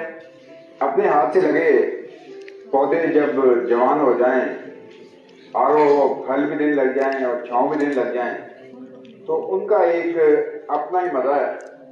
हम मौजूद हैं आज मुराद चौक से लेके इदराका रोड पारा तक। यहाँ पर हमने कोई 2000 पौधे पाकिस्तान सरकारी मंच पर लगाए थे। और आजकल सीजन है, आपको पता है बाहर का मौसम है और आजकल बेर हैं वो भी पके हुए हैं। और जब बेर पके होते हैं तो वहां पर उनको पत्थर मारने वाले लोग भी मौजूद होते हैं। और इसी तरह जो है वो जिंदगी की एक निजाम जो है वो चलता है, बड़ा खूबसूरत तरीके से चल रहा होता है। मैं अभी अल्हम्दुलिल्लाह यहाँ पर मौजूद हूँ तो अपनी लगाए हाथ से लगाए पेड़ जो हैं वो खा भी रहा हूँ और आपको भी दिखा रहा हूँ। तो माशाल्लाह यहाँ से लोग जो हैं वो बाकायदा तौर पे यहाँ से वो लेकर जाते भी हैं। अपने लिए भी बच्चे भी यहाँ पर आके मैंने यहाँ देखा है, यहाँ पर लकड़ियाँ भी पड़ी हुई, वो बच्चे मार के उतारते हैं नीचे से और यही बच्चों के लिए एक एंटरटेनमेंट भी होती है, खुशी भी होती है। और यहाँ के बच्चे जो हैं आपको पता है उनकी सबसे बड़ी एंटरटेनमेंट यही होती है। तो इसलिए ये अल्लाह का करम है, अल्लाह का फजल है कि जब आपके हाथ का लगा पौधा कामयाब हो जाए। ये 3 साल की हमारी मेहनत है। 3 साल आज मैं यहाँ मार्च में खड़ा हूँ और 2020 के मार्च से लेकर 2023 के मार्च तक 3 साल तो मुकम्मल हो चुके हैं। और 3 साल की वो मेहनत जो है आज एक्सरसाइज हमने कल ही किया था, लेकिन ये 3 साल बाद ये इस लेवल पे पहुंचे हैं कि अब ये छांव भी दे रहे हैं और अब ये फल भी दे रहे हैं।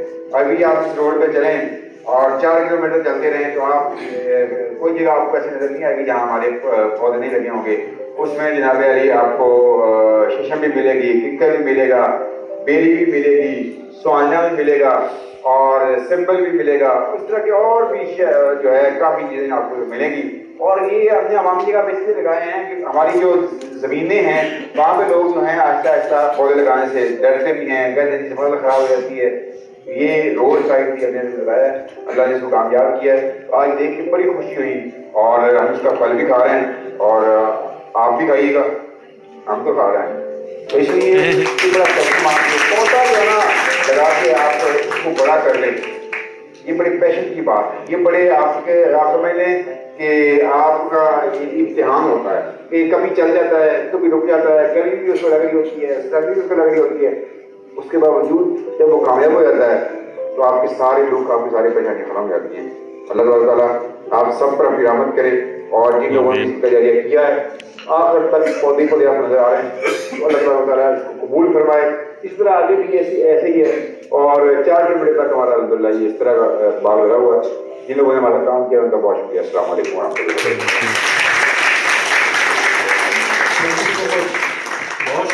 बहुत शुक्रिया।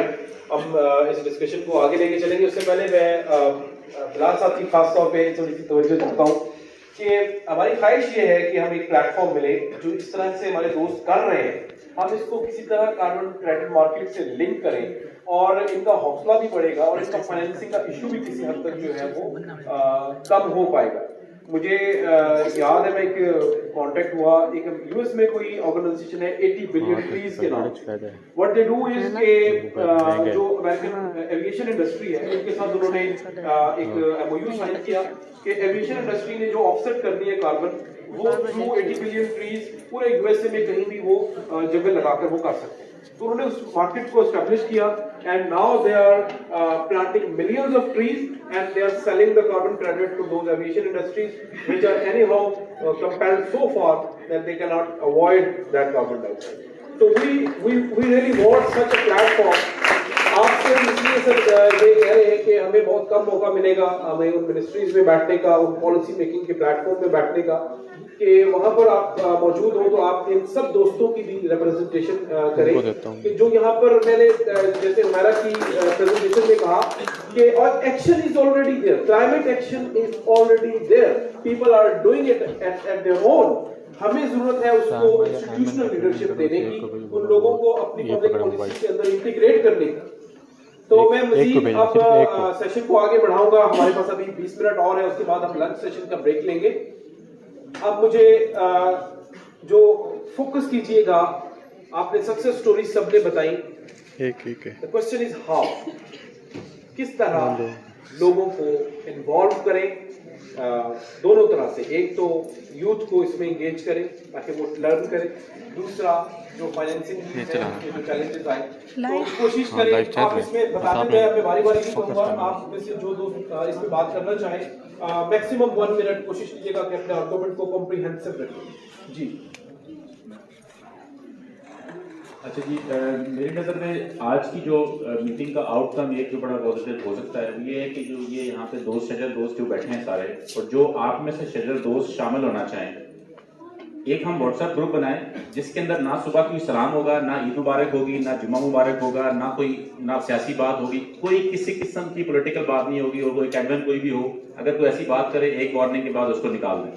एक व्हाट्सएप ग्रुप बनाएं, उसके बाद उसमें मेरे ख्याल से अगर हमें मतलब किसी की तरफ देखने से पहले जो ये सारी लोग काम कर रहे हैं, अगर ये मिल के एक और लाउड स्पीकर बन जाएंगे इतना बड़ा कि वो खुद ही लोग देखिए, जब काम जो ये जो सारी पिक्चर जब सब जगहों पे जाएगी तो लोग जिसकी जो डेफिशिएंसी है, जिसके पास कहीं पे कमी है, मैं अक्सर देखता हूँ हमारे दोस्त हैं, मैं नाम नहीं लेना चाहता, जिनकी के वाकई जिनको के हमें सपोर्ट करनी चाहिए उनको सपोर्ट मिलेगी। नंबर 1 एक तो ये मेरा सजेशन होगी आपसे, और जो आप में से वॉलंटियर करना चाहें, और खासतौर पे क्योंकि जो कीमती लोग होते हैं ना वो फजूल बात नहीं सुनना चाहते, तो ये मैसेज दूसरा भी मैं देना चाहता हूँ इसी में इनडायरेक्टली कि जब भी किसी ग्रुप को किसी कम्युनिटी को ज्वाइन करें किसी को सलाम सुबह मत करें, मतलब एक दफा आप सलाम कर दें, किसी को माजरत बड़ी लगे बात, कोई आपके सलाम या ईद मुबारक जुम्मा मुबारक सुनने के लिए ग्रुप में नहीं बैठा हुआ, तो इसलिए ये बच्चों के लिए मैं कह रहा हूँ।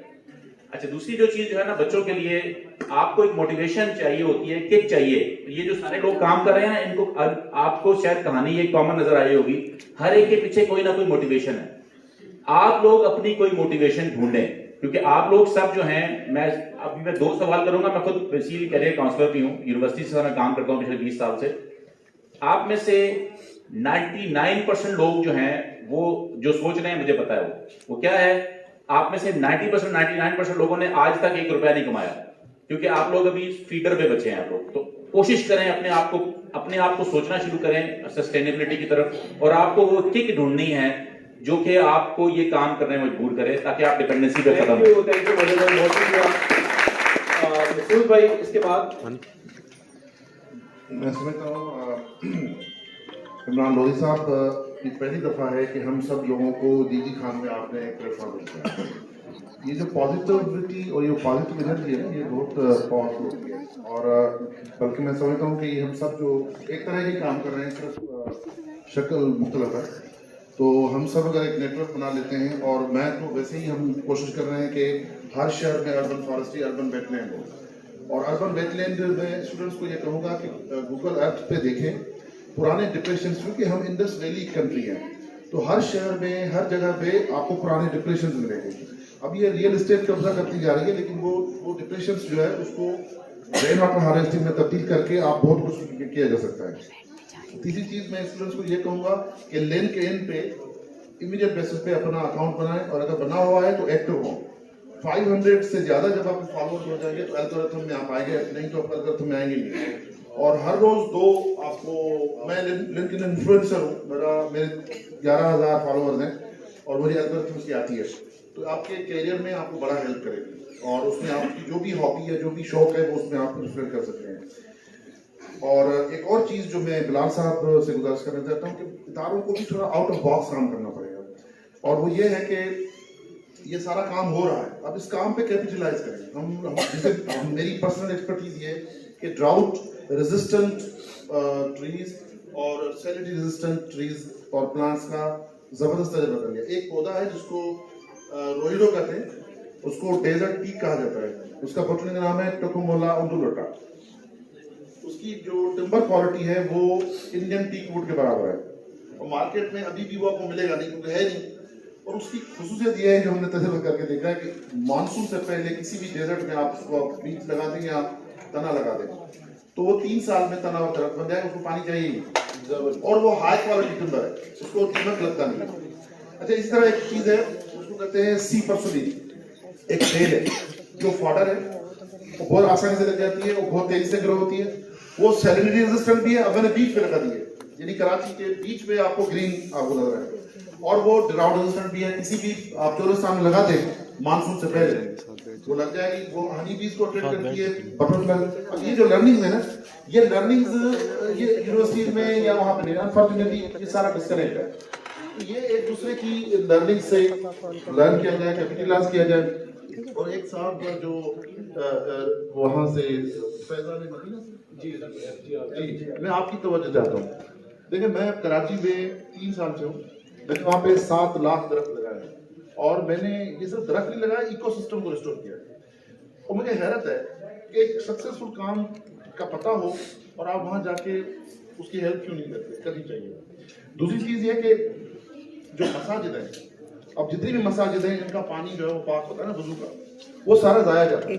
तो मैंने आपके एक साहब को ये सजेशन दी थी कि फैजान मदीना से ही शुरू करते हैं कि जितनी भी मसाजिद है उसका 20% या 25% जो है ना आप एक एग्रीहुड करते हैं, न्यूयॉर्क में शुरू हो चुका है, वो पानी डाइवर्ट कर दें, उस वहाँ पे सब्जियाँ लगा दें, दरख्त लगा दें।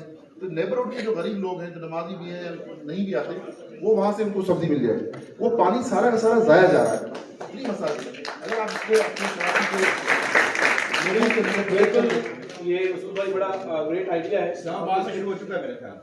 इस्लामाबाद में मस्जिद नहीं, वो मस्जिद स्केल पे नहीं है, वो ऐसे इस तरह तो हमने भी किया है, 1 मस्जिद 2 मस्जिद इस तरह नहीं। लेकिन ये कानून बना दिया जाए कि यार मस्जिद के अंदर जो है एक तो ग्रीनरी हो जाएगी और वो वहाँ पानी ज़ाया नहीं होगा जो ज़ाया हो जाता है।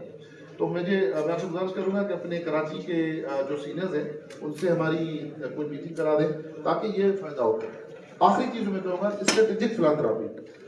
कराची में बकरे कुर्बान करते हैं सदके के लिए, और संडे को जहाँ हमने फॉरेस्ट लगाया तो ये हाई राइज है, तो खवातीन जो हैं उस संडे को सदका उतारती हैं, वो देती हैं गोश्त चीलों को। अब चीलें जो हैं वो प्रेडेटर है। अब हमारे जो बर्ड है जैसे प्लोवर है उसका चिक होता है इतना छोटा, तो चीले अब ये कौन सा सरकार, लाहौर में जाए तो चौरंगियों पे वो ख्वाजा साहब अगर हैं तो मेरी बात सुन रहे हैं, ख्वाजा आजाद साहब, लाहौर में वो जो ना कवे सिगरेट पी रहे होते हैं चौरंगियों पे कि कोई आए और सदका होता है, तो कवे और चीले जो है उस प्रेडेटर्स हैं वो बढ़ जाते हैं और बाकी बर्ड जो है ना वो।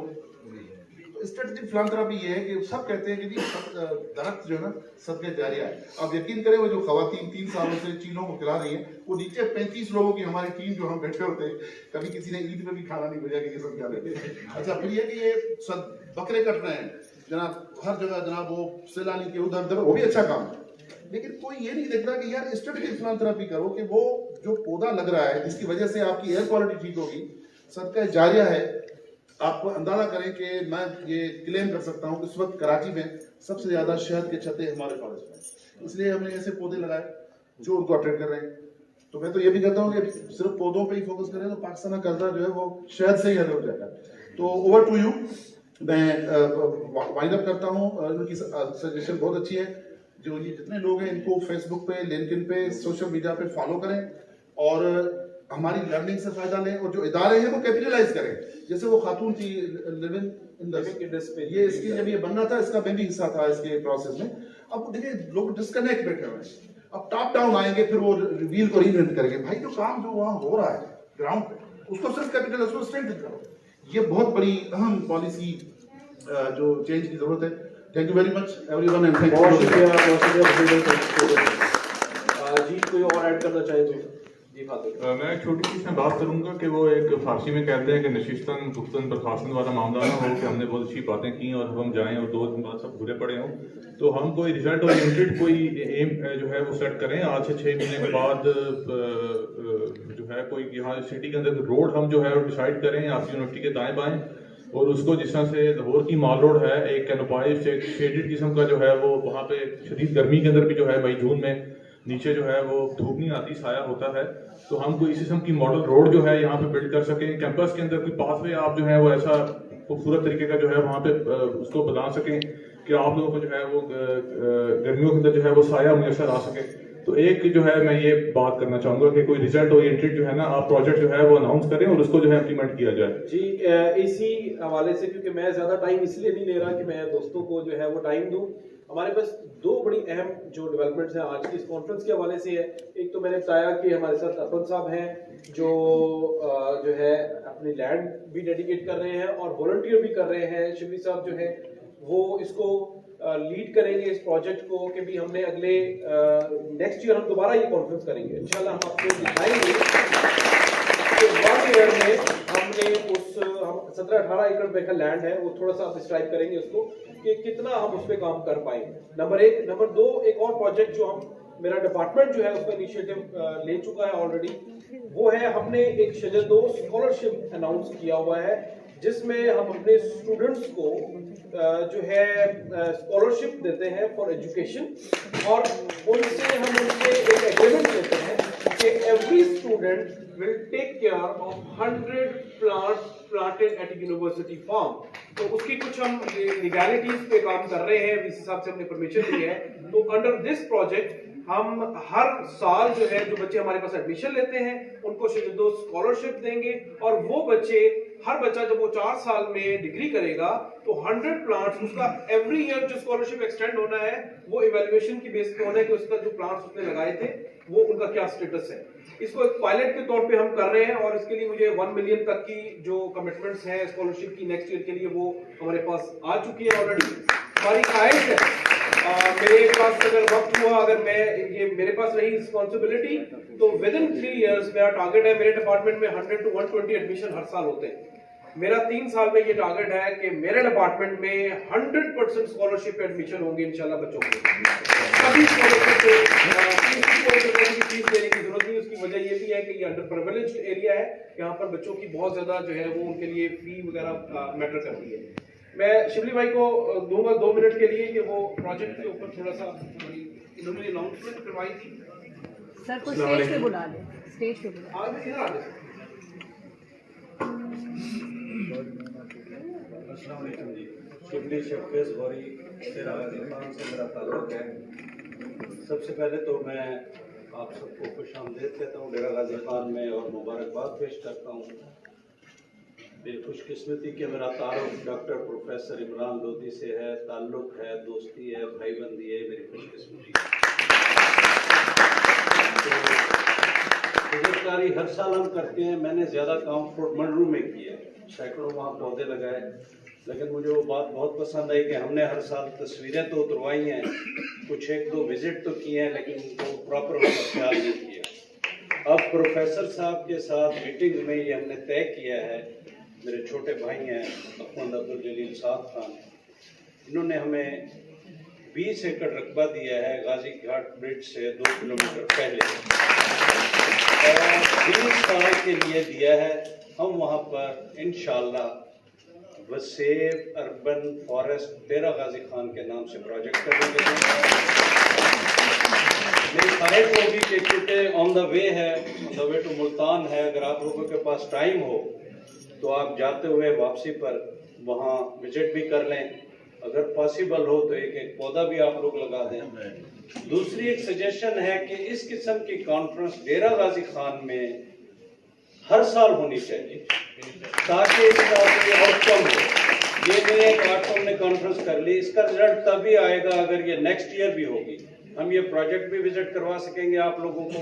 मजीद भी इसके अलावा जैसे जिन दरख्तों का मसूद साहब ने जिक्र किया डेजर्ट के लिए है, ये हमारे यहाँ से 5 किलोमीटर के बाद सारा डेजर्ट है सच्ची सरवर तक, वहाँ ये पौधे लगाए जा सकते हैं, और रोड के साथ साथ ये पौधे लगाए जा सकते हैं, उनकी केयर भी हो सकती है। अभी डिसाइड कर लेते हैं, अगर आप इंटरेस्टेड हैं तो मैं आपको मैं बिल्कुल इंटरेस्टेड हूँ जी, उन पौधों के लिए भी इंटरेस्टेड हूँ, और ये गाजी घाट आप लगा दें। बिल्कुल ठीक, बिल्कुल ठीक। लोगों का ये तो बड़ा इनकम जनरेशन 5 साल में ये 1 करोड़ रुपया पर एकड़ आपको देगा।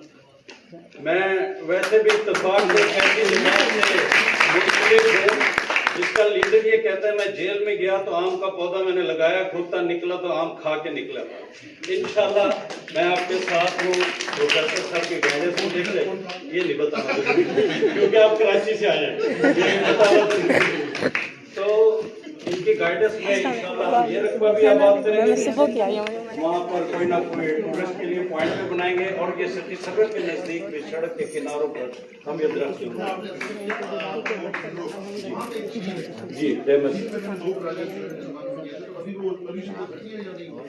बहुत बुरा हाल है। वही जो प्रॉपर अरेंजमेंट नहीं है, जैसे यहाँ मानका कैनाल में सारा फुजला फेंका जा रहा है, वहाँ भी क्योंकि कोई डिस्पोजल नहीं है, प्रॉपर उन्होंने कोई ड्रेन सिस्टम नहीं बनाया, सीवेज सिस्टम नहीं बनाया, वो सारा उस बोटबंडू का सीवरेज उसी झील में आ रहा है। ये बड़ी बदकिस्मती है।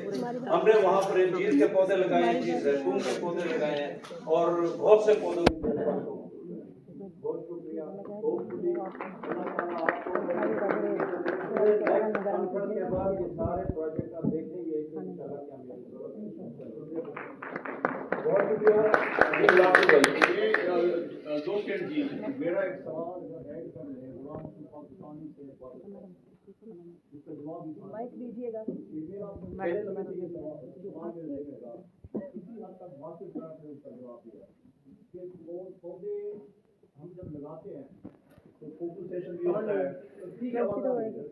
फोकसेशन भी होता है, सोशल मीडिया भी होता है, रिबन भी काटे जाते हैं, लेकिन कोई ऐसी सेरेमनी मैंने नहीं देखी, प्रोग्राम नहीं देखा कि 5 साल के बाद या 3 साल के बाद जवान पौधों की सेरेमनी हो गई। उन्होंने कहा एक हल दिया है कि हमने बंदा रखना है। अब मैं उनसे ये पूछना चाहूंगा कितने साल आपने बंदा रखना? 15। आप अपनी बारी में जवाब दीजिएगा एक बार। तो दूसरा आप भी कोई ऐसा हाल बताएं कि पौधे तो लग जाते हैं, पौधे लगने के बाद ये एक्चुअल मेरी 65 साल उम्र है, 65 साल से मैं देखता आया हूँ कि पौधों की जो रेशो है जवान होने की वो ना होने के बराबर होती है। लग जाते हैं, सरनी हो गई, तालियां बज गई, अपने घर जाकर सो गए। फिर उनको जवान करती हैं बकरियां और भैंसें और गधे। इसका जवाब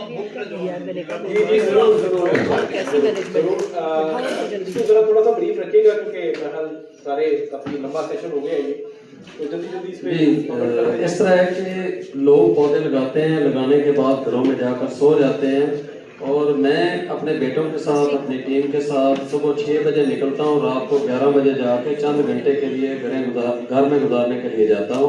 हमारे पौधे जो हमने पाकपतन में 2.5 साल पहले लगाए हैं उनको रक्षे के ऊपर टैंकर रख के हमने पानी लगाया है, उनको जानवरों से बचाया है, लोगों से लड़ाइयाँ लड़ी हैं, महकमों ने हमारे ऊपर पर्चे किए, सारा कुछ झेला है, लेकिन हमारे पौधे इस वक्त देखने के काबिल हैं और मैं अपनी वीडियोस के अंदर बार बार उन पौधों को दिखा रहा होता हूँ। तो मेरी कुछ तजावीज़ हैं कि अरबाब इख्तियार तक अगर वो पहुँचा दी जाएँ तो शायद हमारा मुल्क इससे जो है वो सरसब्ज़ हो जाए। एक तो ये है कि दरख्त को जलने के हवाले से, दरख्त को काटने के हवाले से कोई कानून साजी की जाए और उसके अंदर सख्त सजाएं अमली तौर पर दी जाएं।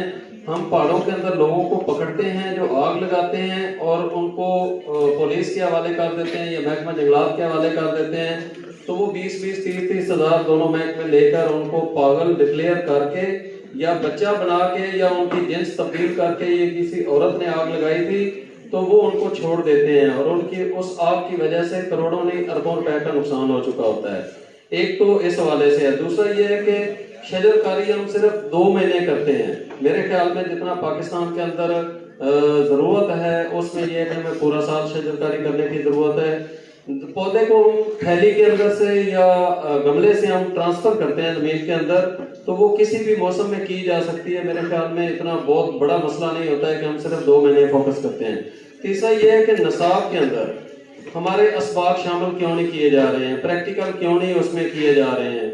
चौथे नंबर पर यह है कि 8 कनाल के अंदर 8 पौधे अगर लगा दिए जाएं, उसका कानून बना दिया जाए तो मैं ये समझता हूँ कि अरबों पौधे हमारे ये पटवारी हजरात ही लगा सकते हैं, हमारा मुल्क सबज़ और शादाब हो सकता है।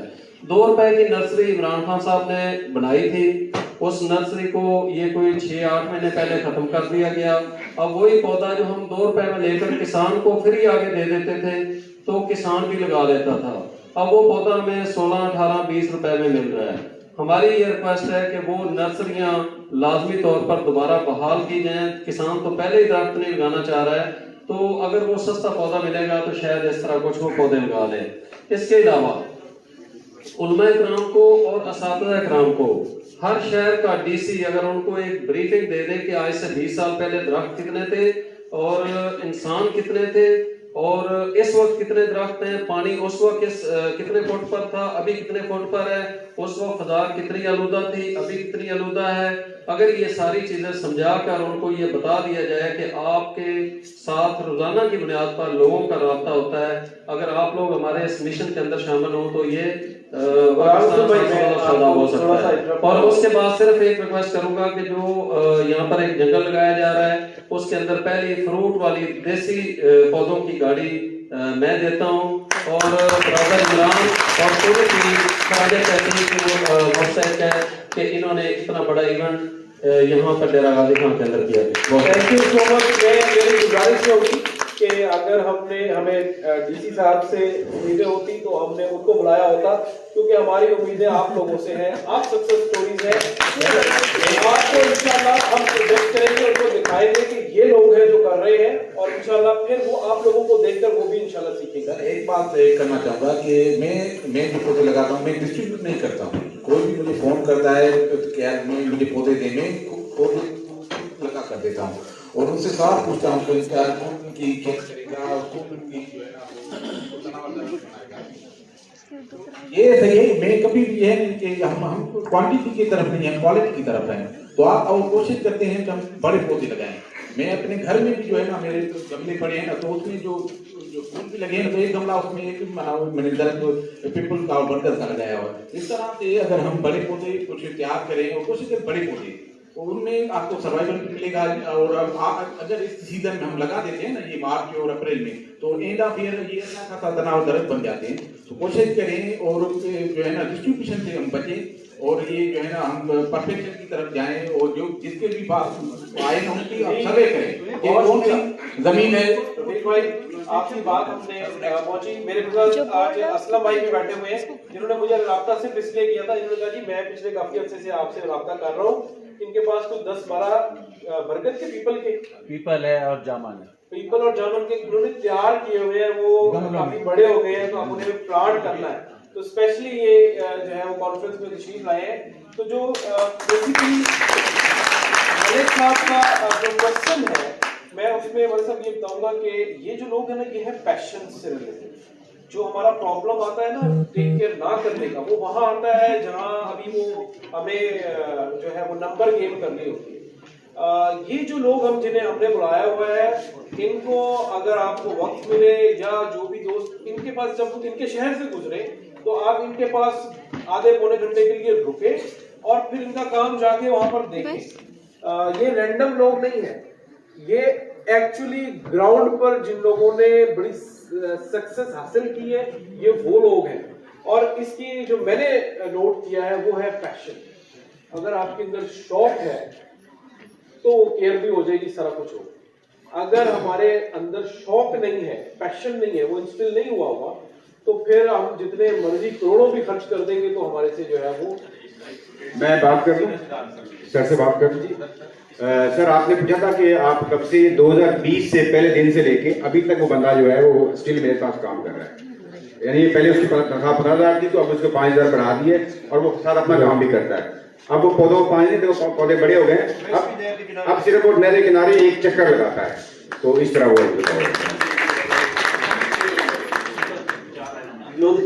अच्छा डॉक्टर साहब आपसे रिक्वेस्ट थी कि बच्चों के साथ अगर गेट टुगेदर या ओपन डिस्कशन कोई ऐसा सेशन वो भी अगर है तो ठीक है, वरना जरूर रखिएगा।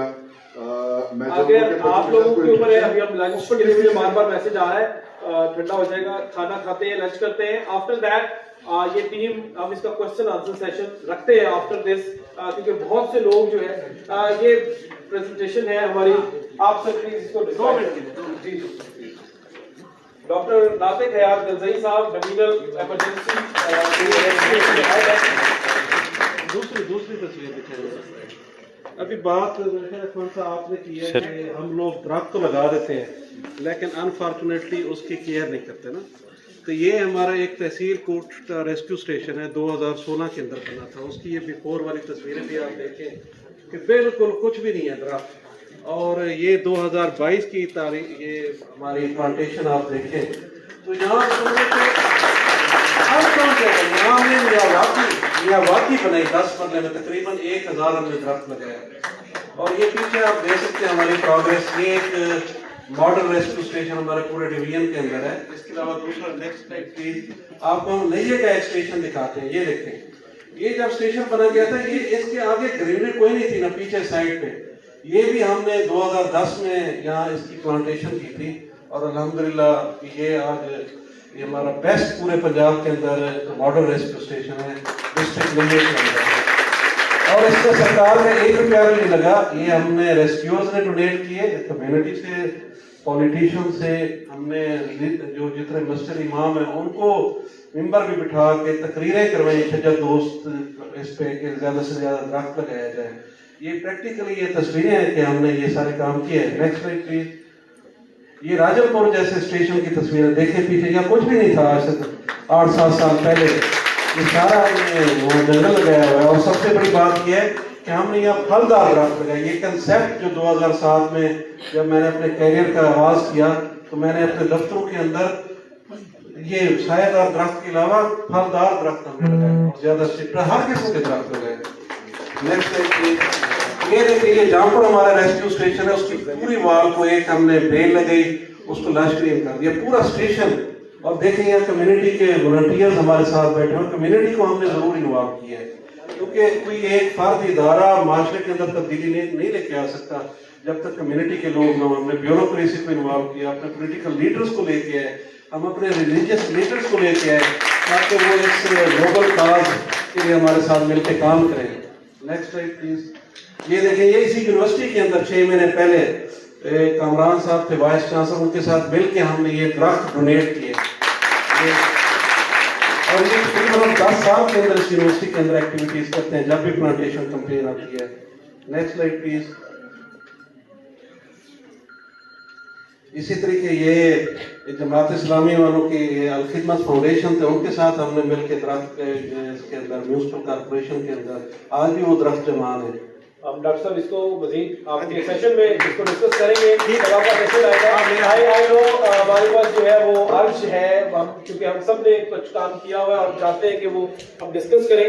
मेरे साथ हमारी यूनिवर्सिटी के भी हैं, हम उसको बुलाएंगे। डॉक्टर जहूर साहब है, उन्होंने 200 एकड़ पे प्लान किया हुआ है, जिसमें से तकरीबन अच्छा खासा उन्होंने ऑलरेडी ऑर्चर्ड्स वहाँ पे डेवलप किए हुए हैं, तो उनको भी टाइम देंगे कि वो भी शेयर करेंगे इंशाल्लाह। अभी लंच का टाइम है। तमाम जो गेस्ट हैं पहले उनसे दरखास्त है, शहाब, अच्छा मैं भी आप उनको गाइड करें, हमारे गेस्ट जो है उनको ले जाएं। और स्टूडेंट्स के लिए हमने अलग से यहाँ पे स्टार्ट किया हुआ है, और गेस्ट के लिए बिल्कुल साथ ही मैं भी आपको जो है वो गाइड करेंगे। तो प्लीज आप लोग सब साथ इस सेशन के बाद लंच के बाद एक हमारा कल्चरल परफॉर्मेंस है और उसके बाद प्लांटेशन है, then we will be back for question answer. This session का रहता है वो इंशाल्लाह। ओके सर, फिनिश कर दो ना। हाँ हाँ बस।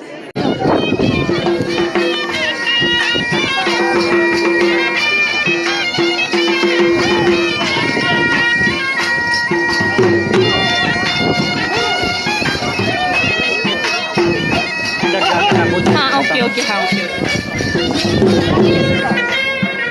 अभी को 10 मिनट दरमियान में रख दे, मूव ना करे।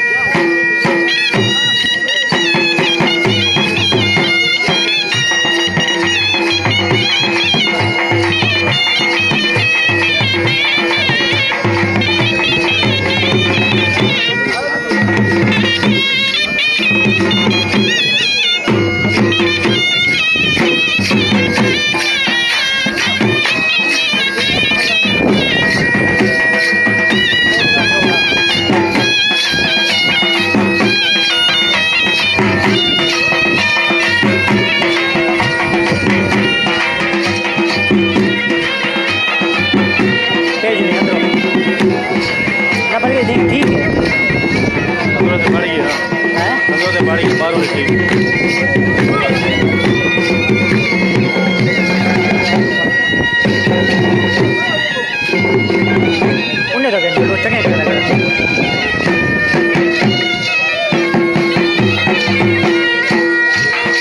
स्टैंड बंद कर हुए स्टैंड बंद कर स्टैंड भाई लाइट चले फेसबुक से मेरी फेसबुक से लाइव चली गई स्टैंड बंद कर स्टैंड वो ऐप डाउनलोड कर मैं डाल दूंगा हैं मैं डाल दूंगा लॉक लगा ऊपर लगा लेना पूरा बंद कर पूरा स्टैंड बोला है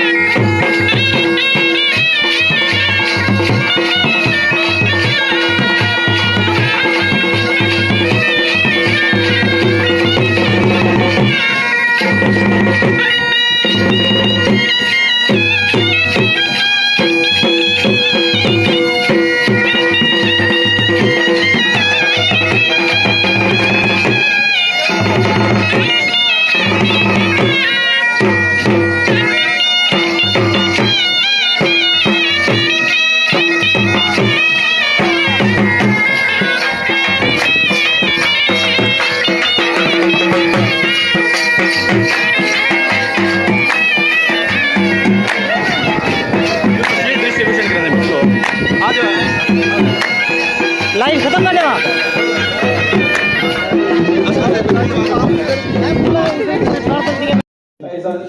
यूनिवर्सिटी की तरफ से बेटा पहले बिलाल साहब वाली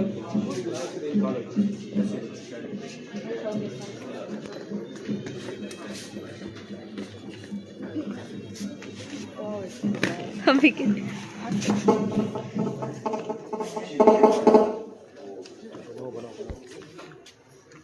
मैं सेंटर में चली जाऊँ, सेंटर में चली जाऊँ, यहाँ से थोड़ा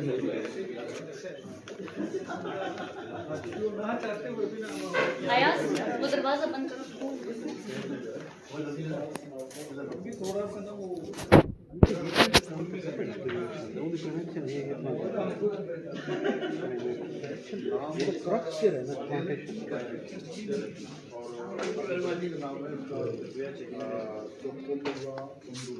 वालों के लिए कौन सी टेस्ट क्या होगा?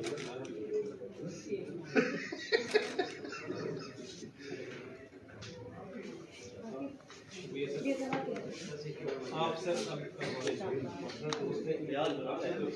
जी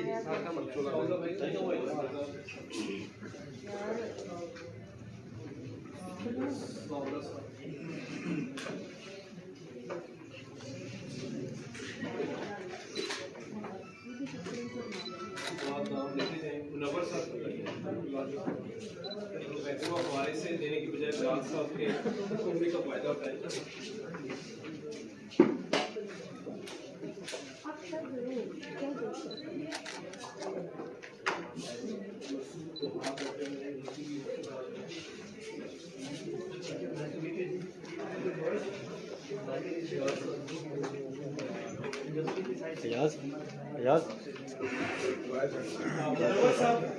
मुनव्वर साहब का सेशन अभी होना है, लेकिन हम पहले ही उनको ये चाहते हैं कि बाद में देने की बजाय अभी उनको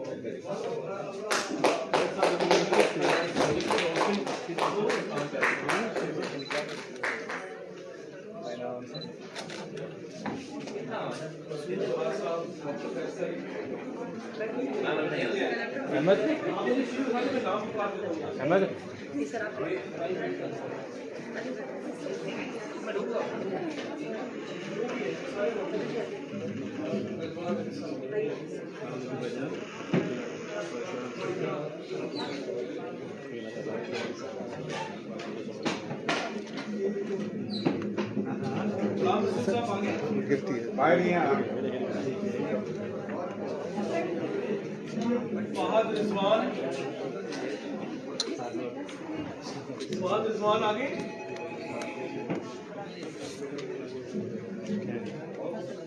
फैसल अली, डॉक्टर फैसल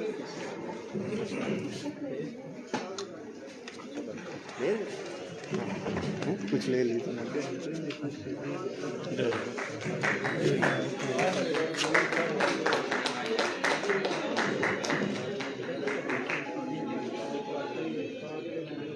हसाम वो लाइट बंद करवा दो।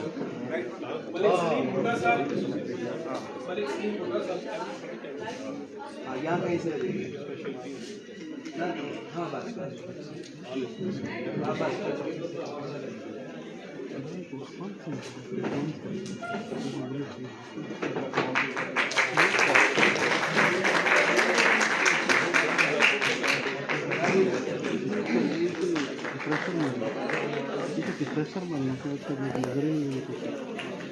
टाइम क्या हो रहा है? प्रेजेंटेशन का दिखाना बहुत जरूरी है। अच्छा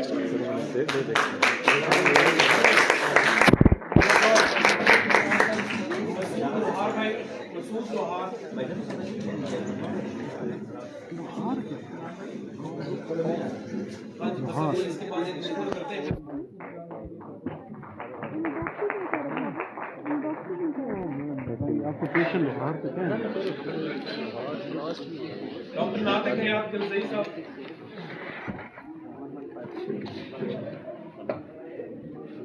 अब्दुल बासित रोज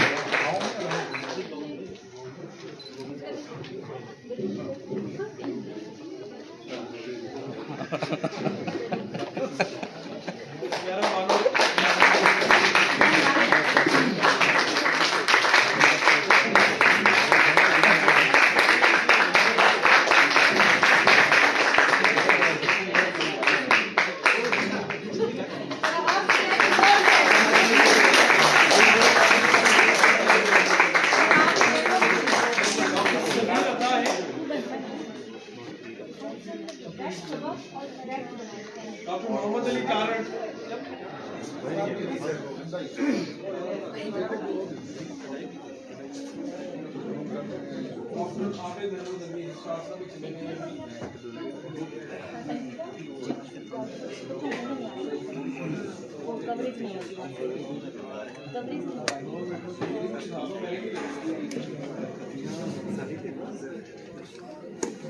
फैसल साहब,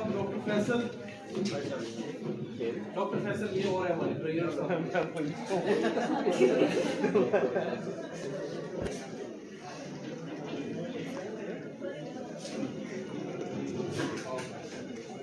ये मैं खुद दूंगा।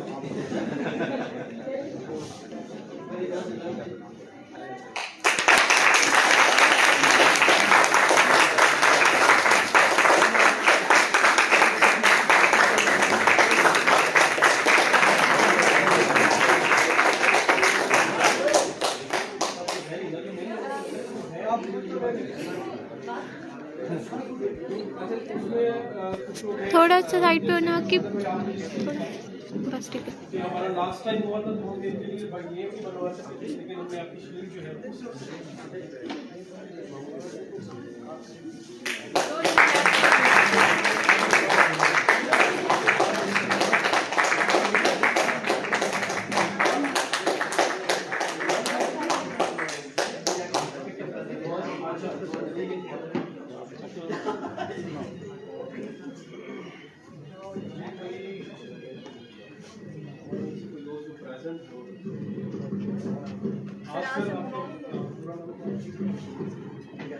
जैसा आप रिजवान भाई की वो ढूंढ रहे हैं, भाई की वो इनका बाई नेम है।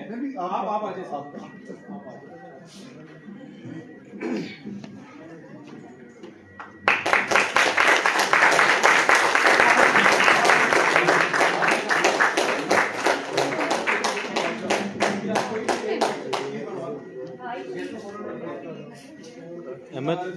अहमद भाई नेम वाली वो ढूंढ रहे हैं, लेकिन तस्वीर ना रह जाए रिकॉर्ड में आज।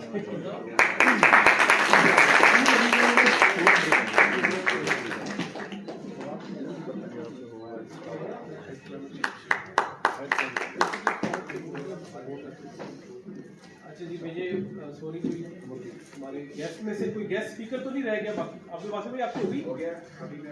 हाँ, गुलाम रसूल साहब। ठीक है गुलाम रसूल साहब बाहर वीडियो बना रहे हैं। कौन? नहीं है आगे।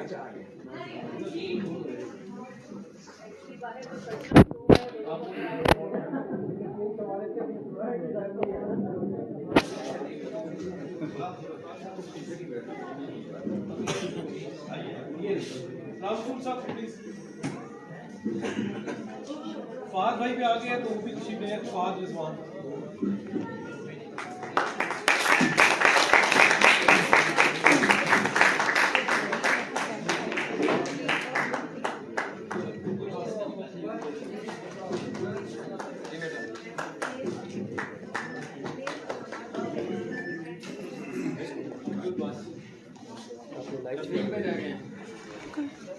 पकड़ लो, मैं बैठ जाती थी।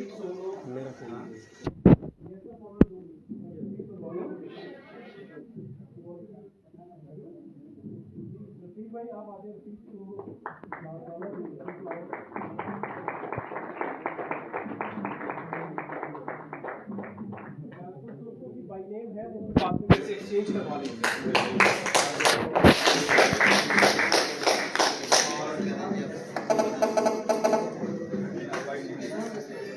प्लीज कोई भी दोस्त जो रह गए हैं गेस्ट स्पीकर्स में से,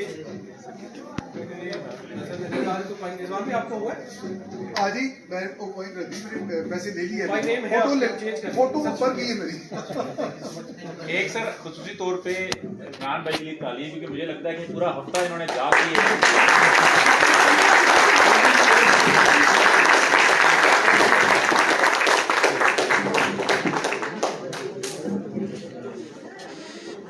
थैंक यू सो मच। हम इनका अवार्ड्स का सिलसिला इसके बाद भी रखेंगे। ये हमने सिर्फ इसलिए एडवांटेज लिया कि बिलाल अनवर साहब ने ट्रैवल करना है, वो वापस जाएंगे, तो उनका बहुत शुक्रिया, वो तशरीफ लाए।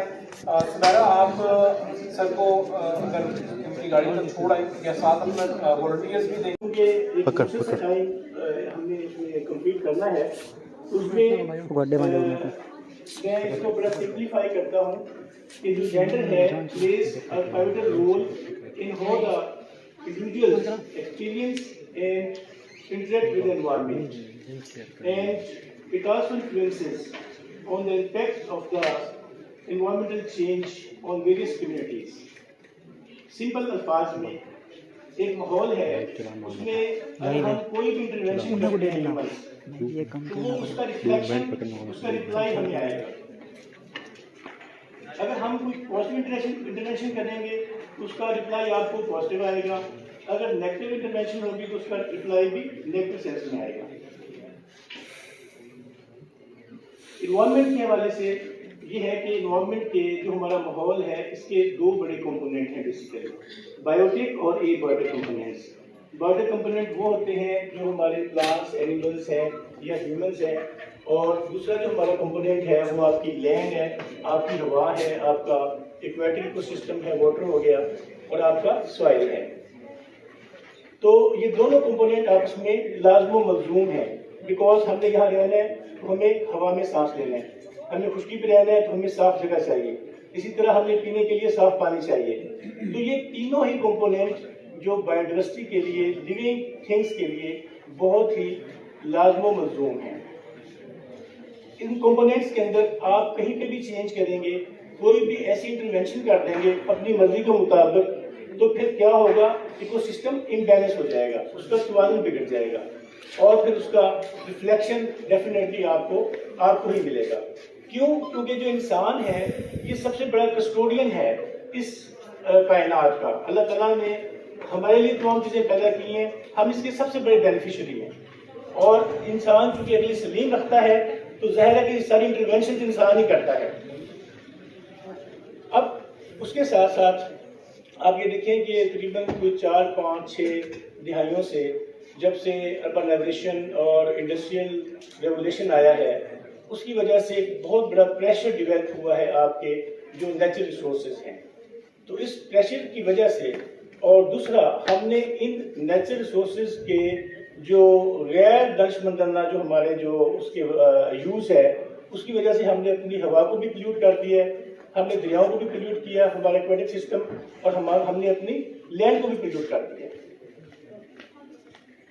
मैं इसमें चूँकि मेरा बेसिकली इदारा कंजर्वेशन का है और मेरा बैकग्राउंड साइंस का है, एनवायरनमेंट का और बायोलॉजी का, मैं आपको एक मिसाल दूंगा प्रैक्टिकली फिशरीज में से। फिशरीज में चूँकि मैं काम कर रहा हूँ इंडस रिवर डॉल्फिन पे, और इंडस रिवर डॉल्फिन जो है ये सिर्फ दरियाए सिंध की हद तक एंडेमिक है, ये हमारी अपनी स्पीशीज है, और it is entirely endemic to river Indus. ये दुनिया में और कहीं नहीं पाई जाती।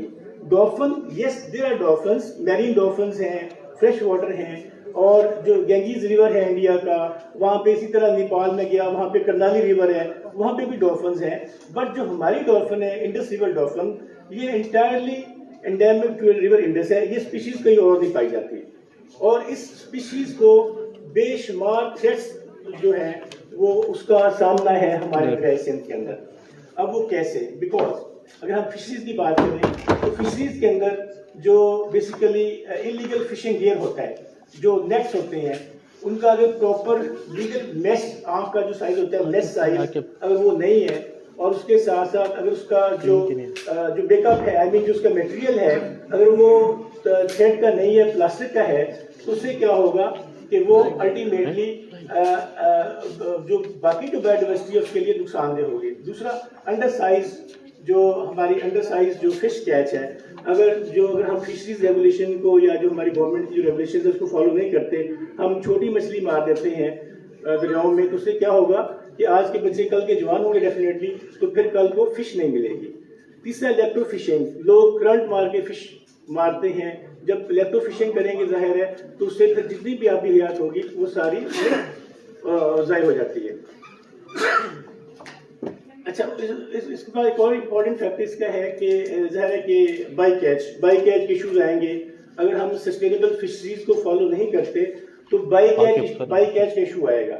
बाई कैच का मतलब ये होता है कि आपके फिशिंग गियर में किसी भी अनवांटेड स्पीशीज की जो उसको आपको जरूरत नहीं है, लेकिन वो एक्सीडेंटली उसमें आ गई है, दैट इज डॉल्फिन बेसिकली, वो उसमें आ जाएगी। और दूसरा हमारे जो टर्टल्स हैं उसकी एक नंबर ऑफ स्पीशीज जो हैं वो भी उसमें आके एंडेंगल होती हैं, जिसकी वजह से उनकी फिर इवेंचुअली डेथ हो जाती है और बायोडाइवर्सिटी का लॉस होता है। देखें, हम चूंकि शरीरकारी कॉन्फ्रेंस है तो मैं एक फिक्रा कहना चाहूँगा कि trees are the lungs of nature. जो ट्रीज हैं ये कुदरत के फेफड़े हैं। अगर आप शरीरकारी नहीं करेंगे तो फिर क्या आपके लिए सांस लेना मुहाल हो जाएगा, बिकॉज ये आपकी एयर को फिल्टर करते हैं। इसी तरह if I talk about the aquatic ecosystem, हम दरियाओं की बात करें तो जो बेसिकली टर्टल्स होते हैं ये आपकी जितनी भी जो वेस्ट प्रोडक्ट होती है आपके रिवर से, पानी से उसे क्लीन करते हैं, तो ये पानी को साफ करते हैं और ड्रिंकेबल बनाते हैं।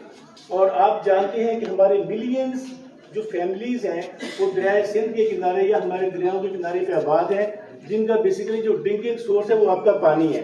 अगर हम पानी को, अगर टर्टल्स खत्म हो जाएंगे वहां से, तो फिर अल्टीमेटली क्या होगा कि आपका वाटर पल्यूट हो जाएगा। जब वाटर पल्यूट होगा तो फिर लोगों के लिए उसको पीना, और लोगों के एक्सेस चूंकि ऑलरेडी है नहीं है साफ पानी से, तो उनके लिए जीना मुहाल होगा। अच्छा, इसके साथ साथ अगर दरिया में फिश खत्म हो जाएगी, लाइक आप इलीगल मेथड यूज करते हैं, तो फिर क्या होगा? फिश नहीं होगी। जब फिश नहीं होगी तो बहुत सारे ऐसे प्रीडेटर्स होते हैं जो फिश खाते हैं, आप उनकी लाइफ भी फिर रिस्क में चली जाएगी, लाइक डॉल्फिन। अगर दरिया में फिश नहीं होगी तो फिर अल्टीमेटली डॉल्फिन भी आपकी वहां से चली जाएगी, वो भी उसकी भी डेथ हो जाएगी। और यू नो कि जो हमारी डॉल्फिन है ये बेसिकली थ्रेटेंड स्पीशीज है और ये IUCN की रेड लिस्ट में शामिल है। अच्छा, दूसरी बात ये है कि इस थीम के हवाले से मैं ये समझता हूँ कि जो हमारा जेंडर इक्वलिटी और दूसरा हमारा जो हमारा सस्टेनेबल डेवलपमेंट के हवाले से ये जो दो कंपोनेंट होते हैं ना, वीमेन एम्पावरमेंट है या जेंडर इक्वलिटी है, इस इश्यूज को एड्रेस करना ज़रूरी है। बिकॉज पाकिस्तान में आप देखें या जितने भी डेवलपमेंट कंट्रीज हैं उसमें जो खवातीन हैं वो मुख्तलिफ पेशों से मुंसलिक होती हैं। इवन इन रूरल एरियाज आप देखें इन वाटर कलेक्शन, और आपकी जो फायरवुड जो है बेसिकली उसमें वो कामकारी होती हैं। इसके अलावा आपकी जो एग्रीकल्चर उसमें कामकारी होती हैं, तो वो इक्वली वल्नरेबल होती हैं क्लाइमेट चेंज के लिए। सो इस जो दोनों कंपोनेंट हैं, विमेन एम्पावरमेंट और जेंडर इक्वलिटी के, आपके जो रिसोर्सेज हैं उसका बराबर इस्तेमाल मिले दोनों जेंडर को एक प्रोपोर्शन के साथ, उसमें किसी नाइंसाफी नहीं होनी चाहिए। तो ये भी हमारा एक, हम इसको इंकरेज करते हैं और बल्कि हमारे हर जो कंजर्वेशन के जो प्रोजेक्ट्स हैं उसमें हम तकरीबन 30% नुमाइंदगी खवातीन की जो है उसको हम इंश्योर करते हैं। अब उसमें इसकी इम्पोर्टेंस क्यों है? अगर मैं फिशरीज की बात करूं तो फिशरीज में आप देखें ना, जो मुहाना लोग होते हैं, जो फिशरमैन है, बेसिकली वहाँ पे खवातीन मर्द दोनों मिलकर माहीगिरी कर रहे होते हैं। तो उसमें फिर ये है कि उन खवातीन को हम अपनी अवेयरनेस कैंपेन का हिस्सा जरूर बनाते हैं ताकि उनको भी शऊर दिया जाए, उनको भी आगाही दी जाए कि ये नेचुरल रिसोर्सेज जो हैं वो आपके लिए कितने इम्पोर्टेंट हैं और आप ने सस्टेनेबल जो फिशरीज है वो अडॉप्ट करनी है। उसके लिए रिसेंटली हमने अगर मैं इंडस रिवर डॉल्फिन की बात करूं तो हमने एक सिटीजन साइंस अप्रोच के तहत पाकिस्तान में एक सिंपल टूल डिजाइन किया है जो बेसिकली पेपर बेस्ड है, और हम दूसरा अभी हम ये है कि वो ऐप बेस्ड भी हम करने जा रहे हैं उसको। तो उसमें यह है कि एक सिंपल पेपर बेस्ड टूल हमने बनाया है जो डॉल्फिन के थ्रेट्स के हवाले से है। उसमें हमने, this is quite simple because it is consisting of simple graphics, और उसमें पिक्चर्स हैं और वो इजीली अंडरस्टैंडेबल है by the illiterate persons, because ये जो फिशर कम्युनिटी होती है ये इंतहाई डिप्राइव्ड कम्युनिटी होती है। ये लोग पढ़े लिखे नहीं होते, इवन कि उनको जो हमारी बेसिक फैसिलिटीज हैं, हमारी जो क्वालिटी ऑफ लाइफ है वो भी नहीं उनको मिलती। तो हमने उसको इसलिए इंगेज किया इसमें कि बेसिकली हमें जो डॉल्फिन को जो दरपेश मसाइल हैं, जो थ्रेट्स हैं, उसका हमें अंदाजा हो सके, और फिर हम ज़ाहिर है उन थ्रेट्स को मॉनिटर करेंगे और अल्टीमेटली जो है एक कोशिश करेंगे कि इकोसिस्टम का बैलेंस हो। अच्छा, दूसरी बात, सारे हाज़रीन सुबह से ये कह रहे थे जी कि जो प्रॉब्लम्स हैं वो आइडेंटिफाइड हैं, वेयर आर द सॉल्यूशंस किधर है? तो अब उसमें मैं आपको बताऊं, मैं अगर इंडस डॉल्फिन की ही बात करूं तो इंडस डॉल्फिन से क्या होता है बेसिकली, जब ये जाल में जाके इंटेंगलमेंट होती है ना, तो दो नुकसान होते हैं। एक तो आपकी बायोडाइवर्सिटी इंडस डॉल्फिन की डेथ होती है, वो चली गई आपसे। सेकेंडली ये होता है कि उसका जो जाल होता है माहीगीर का, वो अच्छा खासा महंगा होता है, उसको इकोनॉमिक लॉस होता है, वो फट जाता है। तो हमने फिर क्या किया कि इसमें चिलोनिया लिमिटेड है, बेसिकली यूके बेस्ड कंपनी है, उसके कुछ एक्वास्टिक डिवाइसेस हैं, फिंगर्स, जो बेसिकली डॉल्फिन्स को कैटर करते हैं away from the fishing air. तो हमने वो अभी यूज़ करना शुरू किए हैं पाकिस्तान में, हमारी 2 साइड पे सिंध और पंजाब के अंदर। तो हम फिलहाल फिंगर्स को यूज़ कर रहे हैं इन अ सेंस कि एक तो हमने ये देखना है कि क्या जो डॉल्फिन है वो जाल से कितना दूर जाती है ताकि वो उसमें इंटेंगलमेंट का चांस ना हो, और दूसरा ये है कि हिबैचुएशन ना हो उसके साथ। हिबैचुएशन मीन्स के वो उसकी हिबैचुएट ना कर जाए ना, ये ना हो कि हम फिंगर भी लगाएं उसके बाद वो फिर दोबारा उन्हीं जालों के पास आना शुरू हो जाए। तो उसमें हमने कुल 195 डेज का ट्रायल किया है पंजाब में गाजी घाट साइड पे, और मैं ही इस ट्रायल को लीड कर रहा हूँ। उसमें अभी तक के जो रिजल्ट्स हैं कि उसमें डॉल्फिन्स की कोई हिबैचुएशन रिपोर्ट नहीं हुई यहाँ पे हमारे गाजी घाट पे। तो टाइम को भी देखते हुए एक छोटी सी मिसाल में और देना चाहूँगा कि कंजर्वेशन के पॉइंट ऑफ व्यू से कि सन 2001-2 में हमारे पास एक प्रोजेक्ट था, अमेरिकन प्रोजेक्ट पेरिग्रीन फंड के नाम से था। उसमें एक बेसलाइन असेसमेंट ये हुई थी कि हमारे साउथ से जो वल्चर्स क्यों गायब होना शुरू हो गए हैं, वल्चर्स की मॉर्टेलिटी क्यों हुई, और फिर वल्चर्स की जो इंसानों के लिए फायदेमंद क्या है। उसमें वेरी क्विकली एंड शॉर्टली उसमें यह है कि वल्चर्स बेसिकली स्कैवेंजर्स होते हैं जो आपके डेड ऑर्गेनिज्म को खाते हैं। तो हुआ ये कि जब इसने हमने फाइंड आउट किया कि जी जब हमने पिंगा लिया जो मर गया था बेसिकली, तो उसमें देखा कि जी उसकी जब टेस्टिंग हुई ब्लड की, तो उसमें डिक्लोफेनिक सोडियम की बहुत ज़्यादा कंसंट्रेशन थी as compare to a healthy fowl. तो उसमें अल्टीमेटली ये स्टैब्लिश हुआ कि ये इनके जो मरने की जो वजह है वो डिक्लोफेनिक सोडियम की हाई कंसंट्रेशन है उनके ब्लड के अंदर, जो कि नॉर्मल फाउल में नहीं होती। अब ये होता कैसे था कि अगर कोई जानवर बीमार हो गया तो हमारे जो वीओस थे, जो हमारे वेटरनरी ऑफिसर होते हैं, वो बेसिकली डिक्लोफेनिक यूज करते थे उन जानवरों में, और जब वो एनिमल डेड हो गया, वो जानवर गाय या भैंस, फिर क्या उसको खाने के लिए हमारे वल्चर आते थे, वो जब खा के चले जाते उनका कुछ सोशल कांटेक्ट नहीं होता था, वो चले गए। और अल्टीमेटली फिर जब उनकी कंसंट्रेशन बढ़ती गई उनकी ब्लड में डिक्लोफेनिक की, तो फिर ज़ाहिर है उनको गाउट हुआ और उनकी ये मैंने मोबाइल ना देखा ना, मेरे काम रुक जाते हैं। अब असल इसका एस्टैब्लिश करने का मकसद क्या था? मकसद ये था कि इंडिया और पाकिस्तान के अंदर जो है रेबीज बहुत ज्यादा फैल रहा था। डॉग बाइट, अगर कर सको तो डॉग बाइट ये बहुत ज्यादा फैल रहा था।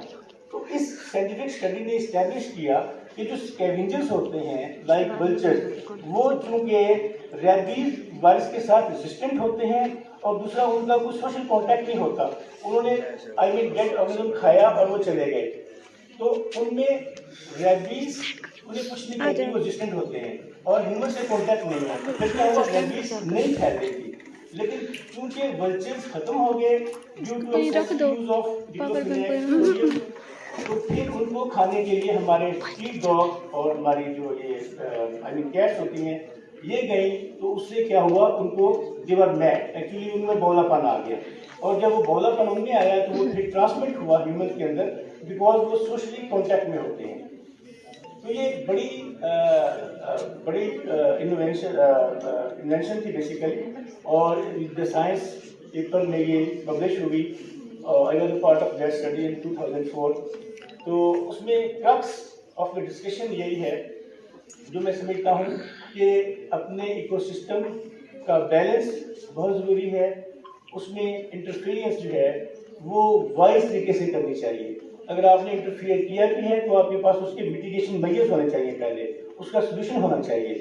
और सेकेंडली जो इस थीम के हवाले से जो जेंडर एम्पावरमेंट है, वुमेन एम्पावरमेंट है, और जो इक्वलिटी ऑफ द रिसोर्सेज है, वो that should be distributed equally among the both genders.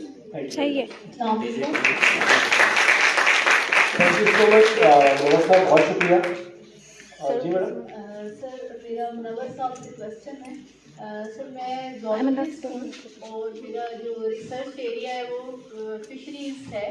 आपने जितनी बातें की हैं वो सबसे ज़्यादा मेरा ख्याल है हमसे रेलेवेंट है। और मैं इस प्लेटफॉर्म से के थ्रू ये पूछना चाह रही हूँ कि हम लोग एज अ जोलॉजिस्ट आप लोगों के साथ कैसे कोलैबोरेट कैसे कर सकते हैं। और जो आपने पेपर बेस्ड जो टूल का जो जिक्र किया उसको प्लीज़ थोड़ा इलेबोरेट कर दें। मैंने थोड़ा लेट ज्वाइन किया है तो अगर आप थोड़ा सा अपना अफिलिएशन वगैरह बता दें, हम बाद में सेशन के बाद भी आपसे जो है वो डॉक्टर अस्मा हमारी हेड ऑफ डिपार्टमेंट है, department of zoology, Ghazi university. सबसे ज़्यादा मुझे बहुत खुशी हुई है कि ये काम हमसे बहुत ज़्यादा रेलिवेंट है, बल्कि बेसिकली ये हमारा ही फील्ड है। तो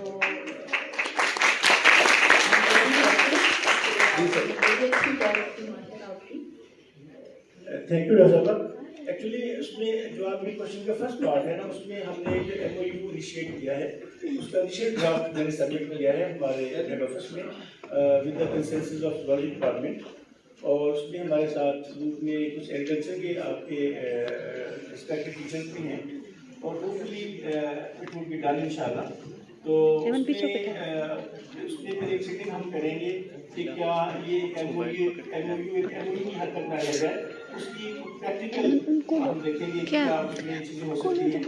उसमें चूँकि हम ऑलरेडी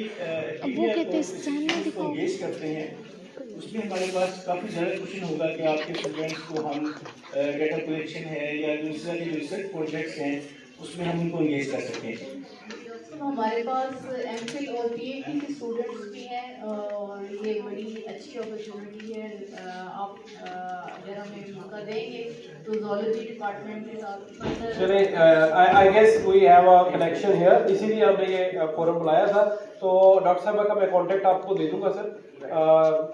बाद में आप लोग फिर अपनी मीटिंग भी करें और इस पर फर्दर कोलैबोरेशन भी करें रिसर्च में और जो भी एक्टिविज्म में इसको हम फिर थोड़ा सा और आगे बढ़ाएं। और हमारे साथ स्पीकर है डॉक्टर रिजवान। अच्छा, मैं अपने दोस्तों को साथ साथ अपने कमेंट में खुद नहीं करूंगा, तो हमारे जो एक्चुअल हीरोज हैं, जो दोस्त हैं, जो काम कर रहे हैं, जो भी प्रेजेंटेशन आती है उसके अगर वो कमेंट करते रहेंगे तो ज़्यादा बेहतर होगा।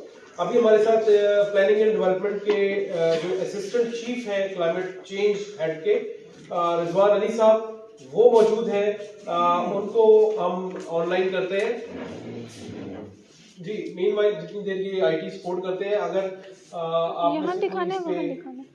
कमेंट स्क्रीन से आगे देखा रिजवान साहब आप हमें सुन सकते हैं?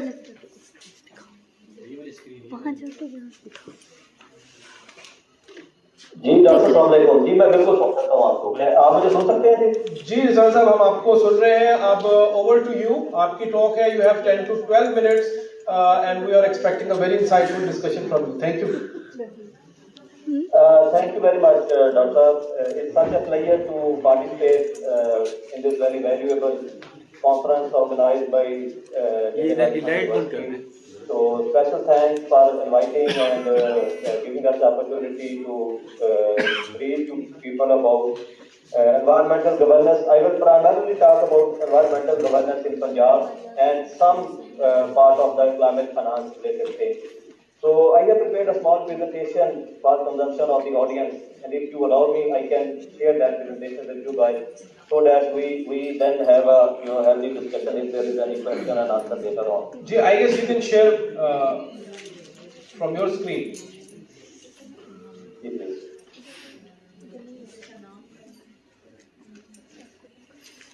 Can you see the presentation? Ji, it's visible, sir. Well, okay. So as a question मैं बात करूँगा environmental governance पंजाब में। तो सबसे पहले तो जब environmental governance की बात होती है तो ये स्टार्ट होता है enactment of the 18th constitutional amendment। जब ये सब्जेक्ट डिवॉल्व हुआ प्रोविंसेस को, तो जो पंजाब एनवायरमेंटल प्रोटेक्शन एक्ट है, पाकिस्तान एनवायरमेंटल प्रोटेक्शन एक्ट है बेसिकली, ये पैपा जिसको कहते हैं, ये बेसिकली जो है स्टैट्यूटरी इंस्ट्रूमेंट है गवर्नमेंट का, और किसी की मेन एनेक्टमेंट को जो है वो प्रोविंस भी फॉलो कर रहा है। और इसके नीचे फिर जो है वो काउंटर रेगुलेटरी एजेंसी और सस्टेनेबल डेवलपमेंट फंड और ऑफेंसेस और ट्रायल और पनिशमेंट्स का एलिमेंट जो है वो आता है।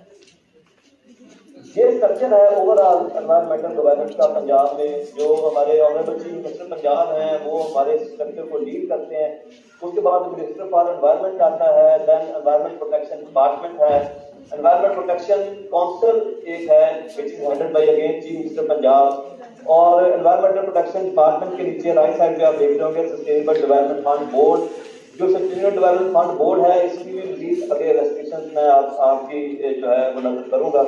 और उसके अलावा पंजाब एनवायरमेंटल ट्राइब्यूनल्स हैं, ग्रीन कोर्ट्स हैं और एनवायरमेंटल प्रोटेक्शन एजेंसी है, और उसके अलावा डिस्ट्रिक्ट और रीजनल लैब्स हैं जो हमारे एनवायरमेंटल प्रोटेक्शन डिपार्टमेंट में काम करते हैं। जब रोल्स और इंस्टीट्यूशन की बात आती है तो जो सबसे पहले पंजाब एनवायरमेंटल प्रोटेक्शन काउंसिल है which is headed by chief minister Punjab, ये ओवरऑल रिव्यू करती है एनवायरमेंटल कंडीशन पंजाब की, और ये अप्रूव करती है पॉलिसीज और क्वालिटी स्टैंडर्ड्स। जिस तरह हमने रिसेंटली जो हमारे हेल्थ स्टैंडर्ड्स हैं, एयर क्वालिटी स्टैंडर्ड्स हैं, वो इसी काउंसिल से अप्रूव करा के जो है वो नोटिफाई किए हुए। इसके बाद आ जाता है Punjab sustainable development fund which is headed by chairman PND board, जिसकी ऑर्गेनाइजेशन को आई एम रिप्रेजेंटिंग हियर। ये जो पीएसपीएफ बोर्ड है ये बेसिकली काम करता है for protection, conservation, rehabilitation and improvement of the environment. Secondly ये काम करता है प्रिवेंशन, कंट्रोल ऑफ पोल्यूशन और sustainable development of resources, and last but not the least ये काम करता है research in any specified aspect of the environment. Environment protection agency ये हमारा एक डायरेक्टर जनरल पंजाब में इसको लीड करता है, और जो एजेंसी है ये एडमिनिस्टर करती है, इंप्लीमेंट करती है पंजाब एनवायरमेंटल प्रोटेक्शन एक्ट 1997 को, और एनफोर्स करती है जो हमारे एनवायरमेंटल क्वालिटी स्टैंडर्ड्स हैं। उसके अलावा ये रिव्यू और अप्रूव करती है जो एनवायरमेंटल इम्पैक्ट असेसमेंट होती है प्रोजेक्ट्स की पंजाब में, और मॉनिटर करती है एमिशंस, डिस्चार्जेस और नॉइज ऑफ मेजर सोर्सेज।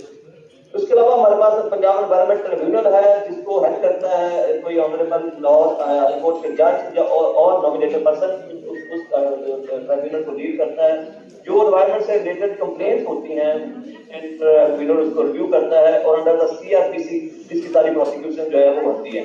और इसमें जो अपील है वो जो अपील पर्सन है वो ईपीए को फाइल कर सकता है in order to make a grievance heard. यहाँ एनवायरमेंटल मजिस्ट्रेट का कॉन्सेप्ट है जिसमें वो ग्रांट करते हैं search warrants over any particular और ऑफिस और एनी इंडस्ट्रियल यूनिट, और उसके अलावा इसमें जो कंप्लेंट्स हैं वो जो है वो सुनी जाती है। इसका कैबिनेट फोरम है जिसमें senior bench of law high court जो है वो इसकी अपील को रेज करता है, और उसके अलावा जो डिस्ट्रिक्ट एंड सेशन जज हैं वो एनवायरमेंटल मजिस्ट्रेट्स के जो केसेस हैं उसके अगेंस्ट वो उसको जो है वो सुनते हैं केसेस को।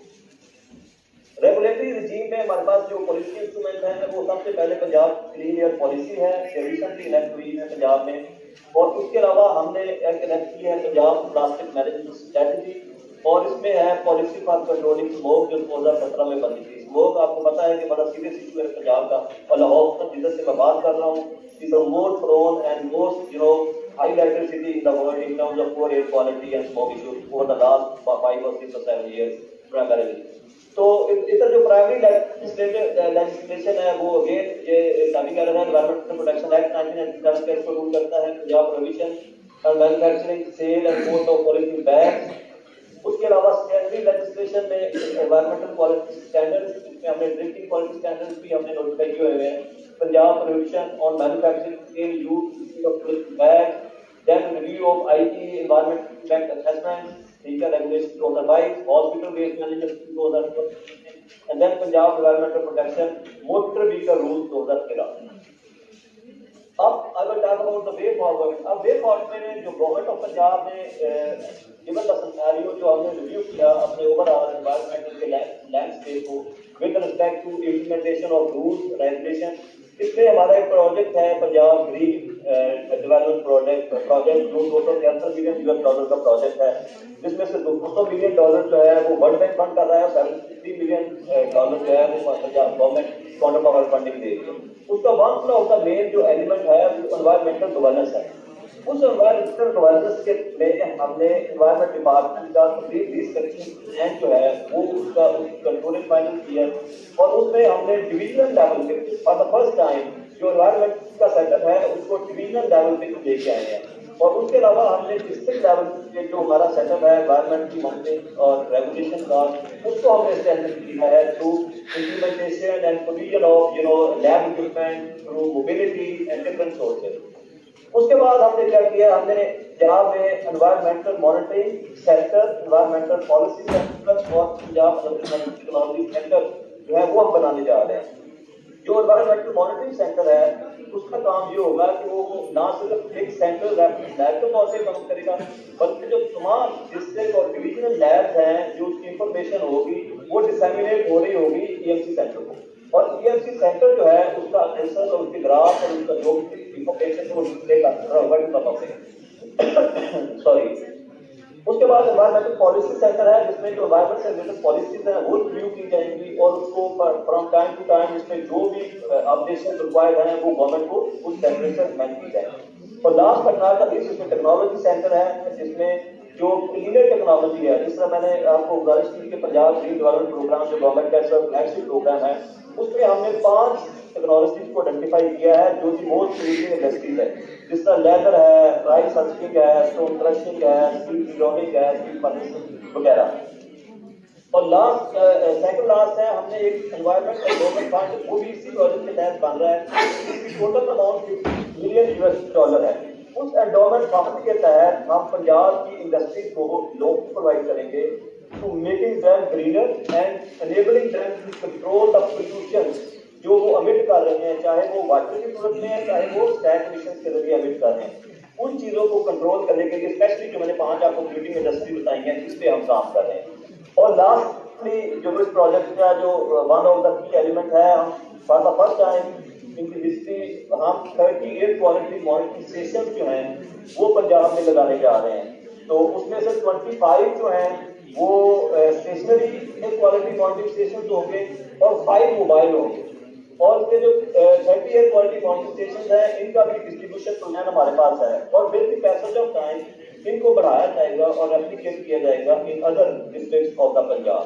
और इसके अलावा हमारे 15 वाटर क्वालिटी मॉनिटरिंग स्टेशन भी हम इसमें लगाएंगे जो वाटर एफ्लुएंट्स हैं, जो वेस्ट वाटर जो है इंडस्ट्रियल वेस्ट वाटर है या जो दरियाओं में मिक्स होता है पानी उसकी मॉनिटरिंग और उस पर जो है वो उसकी रेगुलेशन के लिए।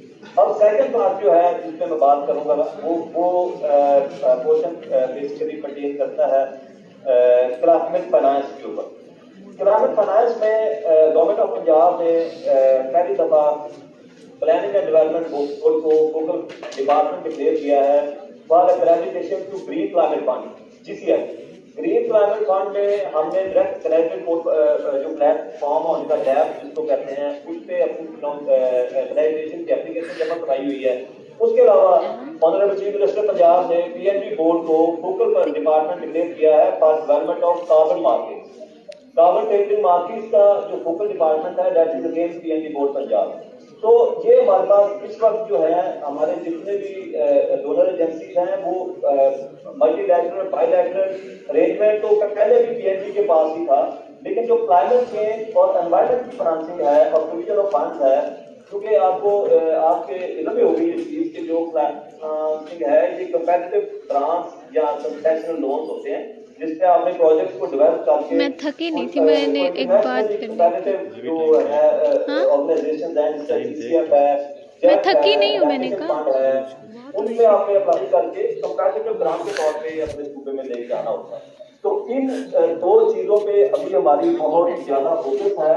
हम अभी तक जो है हमने पंजाब में एक high level NDC implementation committee भी नोटिफाई की हुई है जिसके तहत तमाम जो हमारे मेजर डिपार्टमेंट्स हैं उस NDC इम्प्लीमेंटेशन कमेटी का पार्ट हैं और उस NDC कमेटी के अंदर ही हम पंजाब के प्रोजेक्ट लेके उनको क्लियर करके जो डिफरेंट डोनर एजेंसीज हैं उनको हम वो सेंड कर सकते हैं फॉर सिक्योरिंग फंड।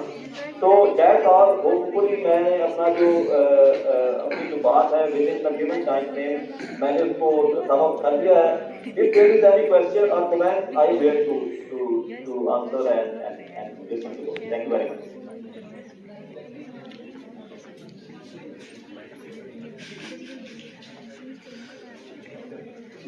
जी शुक्रिया रिजवान साहब, बहुत ज़बरदस्त आपने इनिशिएटिव्स बताए जो आपको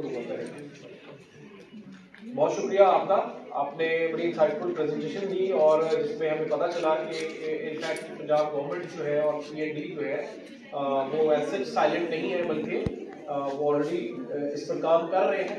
तो हम मजीद इस पर कोई क्वेश्चन है तो वो लेते हैं। पहले मजहर साहब से।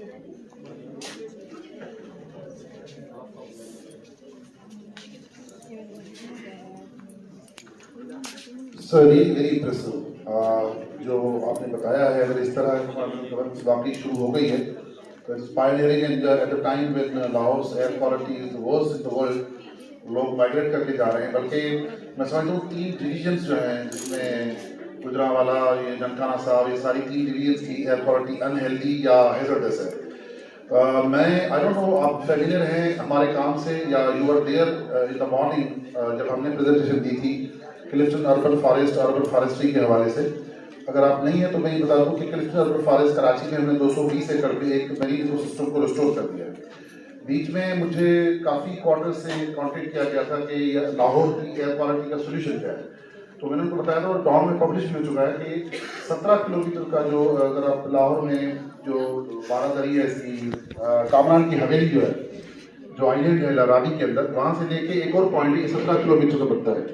अनफॉर्चुनेटली वहाँ पे उन्हें रावी डेवलपमेंट, अर्बन डेवलपमेंट कोई प्रोजेक्ट शुरू किया हुआ है, लेकिन ये कि ये वाहिद हल है कि अगर वहाँ पे वेटलैंड कॉम्प्लेक्स बनाया जाए, bringing the rain water during the monsoon, और जो उसमें पोल्यूशन आ रही है होटियार ट्रेन से और बाकी जगहों से, तो ये मसला हल हो सकता है। एयर क्वालिटी का मसला भी हल हो जाएगा, बल्कि माइक्रो इकोनॉमी जनरेट होगी थ्रू इको टूरिज्म, क्योंकि लोटस रिलीज जो है, जो रंजीत सिंह के ज़माने में या मुगलों के ज़माने में लाहौर का में वेटलैंड्स में मौजूद होते थे, वो हो सकते हैं।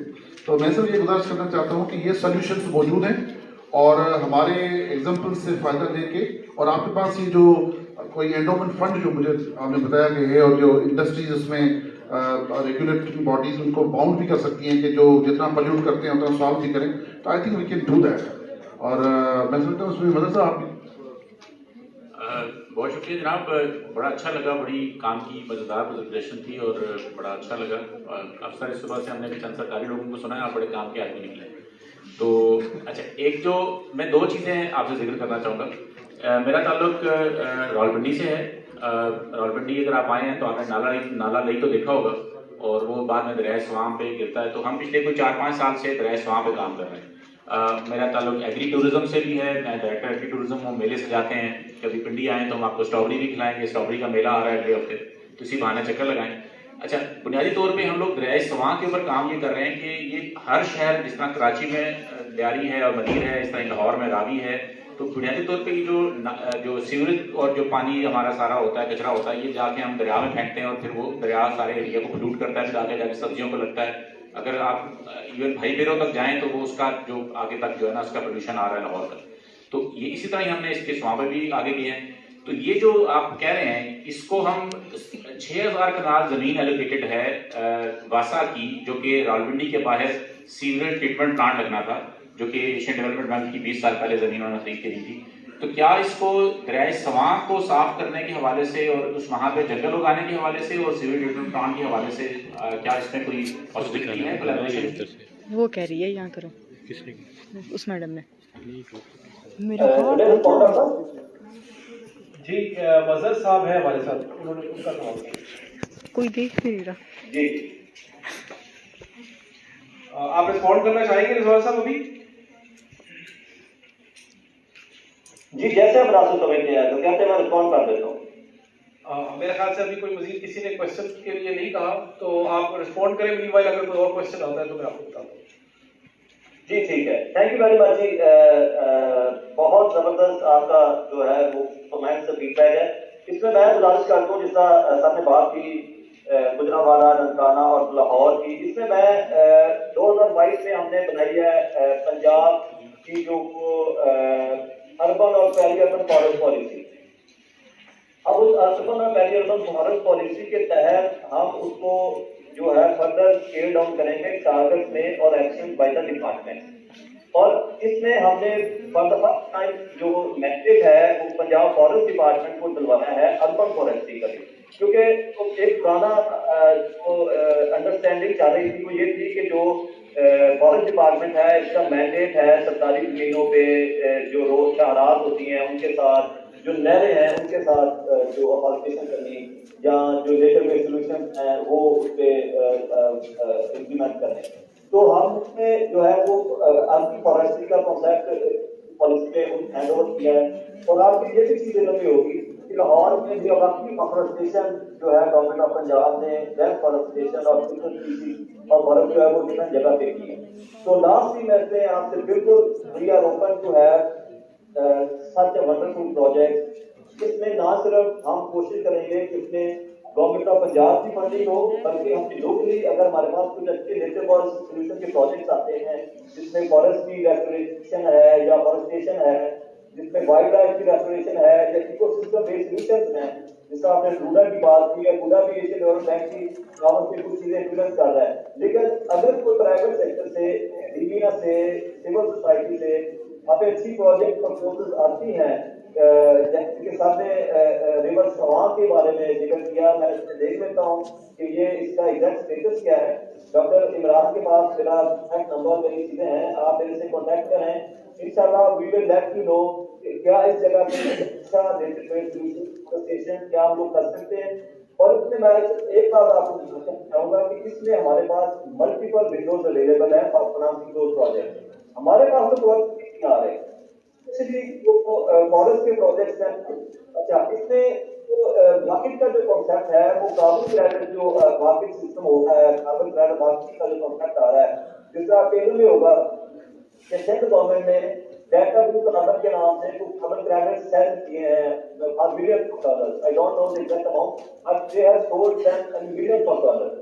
तो ये हमारे पास एक बहुत अच्छा एक कह लें कि लिंचपिन है हमारा गवर्नमेंट ऑफ पाकिस्तान का। मैं रिजवान साहब थोड़ा सा इंटरप्ट करना चाह रहा हूँ, हमारे क्यूरियस हैं पार्टिसिपेंट्स इसके हवाले से, मैं भी पर्टिकुलरली इसमें क्यूरियस हूँ कि do their any carbon credit mechanism exist in Punjab already? Doctor इसमें आपके में ये भी होगा कि कार्बन क्रेडिट तो रिसेंटली जो है फिनोमेना इसलिए भी ज्वाइन नहीं किया इसमें पंजाब गवर्नमेंट ने लीड करते हुए इसमें पंजाब ने परसेंटेज लेते हुए इसको बड़ा एक्सपीडिशियसली इस पे काम किया है।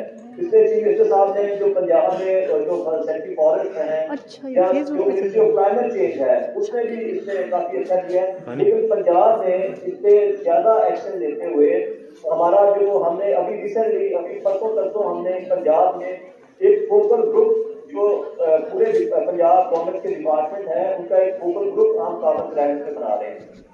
इसमें यह है कि ये बिल्कुल एक नई चीज है फॉर द गवर्नमेंट, लेकिन इसमें हमारी इंटेंट हमारा जो इस वक्त जो हमारा है that is on very high level इस कार्बन का। ऐसा है कि कार्बन क्रेडिट्स वाला मामला जो है ना थोड़ा ग्रे है पाकिस्तान में।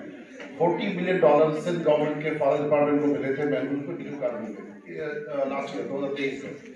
वो अभी तक वफाक से सूबे में आए नहीं है क्योंकि कोई मैकेनिज्म नहीं है। तो ये एक अभी जगह पे एक प्रॉब्लम है कि प्रॉपर कोई मैकेनिज्म नहीं है कोई वफाक से वापस देने का। लेकिन ये कि ये सिलसिला शुरू हो चुका है। फर्स्ट ट्रांच जो मिली है वो $40 बिलियन की ये सिर्फ ब्लू कार्बन टेरेस्ट्रियल में। मैं अगर थोड़ा सा इसको आसान लफ्जों में हमारी ऑडियंस को भी समझा दूं कि ये कार्बन क्रेडिट्स का मतलब है कि सिंध गवर्नमेंट ने जो ब्लू कार्बन है यानी ओशन के कोस्टल एरियाज के अंदर जो मैंग्रोव्स की रेस्टोरेशन के साथ, और सिर्फ ये बताया इंटरनेशनल कम्युनिटी को कि ये मैंग्रोव्स हमने तबाह होने से बचा लिए हैं और इतने अरसे के लिए बचाए रखेंगे। सिर्फ ये रिपोर्ट करने पे उनके तरीकाकार के मुताबिक $40 मिलियन पाकिस्तान को मिल चुका है। नहीं, वो उसका तरीकेकार ये होता है कि सिक्वेस्ट्रेशन की वेरिफिकेशन होती है। जब वेरिफिकेशन हो जाती है कि इतना मैंग्रोव है और ये इतने दरख्त हैं और ये इतनी कार्बन सिक्वेस्टर होती है, फिर होता है कि वो ऑक्शन जाता है। ऑक्शन में मुख्तलिफ कंपनी जो बायर्स होती हैं फिर वो बोली लगती है। तो कभी बाज़ दफ़ा कम ज़्यादा, लेकिन ये कि उमूमन ये है क्योंकि मैंग्रोव जो है 7 टाइम्स मोर रेन फॉरेस्ट से सिक्वेस्ट्रेशन करता है। अच्छा, पंजाब के मामले में ये है कि आपके यहाँ टेरेस्ट्रियल जंगलात ज्यादा हैं, जैसे छंगा वांगा है या और भी जगहों पे, और खुद लाहौर के अंदर भी।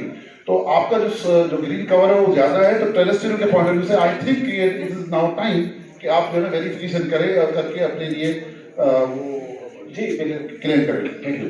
इसमें क्योंकि हमने भी इसमें स्टडी किया था, इवन लेकिन जो ये भी कर सकती है ऑडियंस के स्टूडेंट्स के पॉइंट ऑफ व्यू से बता रहा हूँ कि जो लोगों ने प्राइवेट जंगल भी किसी ने उगाए हुए हैं वो भी उसके साथ एलिजिबल होते हैं। अगर वो एक लंबे पीरियड तक अगर आप उसको 8-10 साल 15 साल के लिए कमिट करते हैं तो वो आप कार्बन क्रेडिट उस पर दे सकते हैं, क्योंकि वो आगे इंटरनेशनल कम्युनिटी में इसका मामला ये होता है कि दुनिया में जो कार्बन एमिशन कंपनीज हैं, ऑयल कंपनीज हैं, दूसरी कंपनी जो कि कार्बन पैदा कर रही हैं, वो उसको बाय करती हैं और अपने आप को क्लेम करती हैं अपने CSR में। जी साहब आप इसमें छोटा सा एडिशन बस कर दूं आपकी इन्फॉर्मेशन के लिए, बिल्कुल आपकी बात बजाय इसमें मैं जो गवर्नमेंट ऑफ पंजाब कर रही है ये है कि हमने यूएन हैबिटेट के अभी रिसेंटली हमारी एक डील फाइनल होने जा रही है, जिसमें जो यूएन हैबिटेट है उसकी जो प्राइवेट डोनर है APR, कोरियन कंपनी है APR, वो यूएन हैबिटेट को फंडिंग करेगी और operationalisation of 400 water filtration plant in Punjab. उन 400 वाटर फिल्ट्रेशन प्लांट की जो रिहेबिलिटेशन है उसके लिए हम ग्रीनर जो एनर्जी है, सोलर एनर्जी, वो हम उसको यूज करने जा रहे हैं। और सोलर एनर्जी, सोलर पैनल के प्रोडक्शन के सिलसिले में जितने भी कार्बन जो उसके जनरेट होंगे उसमें APR है वो हमारी कैपेसिटी बिल्डिंग करेगी पूरे कार्बन क्रेडिट की जो एक पूरा साइकिल है उसको समझने में, बल्कि उसकी वो फाइनल डील करके as a course, as a case study हमें वो पूरा गवर्नमेंट ऑफ पंजाब को एज अ केस स्टडी वो करके दे। इस पे हमारी जो वर्किंग है वो चल रही है।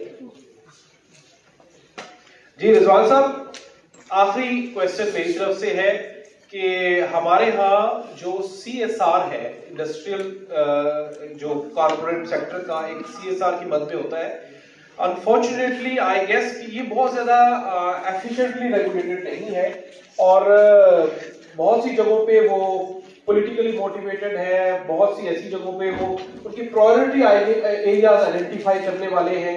तो क्या पंजाब गवर्नमेंट इस एरिया में भी कोई इंटरवेंशन प्लान कर रही है कि जो CSR है उसको भी एनवायरमेंट से लिंक किया जाए और सिर्फ वहीं पे उसके प्रोजेक्ट्स को एक्सेप्ट किया जाए जो CSR रिपोर्टिंग होती है कॉर्पोरेट सेक्टर की?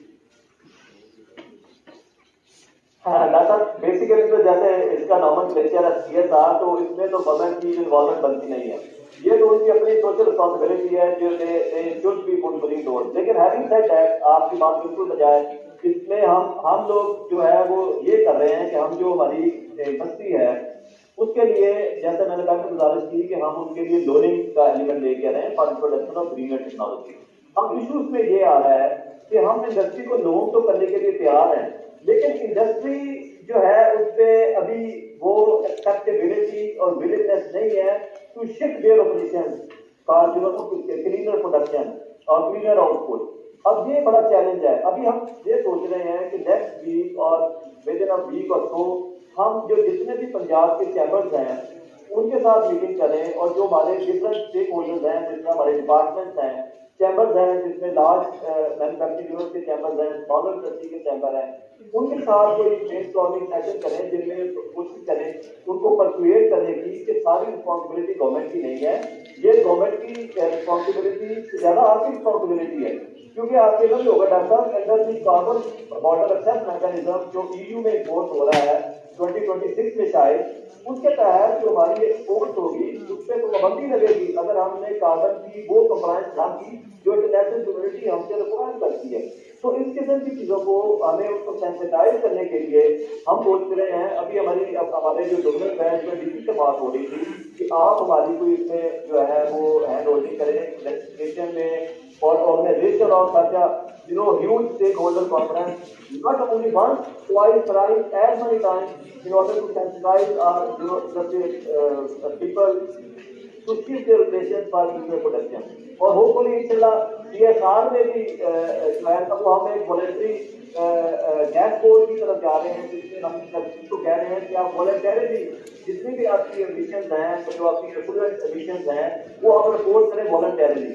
और इससे जो हमारी सोच है वो इंडिया में जो गुजरात मॉडल इम्प्लीमेंट हुआ है जिसमें उन्होंने प्राइवेट सेक्टर को एंगेज करके ऑडिटर्स को एंगेज करके उन्होंने उनकी CSR या उनकी जो रिपोर्टिंग है वॉलंटरली जो रिपोर्ट उन्होंने किया उसको उन्होंने वेरीफाई किया है, जिससे ना सिर्फ उसकी क्रेडिबिलिटी और उसकी जो ओवर द टाइम रिपोर्टिंग में बेहतरी आई है, बल्कि उनका ओवरऑल गवर्नेंस और एनवायरमेंट का जो फ्रेमवर्क है वो बेहतर हुआ है। उस मॉडल को हम भी सोच रहे हैं कि इस साल हम भी उस मॉडल को यूज करें। रिजवान साहब एक क्वेश्चन है मेरा। फैसल साहब, अच्छा मैडम एक मिनट, इसके बाद आपसे क्वेश्चन है जी। डॉक्टर फैसल साहब। अच्छा, बहुत अच्छा लगा आपको सुन के, बहुत अच्छी दिलचस्प चीज़ें आपसे सुनने को मिली। बहरहाल ये गवर्नमेंट के स्ट्रक्चर के बारे में तो थोड़ा सा हम पहले से भी जानते हैं। बहुत अच्छी बात है कि आप जो है वो स्मोक के सिलसिले में स्पेशली 30 जो है वो एयर क्वालिटी मॉनिटरिंग स्टेशंस जो हैं वो बिल्ड करने जा रहे हैं, एविडेंस बेस्ड पॉलिसी बन सकेगी। लेकिन देखिए, आप भी जानते हैं, हम भी जानते हैं कि लाहौर में जो स्मोक का मेजर कंट्रीब्यूटर है वो ट्रांसपोर्टेशन सेक्टर है, वन थिंग। तो उसको मैनेज किए बगैर आप एमिशंस को ही कंट्रोल नहीं कर सकते। तो उसका मतलब क्या प्लान है, किस तरह से इतना बर्डन बढ़ चुका है, वो बहुत पहले सोचने वाली बात थी, वो अभी तक नहीं हुआ, तो उसे कैसे डील किया जा सकता है। सेकंड, आप भी जानते हैं कि विद इन 10 to 15 ईयर्स कितना ग्रीन कवर लॉस हुआ है लाहौर में। ग्रीन कवर को इंक्रीज करने के ऊपर वहां पे कोई कंपेन क्यों नहीं शुरू की जा रही गवर्नमेंट की तरफ से, किसी तरह से इंक्रीज किया जाए इसको कम करने के लिए।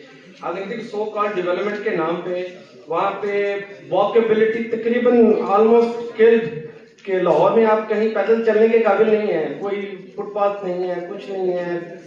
Number of vehicles specially 2 stroke vehicles जिनका कंट्रीब्यूशन 69% है, ठीक है, उनको डील करने के बारे में मतलब गवर्नमेंट किस तरह से देखती है, हमें कुछ नहीं ऐसा नजर आ रहा है। गवर्नेंस स्ट्रक्चर बड़ा अट्रैक्टिव नजर आ रहा है, पॉलिसी बड़ी अट्रैक्टिव नजर आ रही है, किसको डील किया जा सकता है, लेकिन ये एमिशन जितने खतरनाक हो चुके हैं उससे कम होते हुए नजर नहीं आ रहे, सिवाय कोविड के दिनों में जब थोड़ा सा हमें नजर आया कि भाई ये थोड़े से एमिशन कम हो गए हैं। मैं डॉक्टर फैसल साहब का बड़ा मजेदार क्वेश्चन है कि इस पे मैं भी बड़ा कंसर्न हूँ। हमने अपने निजी खान में भी ये बात कई दफा एग्जामिया को कही है कि हम जो डिफॉल्ट है बिहेवियरल साइंस में हम कहते हैं कि चेंज द डिफॉल्ट। अगर आप बिहेवियर चेंज करना चाहते हैं तो डिफॉल्ट ऑप्शन को चेंज कर दें। हमने बड़े शहरों में खास तौर पर डिफॉल्ट बना दिया गाड़ी को, यानी आप अगर गाड़ी पे है तो आप वो क्या कहते हैं उसको जो डोनट में से ड्राइव थ्रू, वॉक थ्रू नहीं, ड्राइव थ्रू। इसी तरीके की हमने ड्राइव थ्रू सिटीज जो है वो बना दी है। वॉकेबिलिटी, साइकिलिंग या जो भी इस तरह के लो एमिशन लाइफस्टाइल ऑप्शंस थी जो एग्जिस्टिंग थी उनको खत्म करके डिफॉल्ट चेंज कर दिया हमने। तो इस पे गवर्नमेंट जो है वो गवर्नमेंट ऑफ पंजाब रियलाइज करती है और उसके बारे में कोई प्लानिंग है तो वो ब्रीफली थोड़ा सा मेंशन कीजिएगा। आपसे क्वेश्चन इसलिए ज्यादा हो रहे हैं कि लोग आपको लग रहा होगा बड़े कंसर्न है इससे। सर कोई मसला नहीं, मुझे भी बड़ा मजा आ रहा है आप लोगों की जो वैल्यूएबल फीडबैक और क्वेश्चन से सीखने का मौका मिल रहा है, क्योंकि इंसान हमेशा इंटरेक्टिव डिस्कशन से सीखता है। अच्छा, इसमें मेरी गुजारिश ये होगी कि ठीक आपकी बात बिल्कुल बजाय है कि गवर्नमेंट जो है वो काम कर रही है लेकिन स्लोली एंड ग्रेजुअली इंप्रूव कर रही है। सबसे पहले मैं ट्रांसपोर्ट की आपकी जो स्टडी का आपने रेफरेंस किया उसकी बात करता हूँ। हम स्टडीज में हमारे पास 2 रेफरेंसेज हैं जो आप पंजाब की बात करते हैं, लाहौर की। पहला रेफरेंस हमारे पास FAO का है जो 2018 में स्टडी हुई थी। उसके बाद हमारे पास रेफरेंस है अर्बन यूनिट का जो 2021 में या 22 में स्टडी हुई थी। अर्बन यूनिट कहता है कि लाहौर की जो स्मोक है उसमें 83% कंट्रीब्यूशन जो है that comes from transport sector. और जो FAO की 2018 की स्टडी है वो कहती है कि 43% है। अब प्रॉब्लम इधर ये है, अब हमें जो एक नेक्स्ट प्रोग्राम वर्ल्ड बैंक लेके आना चाह रहा है वो है एयर क्वालिटी के ऊपर 200 मिलियन का वो प्लान जो है उसको रोल आउट करने का सोच रहे हैं। अब उसमें वो गेन मॉडल जो है वो अप्लाई करना चाह रहे हैं। अब उस गेन मॉडल में वो 4-5 सिनेरियोज हैं जिसमें ट्रांसपोर्ट है, एग्रीकल्चर है, सॉलिड वेस्ट है, इस किस्म की चीजें डाल के और जो क्रॉप बर्निंग है फ्रॉम द एग्रीकल्चर सेक्टर उस चीज को डाल के वो चाह रहे हैं कि हमारा पूरा जो है ना एयर पोल्यूशन का जो है एक पूरा सिस्टम हम डेवलप करके दें गवर्नमेंट ऑफ पंजाब से। हमारी अंडरस्टैंडिंग उससे ये है जिस तरह ने बड़ा वैलिड क्वेश्चन किया कि लाहौर की एयर क्वालिटी तो बेहतर नहीं हो रही। हमारा तो ये क्वेश्चन है, हमारी तो ये सोच है कि जो हॉट स्पॉट्स हैं जिस तरह लाहौर है, गुजरांवाला सर ने बात की और दूसरे सिटी जो मेजर सिटीज हैं जो hot spot of air pollution है हम उनमें एड्रेस करें। अब आगे व्हीकल की बात, व्हीकल कंप्लायंस में सर दुनिया में जो स्टैंडर्ड्स हैं बड़े बड़े इजी है टू इम्प्लीमेंट। जिसमें अगर आपने एनवायरमेंटली सस्टेनेबल ट्रांसपोर्ट इंट्रोड्यूस करवानी है, आपने अगर ग्रीनर ट्रांसपोर्ट इंट्रोड्यूस करानी है, आपको उस चीज के लिए फंड चाहिए। अगर आपने साइकिलिंग के रूट बनाने हैं, उसके लिए आपको एडवोकेटिव एक्शन की चाहिए। अगर आपने फुटपाथ देखे ना, फुटपाथ पे कितनी इन्फोर्समेंट है। मैं जमान से यूनिवर्सिटी ऑफ टोक्यो से ग्रेजुएट हूँ, तो जब मैं जमान से वापस आया तो आई थॉट कि मैं अपने घर पैदल वापस जाया करूंगा, क्योंकि मैं उधर I used to walk a lot to reach my home. लेकिन मैं सिंगल डे 5 फुट अपने गाड़ी जा सका, ठीक है, due to administrative issue of encroachment of those pedestrian pathways. तो ये मसाइल जो है ना सर, ये बहुत ही इंटरलिंक्ड हैं, लेकिन गिवन दैट सिनेरियो गवर्नमेंट जो है वो बिल्कुल ही इसमें जो है ना वो इसको साइड में रखा हुआ है। अब हमने क्या किया है, अब हमने पंजाब रीडेवलपमेंट प्रोग्राम में विक्स का सिस्टम इंट्रोड्यूस करता है, जिसमें व्हीकल इंस्पेक्शन सर्टिफिकेशन रिजीम हमने 5% इस साल हमारा टारगेट था कि मिनिमम 5% जो विक्स सर्टिफाइड गाड़ियां हो। अब इससे अगले साल हम उसको 10 से 15 पे लेके जा रहे हैं। हमने पहली दफा जो ट्रांसपोर्ट का जो एक्ट है उसमें हमने अमेंडमेंट करके प्राइवेट सेक्टर व्हीकल्स जो हैं वो भी इंस्पेक्शन के लिए शामिल करवाई, जो कि पहले नहीं थी। अब प्राइवेट सेक्टर की जो गाड़ियां होगी है। उसके अलावा बेशुमार ऐसे हमारे जो प्रोजेक्ट हैं जिनसे हम सोच रहे हैं। अभी हमने लाहौर के लिए 31 जो है वो बसें ली हैं, जो इलेक्ट्रिक बसेज हैं। उसके अलावा हमने 71 बसेज का जो प्रोजेक्ट प्रपोजल है वो CCS और जो हमारा जेफ है और जो डोनर एजेंसीज हैं उनको हमने सबमिट किया है फॉर देयर फाइनेंसिंग, जिसमें पूरा हमारा EV बसेज का पूरा एक मैकेनिज्म हम उस प्लान में तय करेंगे, जिसमें उनकी सप्लाई साइड और डिमांड साइड दोनों कवर होंगी। और लास्टली सर बिहेवियर, जिस पे जो मेन फोकस आज की वर्कशॉप का भी है कि बिहेवियर ऑफ द पीपल, ये बहुत मैटर करता है और behaviour of the people change करने में इट विल टेक टाइम। मैं इसमें बिल्कुल आखिरी क्वेश्चन है, just a quick comment Rizwan साहब। साउथ पंजाब में गाजी यूनिवर्सिटी जहां पर ये कॉन्फ्रेंस हो रही है, हम आपको अपनी यूनिवर्सिटी के बिहाफ पे दावत देते हैं, आप तशरीफ लाएं अपने डिपार्टमेंट को, वी कैन कोलैबोरेट। हम ऑलरेडी एक प्लान कर रहे हैं क्लाइमेट बिहेवियर लैब के ऊपर, जिसमें हम जो बिहेवियरल चेंजेस हैं उनको पब्लिक पॉलिसी में इनकॉर्पोरेट कैसे किया जा सकता है, इस पर काम करेंगे। अब आपको भी दावत देते हैं जो प्लानिंग एंड डेवलपमेंट है, अगर वो हमारे साथ इसमें कोऑर्डिनेट करें तो हम मिलकर भी इस प्रोजेक्ट को यहाँ पर कर सकते हैं। I hope your next discussion with your team आप मैं इसको सोच रही थी कि ना साउंड क्यों चेंज हो गई है। अभी आपकी टॉक स्टार्ट हुई है तो आपने वैसे करती है, अभी मैं थोड़ा कंफ्यूज हूँ। तो उसका करंट प्रोसीजर बता दें कि अगर हम कोई वेबसाइट है या वो ऑनलाइन एप्लीकेशन कोई हमने सबमिट करानी है, या थोड़ा सा प्लीज उसको एलैबोरेट कर दें अगर हम कोई प्रपोजल इस हवाले से सबमिट कराना चाहें। सॉरी मैं आपका क्वेश्चन से मेरा ख्याल है कि रिजवान साहब ने कहा था कि हम प्रोजेक्ट्स को देख रहे हैं, बल्कि projects not only research, I don't think so they are focused on research. ये डेवलपमेंट से रिलेटेड जो प्रोजेक्ट्स हैं, एनवायरनमेंट से रिलेटेड जो है, जी एनवायरनमेंट से रिलेटेड प्रोजेक्ट की बात करें, उनका वो वेबसाइट पे उनके सिस्टम है, आप उनको प्रपोजल अपनी जमा करवा सकते हैं और वो अगर अप्रूव होती है तो then you lead that project, something like that. Sir अगर वेबसाइट आप प्लीज शेयर कर दें, जी मैं स्क्रीन पे डिस्प्ले करवा दें। जी दीजिएगा माइक।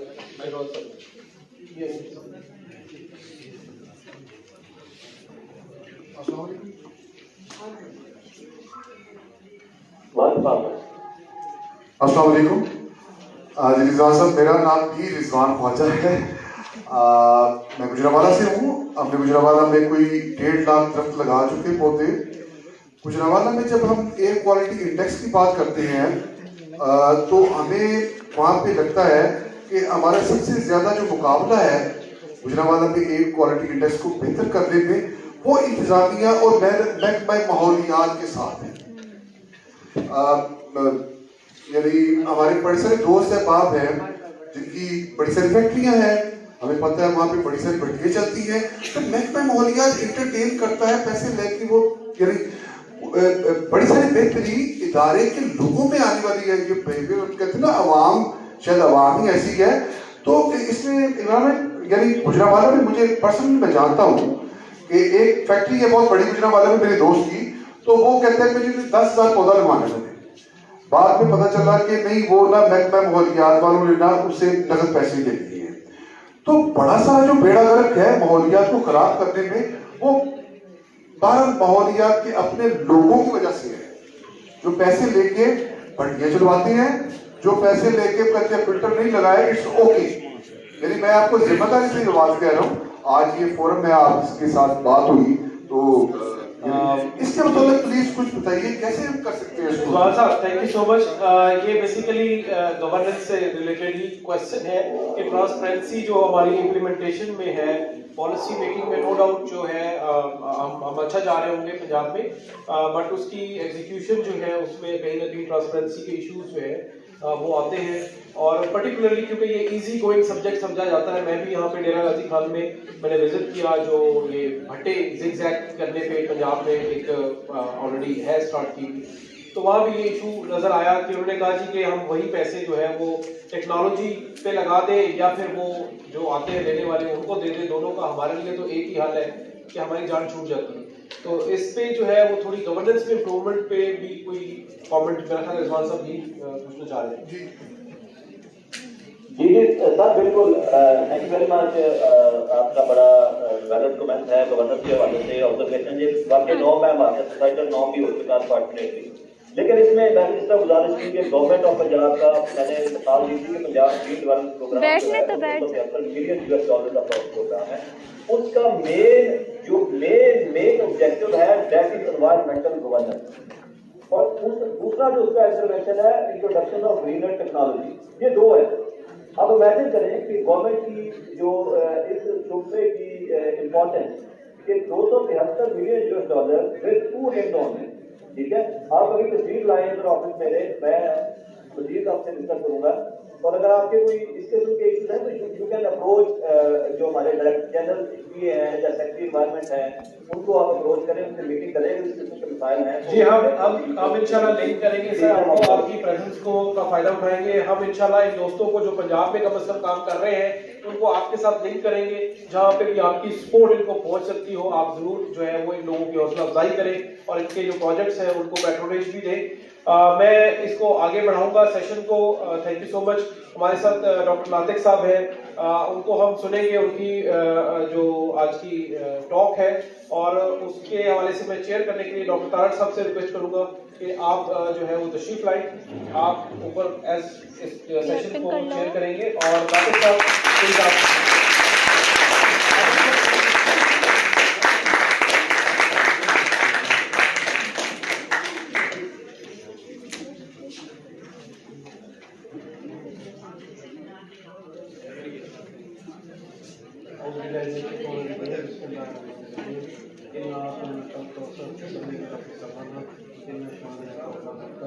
सबसे पहले मैं डॉक्टर इमरान मुफ्ती साहब का और उनकी टीम का शुक्रिया अदा करता हूँ कि उन्होंने बीडी खान जैसे यूनियन जो remotely backward region of Punjab है और उसमें इंटरनेशनल शजर दोस्त कॉन्फ्रेंस का इंतज़ाम किया, ये काबिल स्टैश है। और इन्होंने पूरे पाकिस्तान से जो शजर दोस्त एक्टिविस्ट हैं उनको यहाँ इकट्ठा किया और उनसे हमें काफ़ी कुछ सीखने का और इल्म हासिल करने का काफ़ी मौका भी मिला, क्योंकि ये स्टूडेंट्स हैं, बाकी तो माशाल्लाह सारे प्रोफेशनल हैं, ये उनके लिए बड़ी अहम होगी। ये जो क्लाइमेट एक्शन SDG 13 बेसिकली ये क्लाइमेट जो ग्लोबल वार्मिंग इस वक्त दुनिया के अंदर कर रही है, जैसे बार बार हम कहते हैं क्लाइमेट चेंज ग्लोबल वार्मिंग, उसमें अगर हम पहली स्लाइड देखें तो उसके आप हम इफेक्ट्स भी देख रहे हैं, जैसे फ्लड देख रहे हैं, आप ड्राउट देख रहे हैं, और carbon dioxide green house gases उनकी इमिशन भी आप देख रहे हैं, और उसके साथ एक दरख्त की तस्वीर भी देख रहे हैं। अगर हम प्लांटेशन की जहाँ प्लांटेशन नहीं है तो वहाँ आप ड्राउट भी देख रहे हैं, और जो क्या कहते हैं एनवायरनमेंट वो भी आलूदा देख रहे हैं, और दरख्त की एक साइड पे अगर हम देखें तो ग्रीनरी भी देख रहे हैं, और आसमान भी आपको नजर आ रहा है, और हवा भी बिल्कुल साफ सुथरी है। तो ये SDG 13 पे हम ज़्यादा बात करेंगे। Next slide please. टोटल जैसे स्टूडेंट्स बैठे हैं उनके लिए है कि 2015 के अंदर यूएन के अंदर पूरी दुनिया के ममालिक के सदूर इकट्ठे हुए और उन्होंने एक एग्रीमेंट किया कि 15 साल 2030 तक हम ये 17 टारगेट्स हैं इनको सेट करते हैं और हर मुल्क इस टारगेट को अचीव करेगा। और मैं खसूसन क्योंकि 13 पे फोकस हूँ और अल्हम्दुलिल्लाह जो क्लाइमेट एक्शन है उसमें पाकिस्तान की पोजीशन बहुत अच्छी है। उसमें जहाँ इन्होंने बिलियन ट्री भी हमारा एक पिछले रिजीम ने शुरू किया उसका बड़ा इम्पैक्ट अच्छा हुआ और हमारा जो क्या कहते हैं रैंक पाकिस्तान का वो उससे बहुत बेहतर हुआ। इसके अलावा रेस्क्यू 112 जैसे इदारे भी बने कि खुदा ना खास्ता जितने भी हम प्रिवेंटिव मेजर कर रहे हैं अगर कोई डिजास्टर आ जाता है तो मेजर इमरजेंसी आती है तो कोई एक एजेंसी जरूर रिस्पॉन्ड करे। ये भी एक बहुत बड़ी और हमारी काफ़ी कैपेसिटी भी गवर्नमेंट ऑफ पंजाब ने बहुत ज़्यादा और पूरे पाकिस्तान के अंदर रेस्क्यू 112 का दायरा कार बनाया गया। पंजाब के अंदर तो टाउन लेवल तक भी इमरजेंसी सर्विसेज आ चुकी हैं। Next please. अगर हम देखें जितने ये 17 गोल्स हैं तो जो चंद ममालिक हैं जिन्होंने ये अच्छे अपना नंबर हासिल कर लिया उसमें फिनलैंड है, स्वीडन है, डेनमार्क है, नॉर्वे है, स्विट्जरलैंड है, न्यूजीलैंड है, कनाडा है, जर्मनी है। इन्होंने ये 17 जो गोल्स हैं इन पे इन्होंने इनमें से एक सिर्फ जो क्या कहते हैं क्लाइमेट एक्शन वाला उस पे इनका नंबर काफ़ी कम है। अगली स्लाइड में दिखाऊंगा कि किस तरीके से वर्ल्ड के अंदर इन लोगों ने वर्ल्ड एनवायरनमेंट को किस तरीके से पोल्यूट किया हुआ है। Rank of Pakistan is 128 out of 166 countries और रैंक ऑफ पाकिस्तान वाज 125 इन 2022। क्योंकि हमारा थोड़ा सा रैंक इस वजह से बड़ा आपको पता है कि 2022-23 के अंदर पॉलिटिकल इंस्टेबिलिटी थी जिसकी वजह से पाकिस्तान का फिर 2023 के अंदर 128 पे रैंक चला गया था। लेकिन ये कि वो जो 13 है उसमें अल्हम्दुलिल्लाह पाकिस्तान का बहुत अच्छा नंबर है। ये अगर हम देखें जो इस वक्त सबसे ज़्यादा ग्रीन हाउस गैसेज इमिट कर रही हैं और एनवायरनमेंट को पॉल्यूट कर रही हैं दुनिया के अंदर में इसमें पाकिस्तान कहीं भी नहीं है। इसमें आप देखें चाइना 28% ग्रीन हाउस गैसेज को इमिट कर रहा है। Green house gases basically carbon methane है और नाइट्रस ऑक्साइड है जो ग्लोबल वार्मिंग कर रही है। टेम्परेचर 2 डिग्री सेंटीग्रेड तक बढ़ा दिया और 2030 के अंदर दुनिया यही कह रही है कि जो 2 डिग्री सेंटीग्रेड है इसको किसी तरीके हम कम किया जा सके। दूसरे नंबर पे है यूनाइटेड स्टेट अमेरिका उसने 15% उसकी कंट्रीब्यूशन है और इंडिया 7% है, जापान 3% है। 1% वाले भी कंट्रीज हैं लेकिन पाकिस्तान का अल्हम्दुलिल्लाह ग्लोबल वार्मिंग में या क्लाइमेट चेंज में कोई भी रोल नहीं है बल्कि हमारा अगर होगा तो 0.001% होगा। Next please.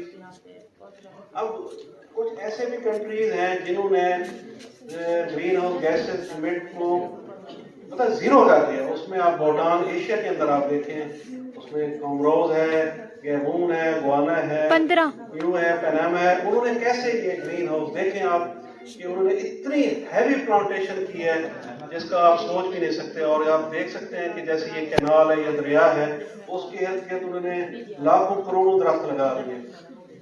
तो ये एक मतलब है हम इसको क्रक्स कह सकते हैं कि किस तरीके से जो हम एनवायरनमेंट को उन्होंने इन कंट्रीज में जिनके नाम भी हम पहली दफा शायद सुन रहे होंगे आप में से कुछ लोग लेकिन उन लोगों ने ग्रीन हाउस गैसेस की इमिशन को जीरो लेवल कर दिया।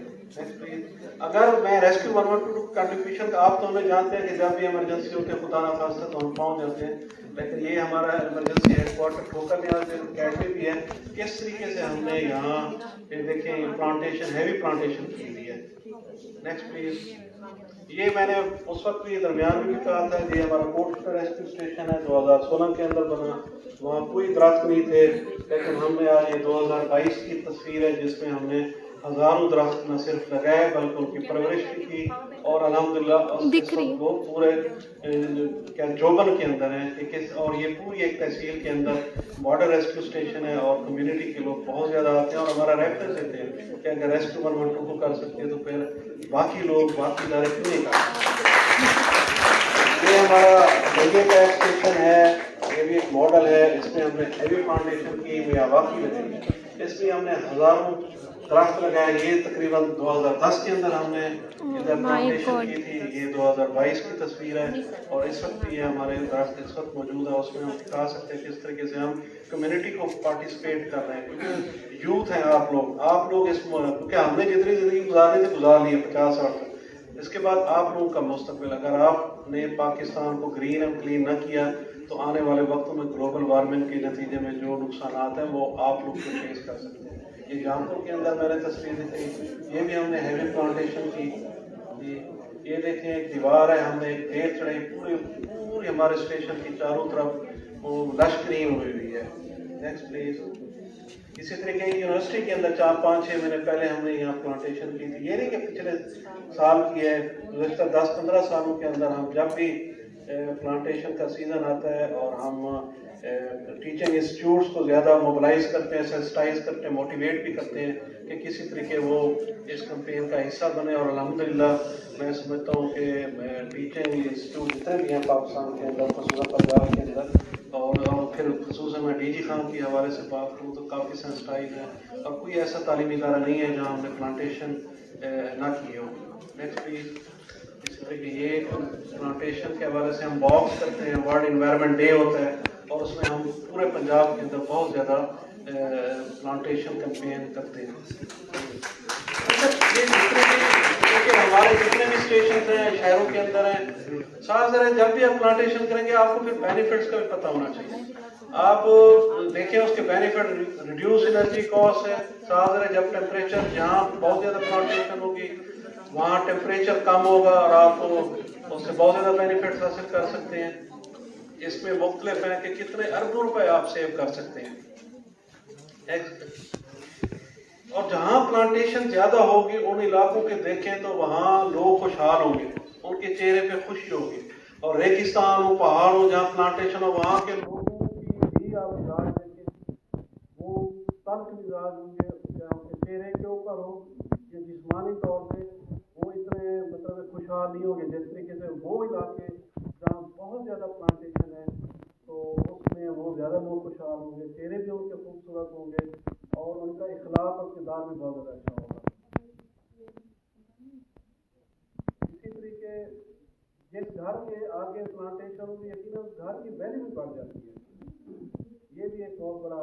इसी तरीके जो डिक्रीज रन ऑफ है, खसूसन हमारा जो इलाका फ्लड एरिया है, अगर हम दरिया के बैंक के साथ बहुत ज़्यादा हैवी प्लांटेशन करते तो यकीनन पानी के फ्लो को कम करेगा। अगर हेल टॉरेंट जैसे 2022 के अंदर या 2010 के अंदर अगर हमने वहाँ उनके रूम के अंदर क्या वाटर चैनल के अंदर बहुत होती तो यकीनन वो प्लांट्स रेजिस्ट करते और वो अपने चैनल से पानी बाहर ना आता, और जो 2010 के अंदर और 2022 के अंदर हेल टॉरेंट्स की वजह से जो नुकसान हुआ इकानमी पे खसूसन वो शायद ना हो। लेकिन ये कि अब लोग अल्हम्दुलिल्लाह कर रहे हैं। जो अब क्लाइमेट चेंज है उसका हल क्या है, वही है प्लांट ए ट्री। जब तक आप प्लांट्स नहीं लगाएंगे, इसका क्रक्स ही यही है। बाकी change in light, drive less, आप पैदल चलें, साइकिलिंग को ज़्यादा करें, गाड़ियाँ कम इस्तेमाल करें, फर्ज करें हम ये चीज़ें ना भी करें तो प्लांट जो है ना, और इसमें लिखा हुआ है तकरीबन 1 ton of carbon dioxide over lifetime वो एब्जॉर्ब करता है एक दरख्त। अगर हम यहाँ अरबों दरख्त लगाएं तो अरबों टन जो है ये ग्रीन हाउस जो गैसेज हैं उसको ये हमारे दरख्त एब्जॉर्ब कर सकते हैं। बाकी एक्शन हम ना भी लें, सिंपल अगर हर बंदा ट्री लगाए, हर इदारा ट्री लगाए, कम्युनिटी ट्री लगाए तो मेरे ख्याल के अंदर हम जो अपना एक हिस्सा है ग्लोबल वार्मिंग को कम करने में और क्लाइमेट चेंज करने में, तो और ये बड़ा आसान है। ये नहीं कि जब हमने 2007 के अंदर एक तहरीक चली, जब स्टेशन हमारे बने, कंक्रीट की बिल्डिंग्स हैं, दिल नहीं चाहता था तो मैंने सोचा अपने लड़कों को इन्वॉल्व किया और हमने कहा जी इसको रहने के काबिल बनाया, ठीक है ये बिल्डिंग तो बन गई है, तो हमने ग्रीनरी की, फिर कम्युनिटी को इन्वॉल्व किया। इस तरीके से ना स्टूडेंट भी सब आ रहे हैं जो कर रहे होते हैं। जैसी तहरीक सरकारी लेवल पे हुई पिछले रजीम ने की, बाद में गवर्नमेंट ऑफ पंजाब ने भी ग्रीन एंड क्लीन पंजाब के हवाले से जिस तरीके से डॉक्टर इमरान साहब की प्रेजेंटेशन थी, गवर्नमेंट ऑफ पंजाब पूरे पाकिस्तान के अंदर पहले नंबर पे है जिन्होंने बहुत ज्यादा इनिशिएटिव लिया। बाद में आपने देखा सिंध के अंदर मैंग्रोव्स इसलिए तो को ग्रो किया गया क्योंकि साहिल था, और अक्सर वक्तन फवक्तन हम सुनते भी रहते हैं कि खुदा ना खास्ता वो समंदर के अंदर अर्थक्वेक का सुनामी का खतरा है, तो उसका बेहतरीन जो और बिलावल भुट्टो साहब से पहली दफ़ा जो मैंने मियावाकी का वर्ड सुना था आज से 4-5 साल पहले, उन्होंने कहा था हम अर्बन फॉरेस्टेशन कर रहे हैं कराची के अंदर ताकि कराची को हम महफूज कर सके, खुदा न खास्ता अगर सुनामी की सूरत में समंदर के अंदर सुनामी अगर आता है तो उन्होंने प्रैक्टिकली करके दिखाया। जितने भी हमारे समंदर के करीब शहर हैं, कराची है, खट्टा है, बदीन है, गाँव में रोज़ को उन्होंने कामयाबी के साथ वो प्रोजेक्ट मुकम्मल किया है। इसके अलावा और बहुत ज़्यादा प्लांटेशन के हवाले से इनिशिएटिव लिए है और पंजाब के अंदर खैबर पख्तूनख्वा के अंदर, लेकिन यह है कि थोड़ा सा बलूचिस्तान के अंदर नहीं है। लेकिन अगर वहाँ भी अगर इसी तरीके से लोग सेंसिटाइज हो जाए, इदारे हो जाए, मेरे ख्याल में वहाँ भी फ्लड और जो ड्राउट है वो काफ़ी हद तक काम किया जा सकता है। जी नेक्स्ट। तो ये बड़ी मेरी मुख्तसर सी थी, लेकिन उसका क्रक्स वही है कि जैसे कायदे आज़म रहमतुल्लाह अलैह ने कहा था कि काम काम और काम, तो मैं यही कहूँगा कि प्लांटेशन प्लांटेशन एंड प्लांटेशन, क्योंकि ये सबका इजाज़ है।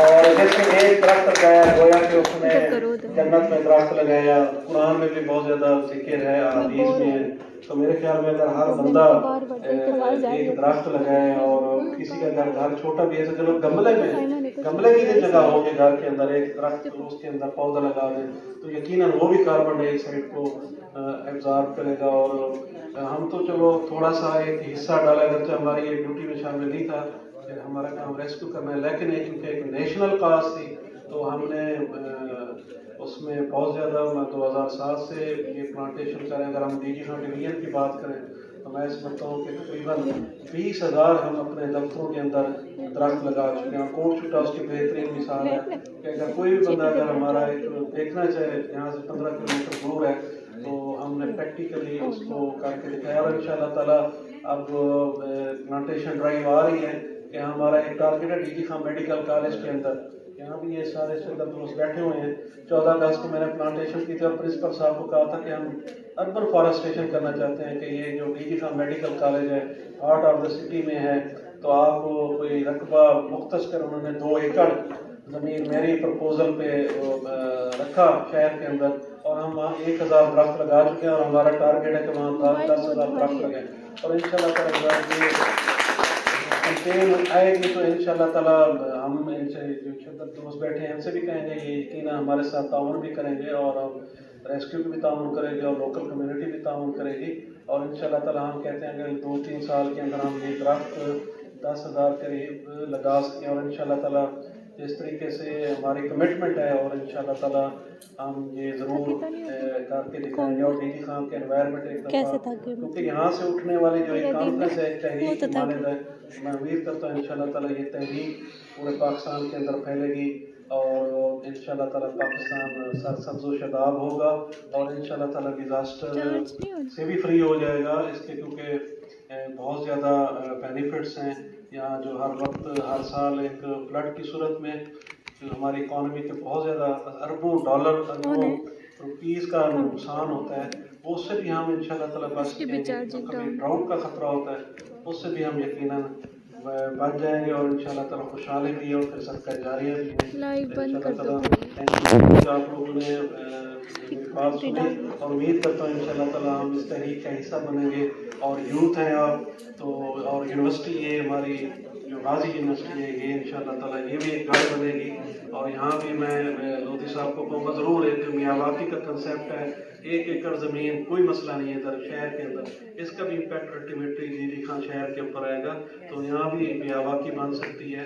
इनका तो एक बहुत बड़ा कंसेप्ट है, इसका कोई इशारा नहीं कर रहा है ये कि अर्बन फॉरेस्टेशन पे ज़्यादा फोकस है। तो मेरे ख्याल में DG खान शहर के अंदर DG खान मेडिकल कॉलेज है, काफ़ी रकबा है, ये गाजी यूनिवर्सिटी है तो मेरे ख्याल में एक मुख्तस मियावाकी के लिए 1 एकड़ के अंदर तकरीबन 5,000 दरख्त लगाए जा सकते हैं। और मियावाकी का भी आपको पता है कि एक मसनूई जंगल होता है जो इंसान ही उगाते हैं और मुख्तलिफ किस्म के दरख्त सायादार फलदार फूलदार दरख्त इसमें लगाए जाते हैं ताकि इकोसिस्टम की भी बहाली हो। यकीनन जब ये दरख्त लगेंगे तो फिर चरिंद परिंद जैसे मैंने जितने शजर बैठे हुए हैं तो गुजरावाला वाले बता रहे थे कि किस तरीके से परिंदे आ गए और यकीनन वो भी हमारे लिए दुआ करें। मक्खियाँ शायद की हैं पता नहीं क्या क्या और हालात बेहतर हो जाएंगे, इंशाल्लाह डीजी खान का एनवायरनमेंट भी बेहतर हो जाएगा, इंशाल्लाह डीजी खान की लीड करेंगे। आपने कुछ सवाल करने जी, आपने अर्बन फॉरेस्ट के हवाले से बात की है, तो जो अर्बन फॉरेस्ट आप लगाने के लिए जा रहे हैं उसमें इंशाल्लाह एक गाड़ी हम पौधों की देंगे। इसी तरह अगर लाहौर जाती है उसका है ना, उसे बता रही हूँ डाउन होगा, आमतौर पर खाली आ रही होती है, तो इसके बाद कहाँ आ रही है, भी आपके 1122 कोई की बात बिल्डिंग के लिए आपको जितने पौधों की जरूरत होगी वो मैं देने के लिए। Thank you very much, thank you very much. Ghulam साहब, ये हमारे लिए आप ऐसा ऐलान कब एक गाड़ी जी इंशाल्लाह मैं कराची में पिछले साल देना चाह रहा था, लेकिन मुझे कोई प्रॉपर इस तरह का वो नेटवर्क ना मिल सका, तो मैं वो गाड़ी औस्ता मोहम्मद बलोचिस्तान के लिए मैंने भेज दी थी, तो इंशाल्लाह वो गाड़ी इस साल अपने पैर पे ये होता है।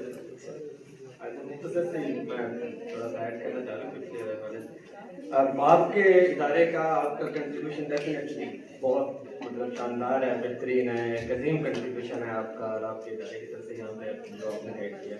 लेकिन जहाँ तक आप मतलब जो बता रहे हैं, ये कह रहे हैं कि सस्टेनेबल डेवलपमेंट गोल में 125 नंबर है, उसका अल्हम्दुलिल्लाह ना कि उससे बड़ी जो है वो बेहतरी की गुंजाइश है, ये अल्हम्दुलिल्लाह वाला नंबर नहीं है अभी, ठीक है। ये इन एम्स के साथ हम इससे बेहतर होंगे तो।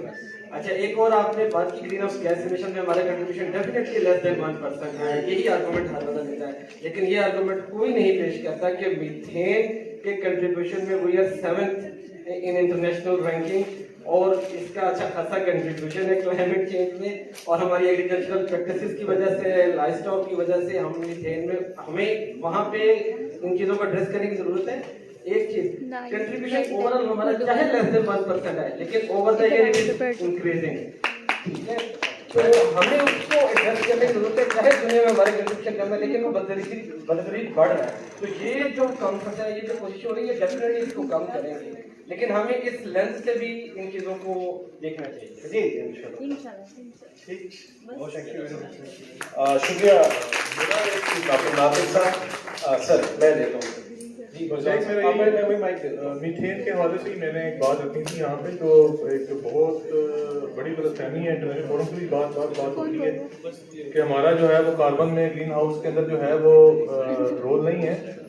तो ये बात जो थी वो मतलब मैंने वेब में भी देखी है कि वहाँ जिन्होंने भी ये बात की गई, तो आगे से जवाब यही आया कि आपका 7वां नंबर है मीथेन इमिशंस के अंदर, और मीथेन जो है वो अराउंड आई थिंक 72 टाइम्स ज्यादा जो है वो खतरनाक गैस है कार्बन डाइऑक्साइड से when it comes to global warming. और हमारा जो एक एग्रीकल्चरल प्रैक्टिसेस हैं उसने तबाही फेर रखी है, एक बात। दूसरी बात ये कि हमारी सकत भी नहीं है ना कि जब वो कार्बन हम कहते हैं कि पहला कॉन्ट्रीब्यूशन चाइना का या इंडिया का या अमेरिका का है, तो दुनिया की पहली दूसरी तीसरी बड़ी इकोनॉमिक पावर्स भी हैं और पानी भी लूट भी करते हैं, तो वो है। तो हम लोग तो बहुत छोटा सा मुल्क है, तो हम अपनी हैसियत औकात से बहुत बढ़ के जो है वो तबाही फेर रहे हैं when it comes to methane. मतलब हमारा 7वां रैंक है और इकोनॉमी शायद हमारी जो है वो 27 से भी गिफ्ट नहीं करती, अगर मैं गलत नहीं हूँ तो। पानी को लूट करने में कितने नंबर पे हैं? मतलब वो जितनी एक हैसियत हमारी है उसमें बहुत तबाही फेर रहे हैं। थैंक यू जी, बहुत शुक्रिया। और मजीद कोई स्टूडेंट्स की तरफ से कोई क्वेश्चन, कोई आइडिया, कोई इनपुट? जी मेहदी, ताहिर मेहदी हमारे एक्टिव टीम मेंबर हैं हमारी economic society for global south के नाम से हमारे डिपार्टमेंट की स्टूडेंट सोसाइटी है, इसका नाम हमने रखा है economic society for global south.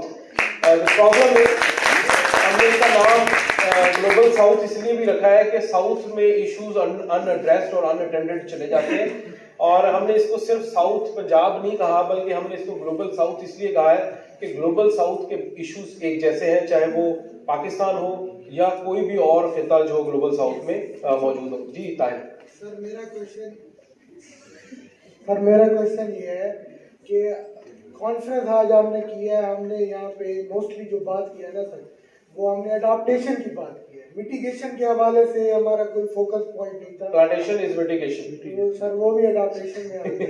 वो उसमें सर ये है कि प्लांटेशन भी तो कार्बन की जो सिंक होल्स है ना जो हम बनाते हैं, वो भी एक लिमिटेड पॉइंट पे आके वो जब कार्बन इकट्ठा हो जाता है तो वो सिंक होल श्रिंक होना शुरू हो जाते हैं वो इतनी कार्बन एब्जॉर्ब नहीं करते।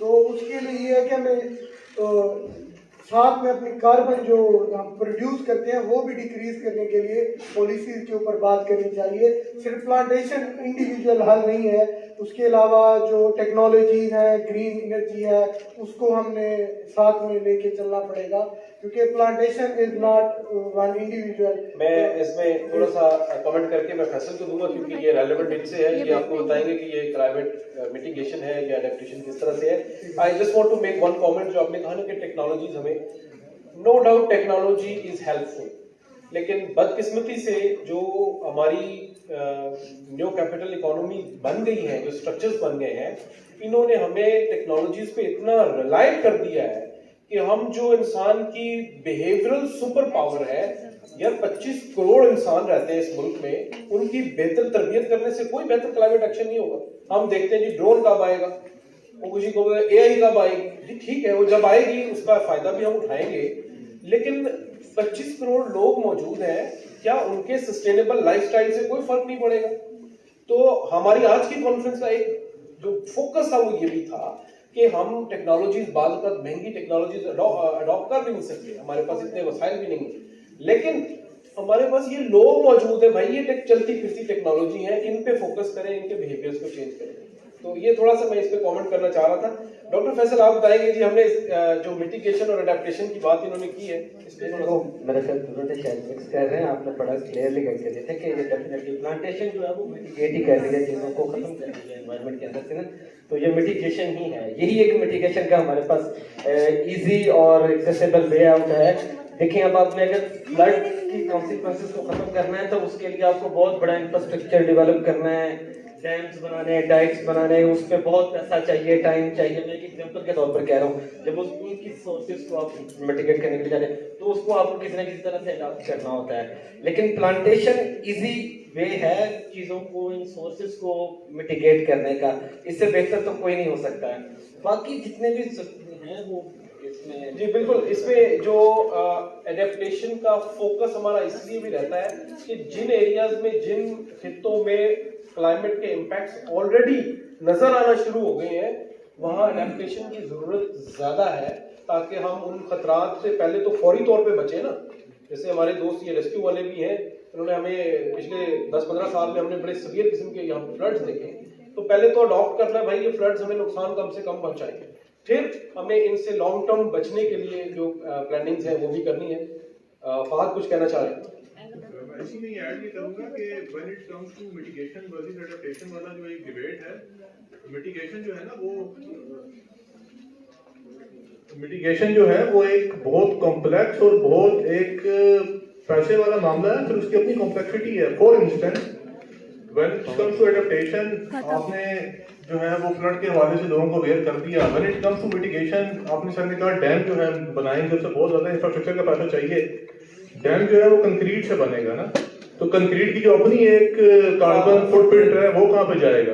व्हेन इट कम्स टू वो जो बाहर दुनिया में से बात चल रही है जी, ग्रीन ट्रांसफॉर्मेशन की तरफ आप चले जाएं, ग्रीन एनर्जी की तरफ चले जाएं, हम इस व्हीकलर जो हमारे इमिशन है इससे हम निकलेंगे कार्बन से, तो जो इटसेल्फ जो इलेक्ट्रिसिटी प्रोड्यूस होगी उसको चलाने के लिए, व्हीकल को चलाने के लिए, तो वो कहाँ से, उसका सोर्स क्या है? जैसे आपको पता होगा ना, इस्लामाबाद में बहुत बड़ा स्कैंडल आया था कि इन्होंने गवर्नमेंट ने दुनिया को दिखाने के लिए कि जी हमने जो है ईवी पे हम लेके आ गए, इलेक्ट्रिक पावर व्हीकल से हम लेके आ गए, उसका सोर्स डीजल था, और डीजल से बिजली बना के जो है दुनिया को दिखा रहे थे कि जनाब अभी हम देखें वो हम तो ग्रीन एनर्जी की तरफ देखें, और समवन रोड पे यार ये जो आप जिस बिजली पैदा कर रहे हो ये तो मतलब सोच देखो ना, डीजल जला के जो है वो कर रहे हो। तो नो डाउट ये कॉम्प्लेक्स रियलिटीज हैं क्लाइमेट से रिलेटेड, लेकिन ये तभी आएंगी जब हम लर्न करेंगे। हमारे लिए सबसे बड़ा चैलेंज इस वक्त ये है कि हम जो क्लाइमेट फिनोमेना इंटरनेशनली अभी तक हमें रिपोर्टिंग ही नहीं आती, हमारे मुल्क में अभी तक भी मिनिस्ट्री की भी कैपेसिटी पूरी नहीं है कि जो इंटरनेशनल रिपोर्टिंग सिस्टम है उसको हम प्रॉपरली रिपोर्ट कर सकें। करना चाह रहा था, देखिए पहले भी डेवलपमेंट से भी बात हुई, हमारा मसला ये है कि हम डोनर ड्रिवन पॉलिसीज जो है ना वो ऑपरेट कर रहे हैं, वो भी उस वक्त वर्ल्ड बैंक की पॉलिसी की तरफ शिफ्ट करके कि यहाँ पे, और वो कह रहे हैं कि भाई हाउस होल्ड वर्ल्ड बैंक का मतलब जो आर्गूमेंट है वो ये है कि जनाब हाउस होल्ड कुकिंग मेथड जो है वो हमारे ठीक नहीं है, उनसे एमिशन ज़्यादा और बेटा ठीक है लेकिन उनका कंट्रीब्यूशन इतना नहीं है जितना वो उसको बड़ा करके पेश कर रहे हैं, ठीक है। तो रीन्यूएबल एनर्जी का पोटेंशियल हमारे यहाँ बहुत मौजूद है, हम उनकी तरफ नहीं जा रहे ना, ये डोनर ड्रिवन मैकेनिज्म है कि जनाब आप ईवी की तरफ चले जाएं और जैसे तरह से चले जाएं। रीन्यूएबल एनर्जी का पोटेंशियल हमारे यहाँ देखिए लाइफ स्टॉक से हम कितनी और चीज़ें उसके से प्रोड्यूस कर सकते हैं या उसको यूटिलाइज बायोगैस पे काम नहीं हो रहा हमारा बिल्कुल भी, वेस्ट का है। गवर्नमेंट पैसा लगाने पे तैयार नहीं है, वो जिनसे पैसे लेते हैं वो उनकी कही गई पॉलिसियों में लगाया जाता है। छोटा सा यहाँ पे इसी पॉइंट पे ना, अभी जिस हॉल में हम बैठे हुए हैं, इस हॉल में देखिए दीवारों पे पर्दे लगे हुए, खिड़कियों पे और ऊपर लाइटें जल रही हैं। हमारे पास यहाँ पे जगह का मसला नहीं है, हमें उस सब चीजें जो आपने कहा ना, जो हम बिल्डिंग पहले बनाते हैं बाद में बत्ती लगाने, अभी अगर इसकी खिड़कियां हटा दें आगे से और इसका स्ट्रक्चर इस हॉल का इस तरह डिजाइन किया जाए कि दिन को, क्योंकि रात को तो चलाना नहीं है आपने, तो ये है वो सोच जिसकी तरफ हुई आप दोनों वाली बात करें ना। अगर हमने वापस अपना नेटिव जो हमारा विजडम है, नेटिव जो हम दरख्तों की बात करते हैं इसको नहीं, चाहे वो वाटर के ऊपर जाए, हम नेटिव के ऊपर जाए, अगर उस स्ट्रक्चर पर जाए, फ्यूचर की बिल्डिंग्स बने तो वो बिल्डिंग इस तरह डिजाइन हो कि हमें एसी की जरूरत ना पड़े। देखिए एसी लगेगा 4 इसके अंदर, ठीक है। आज अगर आप 1.5 फुट की मोटी दीवार लगाएं इधर, छत को आप 14 फुट पे ले जाएं, इसका स्ट्रक्चर इतना हवादार बनाएं जो कि गोरे ने बनाया था, तो आपको ना एसी की जरूरत है ना दिन को रोशनी की जरूरत है, वो चीजें चेंज करनी है जो कि उस तरफ जाएगी। कंजर्वेशन बिल्डिंग कोड्स जो हैं वो उन पे अब काम हुआ है, ये भी हमारा मतलब हमारे यहाँ देखिए फैसल से कह रहे हैं, प्रॉब्लम ये है कि ये गवर्नमेंट सेक्टर का वो है। मैं एक वेस्ट मैनेजमेंट कंपनी के बोर्ड में था, तो मैंने उन्हें कहा, एक 2 मिनट लेता हूँ इस वाकया सुनाने पे आपको, कि जी हम एक कैंपेन करते हैं, आप इतना बड़ा काम कर रहे हैं, हम एक कैंपेन करते हैं कि यहाँ पे कितनी, यानी हमने अंदाजा लगाया कि तकरीबन 5000 प्लस ऐसी मदर्स हैं डीजी खान में जिनके एटलीस्ट 2 बेबीज जो है वो डायपर एज के। तो हमने एक अंदाजा लगाया कि जी 5000 मदर्स, 2 बच्चे और एक बच्चा कम से कम 4 डायपर डेली यूज कर रहा है, तो ये 40 और ये कुछ 40,000 डायपर डेली। और जब उसको हमने देखा कि ये 1 महीने का इसको कंपाइल करके देखें तो ये हॉल भर जाता था, इतना। तो मैंने कहा कि अगर हम मदर्स को उनकी इंटरवेंशन पे काम करें कि उनको थोड़ा सा ये सिखा पाए कि एक तो ये आपके बच्चे के लिए बेहतर है, दूसरा साइंस ये कहती है कि बच्चा 8 महीने में जो है वो उसकी पॉटी ट्रेनिंग हो सकती है, तो आप 8 ना करें, आप साल कर लें। तो इमेजिन कि उसका इम्पैक्ट क्या होगा अगर हमारी वो मदर्स वो ट्रेन हो जाए उसके लिए, तो डेली हम 40,000 डायपर स्किप कर रहे होंगे, और सिर्फ उसके वेस्ट इशू नहीं रिजॉल्व हो रहा होगा, बल्कि उसकी जो प्रोडक्शन में एमिशंस आगे हो रही है वो भी रिड्यूस होंगी। तो मुझे जो वहां पे जवाब मिला, उन्होंने कहा जी कि प्रॉब्लम ये है कि कैंपेन्स वगैरह जो है ना, ये हमारी प्रोक्योरमेंट के अंदर आती नहीं है, इस पे ऑडिट वगैरह लग जाता है, इसको जस्टिफाई करना बड़ा मुश्किल है। तो ये गवर्नेंस के हमारे जो इश्यूज हैं, ये भी, इनको भी चेंज होने वाला है। इसमें उम्मीद है कि जो गवर्नमेंट के करता धरता है वो अल्लाह करे ये पीछे जो बैठे हैं इसको सरकारी अफसर बने, वो ये बात सुने इसको। चलिए, मेरा ख्याल है हम चाय रेडी है, क्वेश्चन है जी, जल्दी करिए।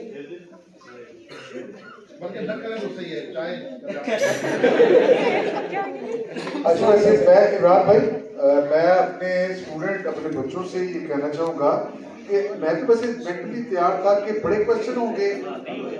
अब आपने यानी मेरा ख्याल है 1% भी क्वेश्चन नहीं किए, तो प्लीज नहीं, आप क्वेश्चन कीजिए, हम आपसे सीखेंगे, शायद हम भी आपको कुछ सिखा सकें, तो आप जरूर क्वेश्चन कीजिए। जी जी, बारी बारी। हाँ जी, आपने क्वेश्चन करना? जी जी प्लीज। सर, मेरा नाम जुनैद है, सोशियोलॉजी डिपार्टमेंट से। बेसिकली मेरे 2 क्वेश्चन हैं। एक तो ये है कि इंडिविजुअल बेसिस पे बहुत वर्क हो रहे हैं, यहाँ पे गया साहब बैठे हैं और खास यूनिवर्सिटी कर रही है, मगर कोई यहाँ पे शजर दोस्त लोग बैठे हैं, कोई ऐसा बिल या कानून पास कराया जाएगा असेंबली से कि हर बंदा जो है वो 2 प्लांट कंपल्सरी कर दिया जाए कि वो प्लांट करे, या इस तरह किया जा सकता है। अगर बिल फिलहाल लाना मतलब नहीं हो सकता, तो यहाँ पे स्टूडेंट जो हैं यूनिवर्सिटीज़ और कॉलेजेस, इनका बड़ा रोल है इस चीज़ में।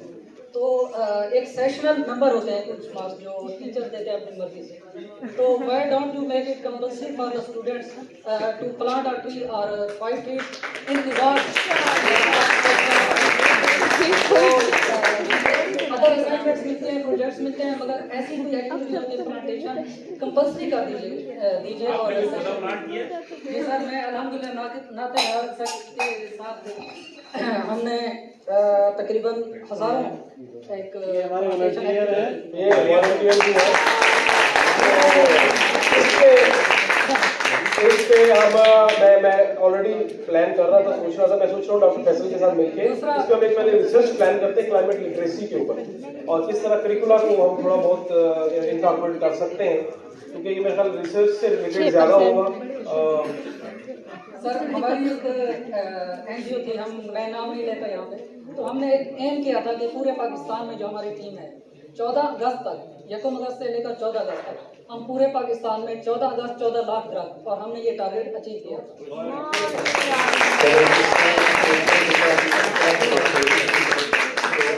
करिकुलर के अंदर इंट्रोडक्शन टू एनवायरनमेंट के हवाले से कोर्सेज शामिल हैं जो तकरीबन तमाम स्टूडेंट्स पढ़ते हैं। तो इस सेमेस्टर के अंदर हम उनके जो रजिस्ट्रेशन करवानी है मैम की, रजिस्ट्रेशन करवानी है किसकी, कोर्स के अंदर उधर मैम के पास तकरीबन सारी यूनिवर्सिटी के स्टूडेंट ही पढ़ते हैं इंट्रोडक्शन टू एनवायरनमेंट।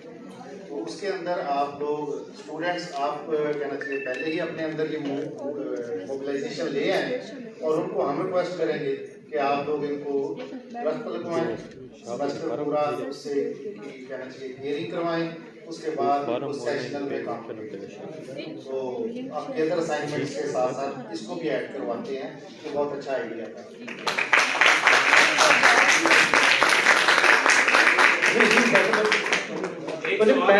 एक सवाल मैं आप लोगों से पूछूं?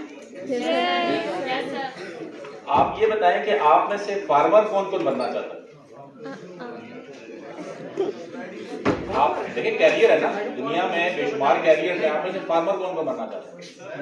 वो एग्रीकल्चर वाले ऐसा है, ये सिर्फ इकोनॉमिक्स वाले बैठे हैं। असल में ना देखिए, डॉक्टर की जरूरत महीने में कितने दफा हो सकती है?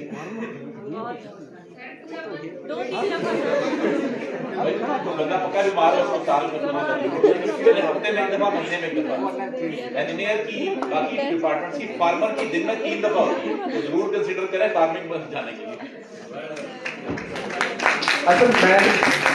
साथ साथ हम जो है मेरी जो टीम है economic society for global south, हमारे साथ अभी 2 स्पीकर्स हैं। आपको बीच में चाय आ रही है, जितने हम चाय जो है वो आती है हम उसका फ़ायदा उठाते हैं। जो हमारे दोस्त हैं आए हुए, इनके हाथों से हम अपनी टीम को जो उनकी शील्ड्स हैं वो दिलवाते हैं। शहाब आगे इधर, अच्छा चलें, आप जो अपनी जो टीम के मेंबर्स हैं उनको इधर आगे, एक बंदा मुझे कोऑर्डिनेट करना, आप आगे। मेरी प्रेसिडेंट सब 4 हैं तो आप देखें ना लेवल ऑफ कमिटमेंट। जी क्वेश्चन करते हैं अभी, वी आर हियर। कुछ दोस्तों ने जाना है तो उनके लिए हम जरा जल्दी कुछ चीजें कर रहे हैं, फिर बाकी चीजें हमारा प्रोग्राम आधा घंटा और चलेगा। 7-8 रोटियां चाय के लिए हम सारे थके हुए भी हैं, तो जरा एक चाय भी हो जाएगी, उससे फ्रेश भी हो जाएगी। गुरबती में क्या नहीं आई पाकिस्तान में 7 रोटियां खा ली। जी चाय आ गई है, चाय भी ले साथ साथ।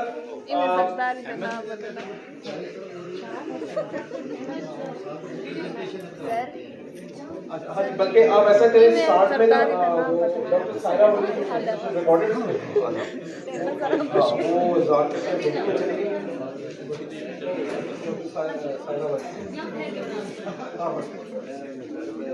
डॉक्टर सायरा हमारे साथ गेम कर रही थी जब हम बाहर चले गए थे, तो अभी उन्होंने हमें रिकॉर्डेड भेजी है, तो देर हम चाय पीते हैं उनकी वॉइस, और साथ में हम कुछ अपने जो टीम मेंबर्स हैं उनको अवार्ड्स भी देते हैं।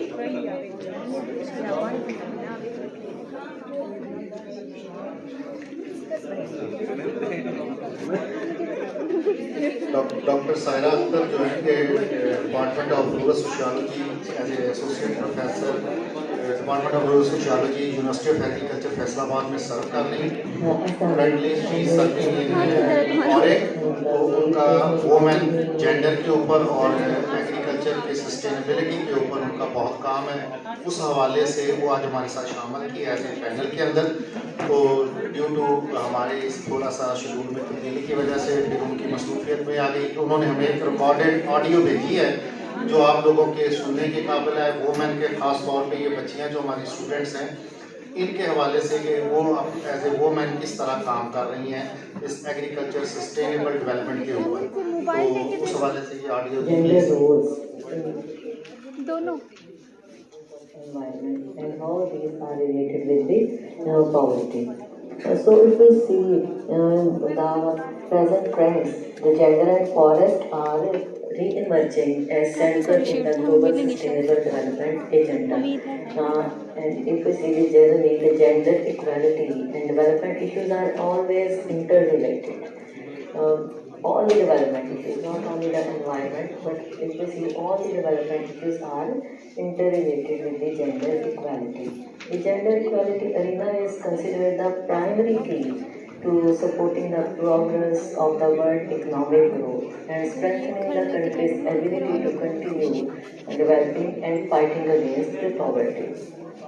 The success of the country's developments is mostly judged by the amount of participation and representation of the both gender, the men and the women, as the subjects of development.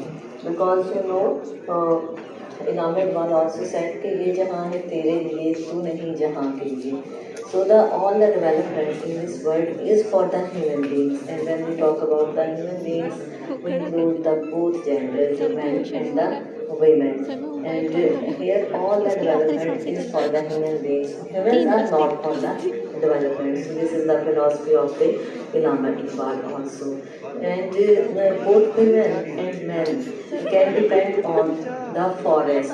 Shajar Dost means as we know the situation of the Pakistan, the trees are day by day decreasing, and mostly the people are cutting the forest and without growing the new trees.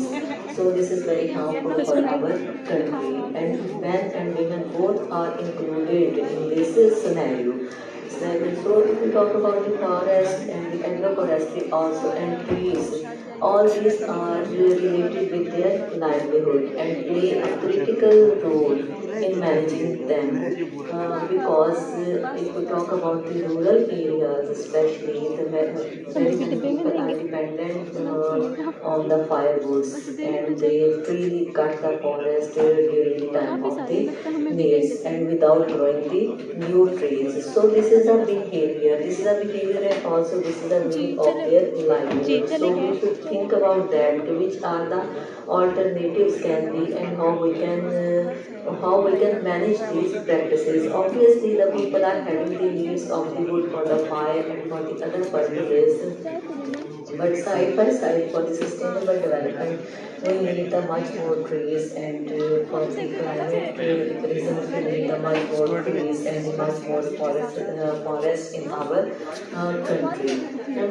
But even if we see there are significant inequalities in the roads, in the rights, and in the responsibilities of women and the men. In rural areas, the inequalities are reflected in the ways in which women and men participate in the decision making and in the benefits from the forest and the trees resources, and the experiences changes in the forest and tree-based landscapes. The forestry and agroforestry sectors has much to contribute to addressing the inequalities between women and men and empowering the disadvantaged women and men in ways that contribute to the sustainable rural landscapes. But you see, there are three things. The first is the decision making and the benefit. Who is getting more benefit from the trees and the forest, and who is making the decisions about all these things, and what the experiences are women getting from this, and what experiences the men are getting from this. So we need to see all this with the gender lens.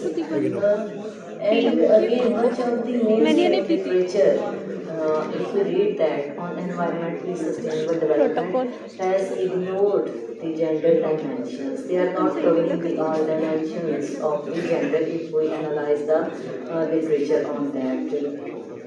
In the instances where there has been specific attention to women, they have been viewed as naturally privileged managers of environmental resources. Yes.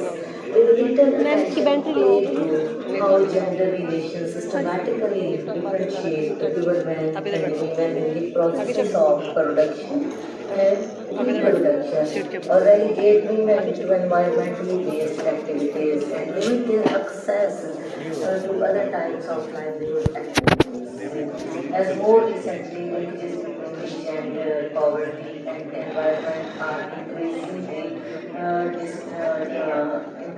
under the discussions, and it should be because, as I said, the women can do much more for the environmental sustainability and for the social forestry and for the forest also, and can contribute very well in the economy of the country. When we talk about the sustainability, I would not focus on the other pillars of the sustainability, but I would focus on the social sustainability, as the social sustainability is the most important pillar of the sustainable development. The social sustainability is a term used to refer to the social conditions necessary to support the environmental sustainability. I think take advantage of the presence of Mahmood Lohan, इन्होंने जाना भी है साथ में, तो ये साथ साथ आप भी सुनेंगे और साथ में कुछ दोस्तों की शीट्स रहती हैं, वो भी अपने शजर दोस्तों के हाथों से उनको दलवाते जाएंगे। तो इस हवाले से पहले हमारे साथ हमारे FGRF के नुमाइंदे दोस्त, आपसे गुजारिश है नाम मुझे दोबारा शहजाद तारी साहब, क्योंकि मेरी बात हुई थी आसिफ साहब से, तो मेरा उनके ओके भाई, इसकी बैटरी लो 1%। ये भी है। तो मसूद भाई आपसे गुजारिश है कि आपको हाँ भाई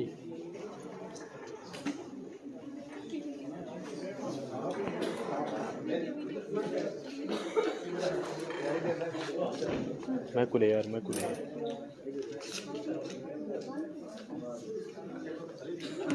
मोबाइल इसके अलावा खुद नहीं देना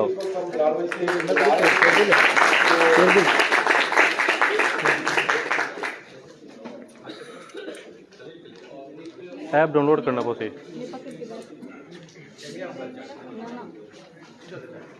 वीडियो बढ़ती पी है लाइव दादा पे